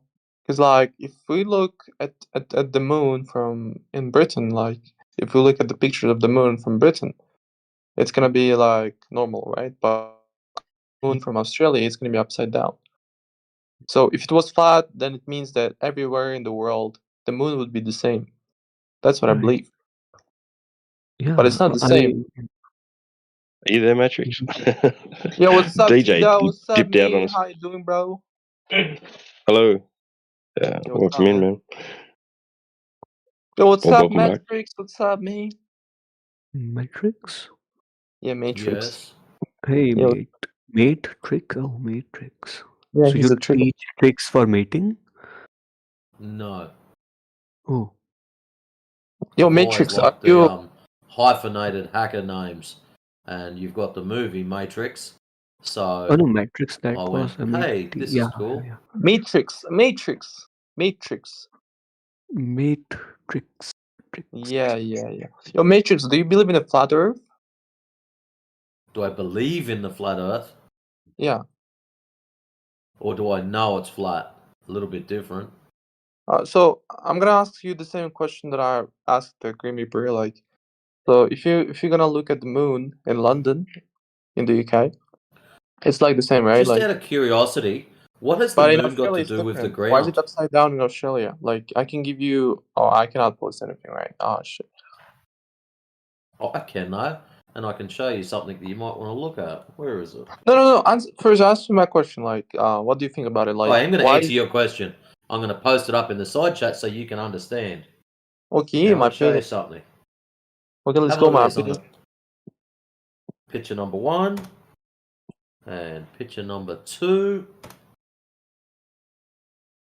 Right. So, one of them, they're standing on flat ground, looking up, arguing over whether it's a 6 or a 9. The other one, they're on curved ground, looking up, arguing over whether it's a 6 or a 9. So what this shows is you looking up into the sky doesn't prove what shape the ground is. Okay, that's a false claim because if the flat is Earth, It's not a false claim. Have a No, look no, at no, the no, image. no. They're both Okay. arguing over the 6 or the 9. So how about we change that to the moon? On my side, I see it one way. On your side, you see it the other way. So the 6 is represented or represents the moon. Okay? No. Just like in what you were saying. Now the ground underneath makes no difference to the moon. No. It's not proving anything. That's the point. If it was like from right to left, You're joking, aren't you? So you're telling me going outside, hold up, you're telling me going outside and staring at the moon validates what shape the ground may or may not be. Okay, my friend, my point is, you're talking about the numbers 6, 9, and when you looking at them, what does the 6, 9 represent? Okay, you said moon, but the problem is that moon is not from left to right or from right to left. It's not how it works. It's upside down. Yes, bro. it is. No, it's upside down, my friend. Prove me that it's So's the not 6. upside down. So's the 6. No. You're saying it's a 9, I'm saying it's a 6. It's upside down. Okay. That's so why let me it show you is. That's why the 6, 9 represents what you seeing outside. You're just going nah. That is what's happening. You are on one side seeing it a particular way. I'm on the other side seeing it a particular way. The problem is, my friend, that has nothing to do with the ground underneath it. Okay, look at the chat, my friend. What did I send? 9 and 6, right? So when we look from the upsides, right, upside down or upside up, we see that it's still gonna have the same number. And the example that you gave me is from the right to the left. And from the left Okay, let's hold on. Let's go back. They're still going to have the same number. So you're telling me that if you're on one side and you're screaming at me going, it's a 6, you silly Aussie bastard. It's a 6. And I'm over here yelling back, it's a 9. You're telling me we're both seeing the same thing. No. Look at the example that I sent in the chat, my friend. I mean, I'm pretty sure you know what's 9 and what's 6, right? Takashi, have a look at the image that I posted up for you. Yes, and it's one from of them the has left a to the 6. right. There's a shape on the ceiling, and there's two dudes arguing over the shape. One saying 6, one saying 9. Now let's take that shape and imagine it's a moon. One says up the right way, the other one says upside down. gosh. How can you not comprehend this? My friend, Do you not your understand? example, my friend, your example that you send me is from the left to the right and from the right to the left, but it's not upside down. Okay, so let's turn them around. What's the difference? Okay. Look at the numbers that I sent. 9 He and doesn't 6. grasp Is this. it- T-Dub, I know you're shaking your head, but why can't this kid grasp something so simple? No. Look at the chat. What I sent. 9 6, right? It's 6 looking 9 upside 9 down. 6. Yeah. Yeah, So when you look at okay. Okay, let's Let just me hold on a finish. second. Let me finish it off. Let me. You haven't started. Takashi, see the image of the second one, the 6 and the 9 that I posted up for you. No, but it's from the left to the right, my friend. Yes, can you see it? See what? Oh my fucking god. Can you see the image that I posted up? The second one. Yeah, what about it?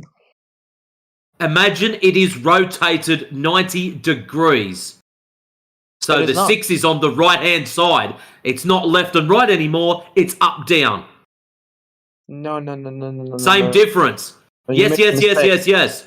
You're the one who's mistaken. You're the one who's going, it has to be up down. I just made it up down for you, and you're still saying no. No, your example is wrong, my friend. That's what I'm trying to tell you. My example is not wrong, because that's what we witness the moon as. When I'm in Australia looking at the moon, it is one way. When you are in Europe looking back at the moon, it is the other way.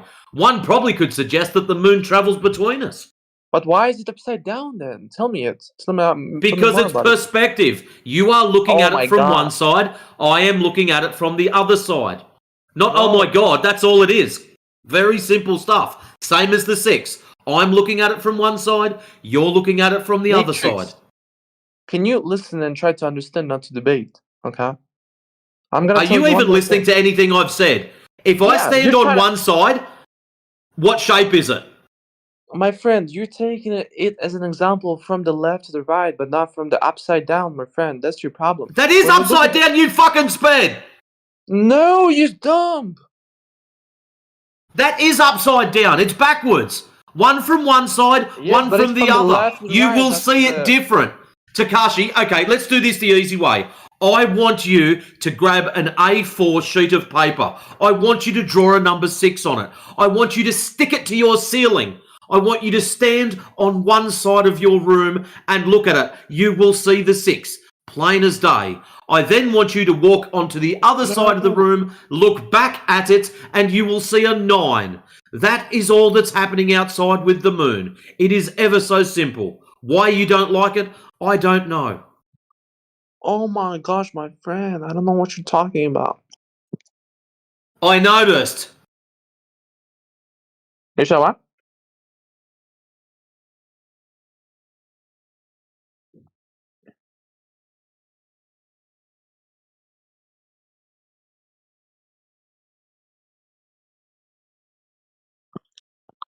You hear Matrix? Matrix, bro? What's up? Yes, I am here. Oh, I'm listening nice. to Why are someone you who so doesn't angry? comprehend something ever so simple as being able to observe something from one side and then being able to observe something from the other side who's complaining it's upside down. It's just reversed, that's all. My friend, how can a moon, if a moon, okay, if we have a flat Earth, right? Because you're on one side and I'm on the other side. No, it's not a question about who's on the left side, who's on the right side. Yes, it is. No. That's all it is. You are on one Oh side, I am on the other side. That is it. There's nothing more to it. It is too No, simple. Mike. It is so simple that you seem to believe it's some ultra complex thing and you're trying to make something out of nothing. It is quite No, simple, my Mike. friend. We are on one side, you are on the other. I see it one way, you see it the other way. Because we're on opposite sides of it. Might. No. Yes, that's all it is. No, might. Why don't you like that? Because Too many Professor Dave videos. No, because, my friend, what I'm trying to tell you is that it wouldn't be upside down. It would be from Yes, the it left would. to right. Okay, Takashi. Takashi, listen carefully. The 6 and the 9. One guy sees the 6. The other guy sees the 9. Oh my God, it's upside down to him. Yeah, exactly, my friend. Exactly. Yeah. What you're saying is, The yeah. 6 is upside down and it looks like a 9. The 9 is upside down and it looks like a 6. You can say no till you're blue in the face, but that's what's happening. If you were the guy who's looking with the speech bubble 6, you would look up at that and go, oh wow, it's a 6. And the other guy would be going, oh wow, it's a 9. And then Takashi's sitting here going, that's because they're upside down. And Matrix is saying, that's the moon doing the same thing. Oh no, my friend.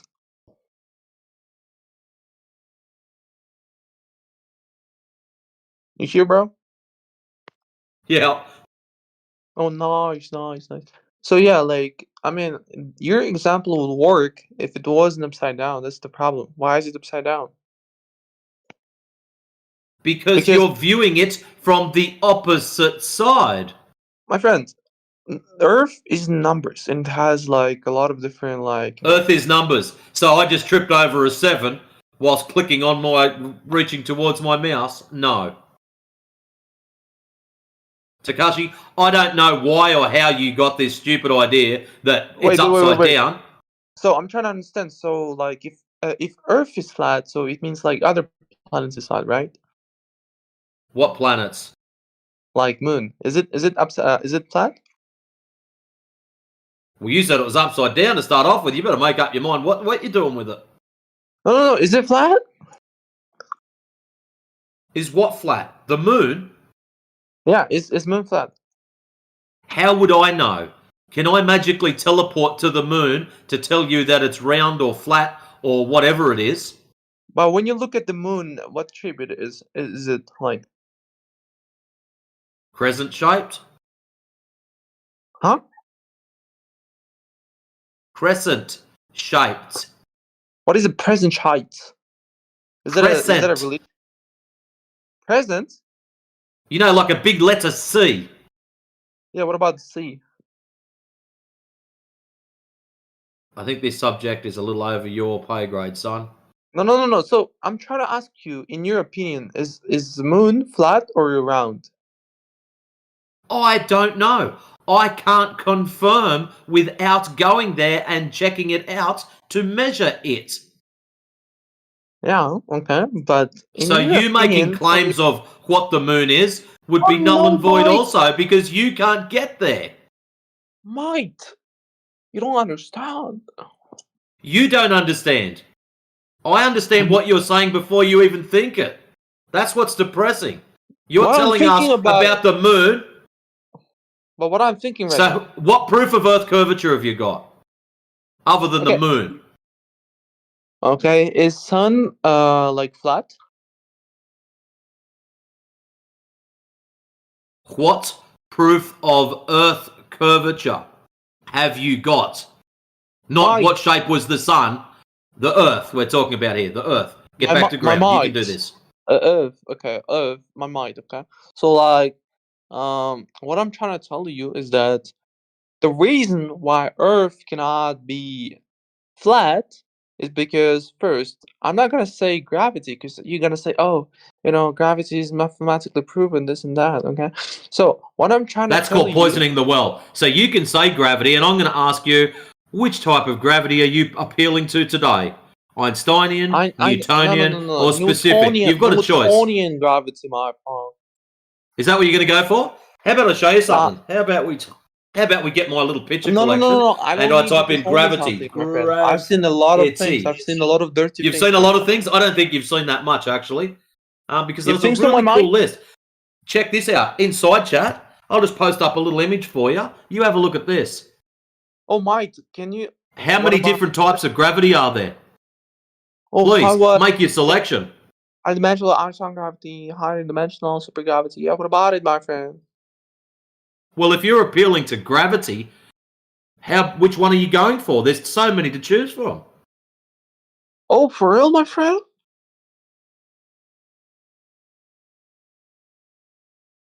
Yeah, that's a lot, my friend. So, your appeal to gravity. Did you choose one, or are you just going to say gravity and just throw out a random No, word? no. I wasn't appealing to the gravity. I said if I'm gonna appeal to the gravity, you're gonna say, "Oh, gravity is improving this and that." Okay, that's No, what I you're didn't gonna say that. You Oh, you're gonna poisoned the say that, my well. friend. You're You're gonna telling say me that. what I was going to say, Takasha. You're telling me what I was going to say. That's called poisoning the well. I didn't poison the well. I showed you a list of all different types of gravity. So you can choose. Okay, my So, friend. tell me how things going down proves curvature. How I'm doing what? Well, you're claiming gravity is proof of curvature. I'd like you to enlighten me on how things going down proves curvature. I don't understand these mathematical questions, my friend. I'm talking about It's not mathematical. You said to me, when I asked you for proof of curvature, you went blah, blah, blah. If I say gravity, you're going to say gravity doesn't exist and all this other bullshit. I'm letting you have it.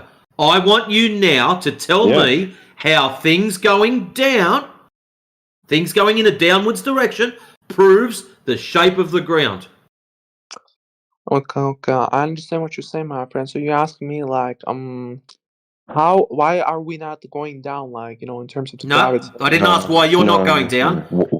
Why is gravity relevant, mate? Why are you even bringing it up and talking about it? How does it relate to what we're talking about? Okay. And what you're claiming? Oh, no. I said I wasn't gonna bring up gravity because you guys are gonna talk like, oh, gravity is improving this and that. Like, you're gonna talk about it. And that's Well, what why I was. would you? Why would you anyway? Why would gravity have anything to do with what the shape of the Earth? Like, Because if if we had a flat Earth, then the gravity would be on the ends of, like, on the. You sound goofy. What? No, what do you call it? I So forgot the you're inserting that gravity relies on a very specific shape. That's what we're trying to get out of you, Takashi. Of course. Why does gravity rely on a very specific shape? And how are you going to use gravity to prove that very specific shape? Oh, okay. I got it. I got the English word. So what I'm trying to say is that if the Earth was flat, the angles would be more. There would be more No. You're gravity, telling and us how everybody would gravity be going proves to the curvature, angles of not the how flat if the Earth. Earth's flat. Takashi, you're not listening. You said to us, gravity proved curvature. So normally most people would start the sentence off something like, what? gravity proves curvature because of XYZ. Your sentence started off with, if the Earth's flat. See the difference? If the Earth is flat, what? What about it? Well, it's measured flat. We know that. You measured it with the, like, ruler? It's measured with laser as flat, horizontal, planar. Very interesting, my friend. I don't know what you're talking about because that's how it is. Because, like, when you look at the moon, It's measured flat. That's what... Takashi, what you've got at the moment is cool stories. Sun, moon, space, stars, and all these other crazy things. Gravity. Now, we don't really care because the ground is measured as flat. So how it works is very simple. You find a large body of water, a lake, if you want to call it that. I don't know what you want to word it as. And you shoot this laser over the lake. Okay? You set the laser up horizontal. So what happens is, we assume that we're on a ball. And if we're on a ball, that ball should... No, you can wait.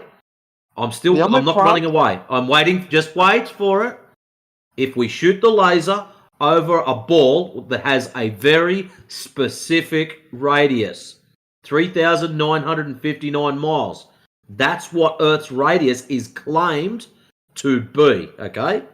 So if we shoot the laser over a large body of water, now at 10 miles, there should be 66 feet of drop from the laser to the water.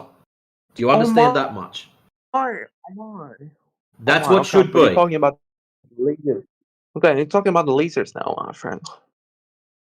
Well, gravity failed you, so So how about I put up a picture in the It chat never so fails, we can my show you? friend. Gravity Hold on, always hold gonna on, be hold there. on. You're getting Oh excited. my Just fucking wait up. Ruth. Now, let's have a look at picture number 1 in the side No, chat. Yep, and just wait and for the it. name of You the can do it, Kashi. You can do it. In the side chat, see the big white picture now. Laser, curve, deviation. That is what we should see if we live on a ball. The problem is we don't see that. The problem is we get the second one when it loads up. We get that one. Laser, no curvature, difference between them. That's the problem, my friend. When we go out to check for this, we get the second one, not the first one. Oh. I got your point, my friend. I got your point. I got what you're trying to say, like, my friend. My mate. Oh, you here, Matrix? I'm still here. Oh, nice, my friend. I love you. I love you. Okay. But just to show you, I'll put up a laser test so you can have a watch of that. Oh, I don't know the lasers. I know only the bikini lasers. I don't know about That the one. Earth lasers. I don't know how does that work. I don't know how does that work, my friend. I'm sorry. You don't know how it works. Yeah, like I don't know how the laser works on Earth. Like I don't know what's that, bro. Well, it shoots a beam. Oh, I see, my friend. Okay, can I ask you one question? Cause like there is no point of the conversation, cause like I'm not being sincere here. We noticed. But Yeah. anyways, ask your question. Okay, so when you look from the telescope at the planets like Mars, like you know, like Saturn, like are they like flat? Dude, why can't you focus on the ground? Why do you guys always look in the sky?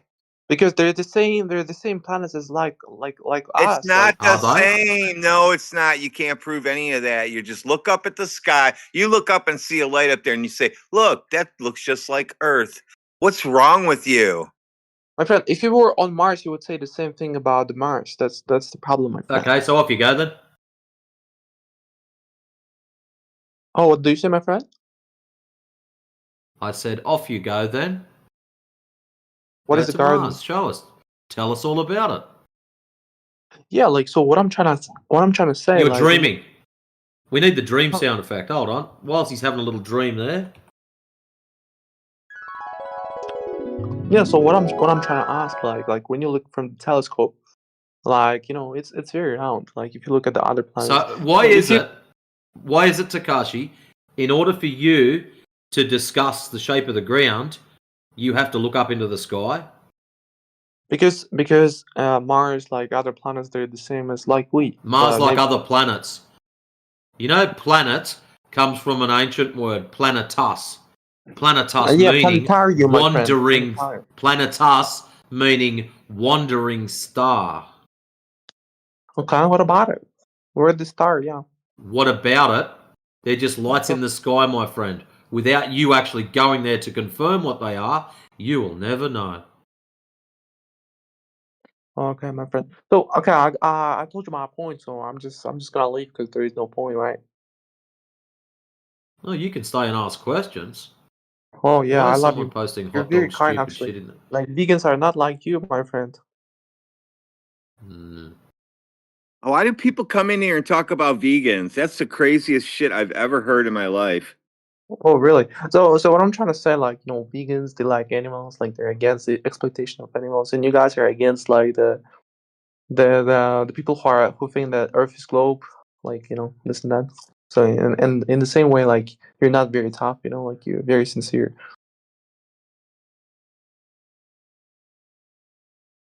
Yo, Matrix, you here, bro? Yeah, I'm still here. Yeah, I love you, bro. I know. Yeah. So you've got no proof of curvature, little mate. Well, No, that's no, a shame. it's- I thought my you were friend, going to it's be the just one. like my friend. It's just like the same with religion, you know. Like at the end of the day, like you have one religion, you believe in it, and you know at the end of the day, you're gonna find. That's where you're coming unstuck. See, you've got to learn the difference. Yeah, wait. I know you're excited, and I know you're keen to get 1,000 words out. Belief is a little bit different than knowledge. If you know something, you don't believe in it. No, I because believe you know I it. know. That's the problem, my friend. That's the issue. So, Because you cannot explain why we know, Takashi, we know the Earth is flat. You believe it's a ball. See the difference? Yeah, so you believe that Earth is like flat. We know it's flat. We don't believe it's flat. We know it's flat because it's measured like that. I mean, did you measure like personally, like you went like for every centimeter? I actually do use light measurements, so I've got a lux meter to measure the intensity of the sun. Beautiful. Yeah. Oh, how long is it? How long is it? Yeah. Or how far away is it? It's not 93 million miles away. Beautiful, exactly. It's a lot closer. It's a lot more, right? A lot closer. Closer to us. So what are you trying to say is that like people who think that Earth is globe, they're brainwashed. That's what you're trying to say. Yeah, Right? there's something wrong with them. I think Something like that.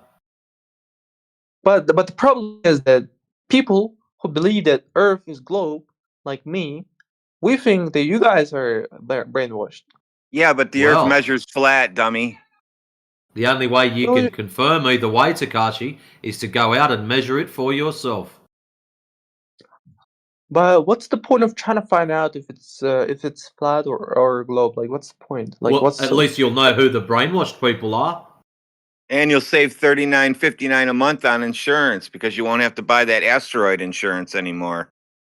Oh, I don't pay taxes. I don't do insurance because I'm illegal. I didn't say pay taxes. Exactly, my friend. That's what I'm trying to tell you.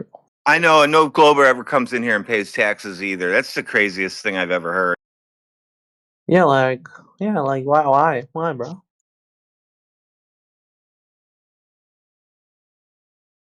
Yo, Matrix, is here, bro? Yes, I'm still here. Okay, nice, bro. Okay, my friend, I'll see you later, okay? I love you, my friend. I'll come and talk to you later, okay? I might not be here later. I might be asleep. So there's plenty of other people you can talk to. Were you spending your whole night trying to measure the Earth, or? No, I'll be asleep at night time.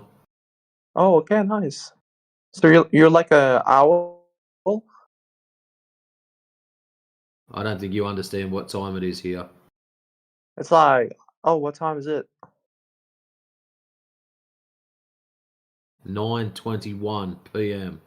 Okay. So my question is like, why do I have different time and you have different time? Wouldn't it be the same time zone? No.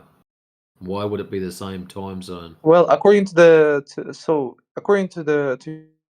your logic that flat Earth is flat, shouldn't it be that the sun is also flat? No, dummy. The sun moves. Don't you know that? Haven't you ever seen that? Well, Are so you we don't- Globers that stupid? You've never noticed that the sun moves? But does Earth move? No. Unless there's an earthquake. Oh, damn.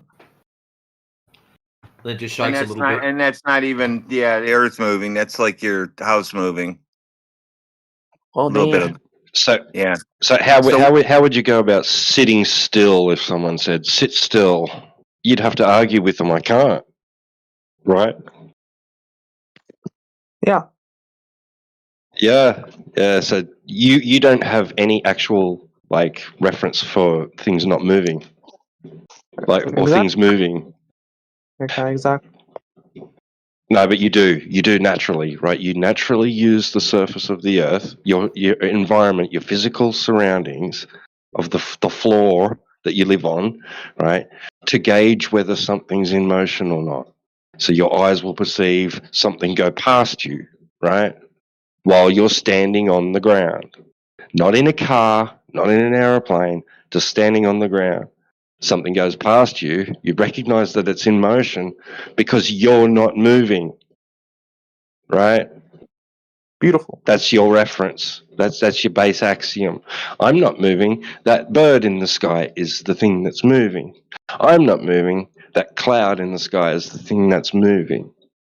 Right? Now you can say, I'm not moving. The sun in the sky is moving. Okay. So can I ask you a question, T-Dub? So like you're talking about the like clouds, like so when they come to the final destination, like do they like bounce back like to the right or like from the left to the right, or how does that work? Clouds. Yeah, clouds. So like they're moving, right? Like they're always moving. So what I'm trying to understand from your perspective, so when it comes to the final destination of the like, of the Earth, so does it like bounce back like from the right to the left, or how This or one's broken. You don't even have to deal with him anymore. Somebody broke this What guy. the He's starting to talk heck? about bouncing clouds and weird shit. Sorry, no, my I'm bad. just what you took. really trying to understand your point, so that's what I'm trying to No, ask. you're not. You're just an idiot, dude. Remember Why, that. bro? Just remember. Let's just say this to yourself. I'm just an idiot. I believe in a globe. Just say that to yourself. No, but that's a sincere question. Like I'm not trying to like, No, it's not a sincere question. Talk about bouncing clouds. Yeah, but according No, to no, but. no, my friend, according to my observation, clouds You always don't move. have So what I'm any. trying to You understand. don't have any observations, according to you. Do you see the Earth is flat? No. Earth isn't flat, my friend. Oh, so then you don't have any observations. Why? Because I'm the boss. I said so. You think so? Yeah. I love you, my friend. I love you for that. Yeah, so like T-Dub, like can you answer like I'm sincerely like kinda like I'm really interested. Like it's just like you see yourself that the cloud moves, so like when it What gets do to you, the I don't understand the question, bro. I've seen clouds going east, west, north, south, south, north. I've seen them go in all different directions, right? And a lot of the time, I just watch a cloud and it dissipates. It just disappears in front of my eyes. Like it might be moving very, very slowly, in one part of the sky, and I'll keep watching it, and it doesn't go out of view because it got too far away. It just dissipates into the air. Beautiful. Vanish.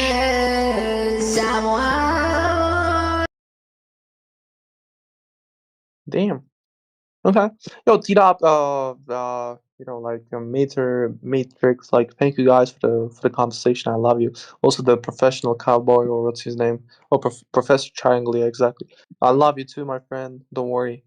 Yeah, so have a nice one, okay? I'll see you later. Catch Especially you, man. T-Dub. Yeah, in the Matrix, yeah. Have a nice one. I love you.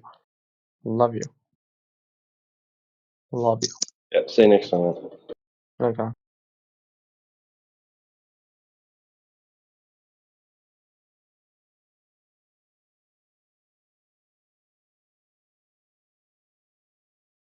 Wow. Who we got? Oh, he left too. Interesting.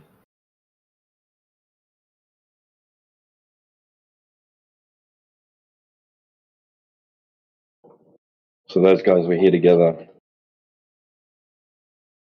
Hmm.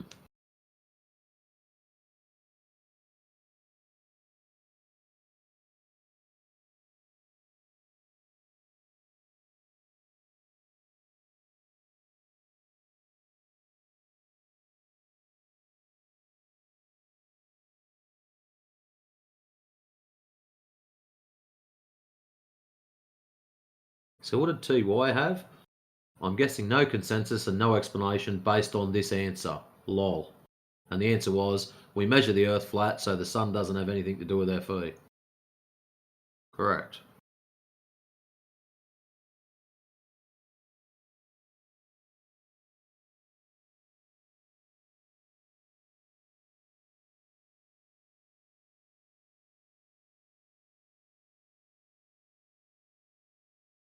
So his original question, I know people who don't like astrological observations as evidence, because they're not evidence. So, but I'm wondering if FE has a consensus on that. Yeah, it's not evidence. Like, was it fake, or is there an FE model that explains it? Well, it's not fake because we can all go outside and look at your happy little stars, but it doesn't prove the shape of the ground. So that's a nice, easy one.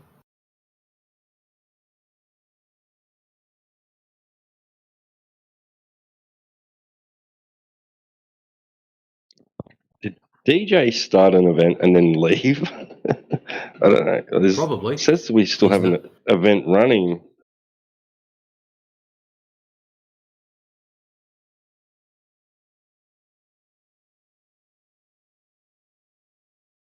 He's known for doing that. He's done it before.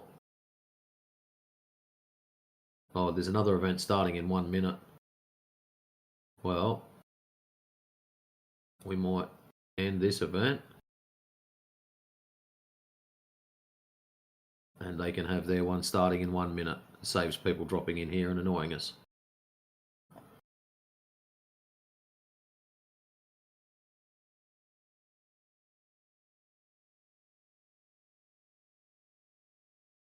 What has Hamad got? So Earth Ahmed, is measured flat. yeah, he thinks that he said, okay, Earth is measured flat, but it's not flat. So I said, if Earth is a globe, why does it measure flat? See if he can answer that.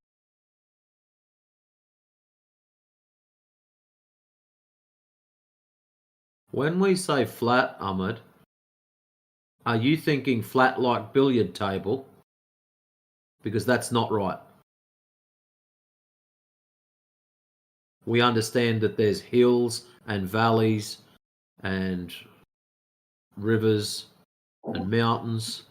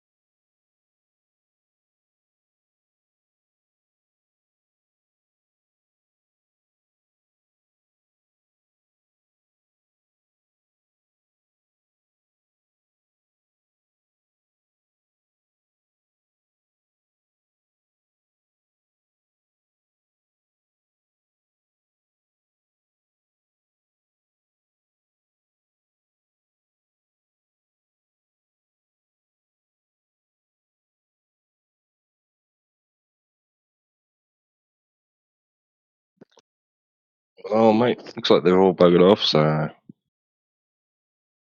we'll go have some dinner and chill, I guess. No, that's right, man. I was sort of thinking the same thing myself. Put my feet up and calling it. Yeah. Yeah, I don't know where everyone is tonight. Weird. Yeah, there must be something going on. I know there's a couple. Genesis, what do we got? 1, 2, 3, 4, 5, 6 of them. Oh, okay. But that's a lot Fair short enough. of the usual 40 that we could possibly have. Yeah. So I don't know whether Oh. there's some kind of thing going on in the States or what, but normally we get normally about 10 o'clock you get the early morning crew kicking in. But anyways, I'll catch you, mate. Yeah, no worries, mate. Yeah, I'll probably drop back in. Maybe if I don't end up falling asleep, I might drop back in, see what's going on. Suss it out later. Cool. Alrighty, catch ya. All right. Have a good one, mate.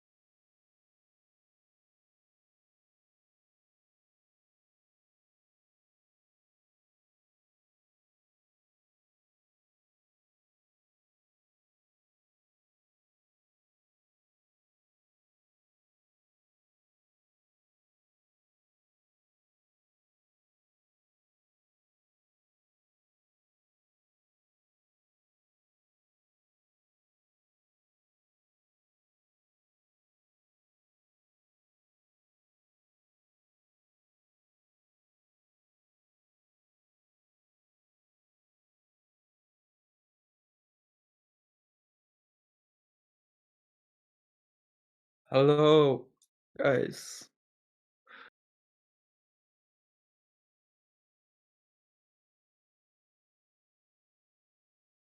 Is there anyone with mic or?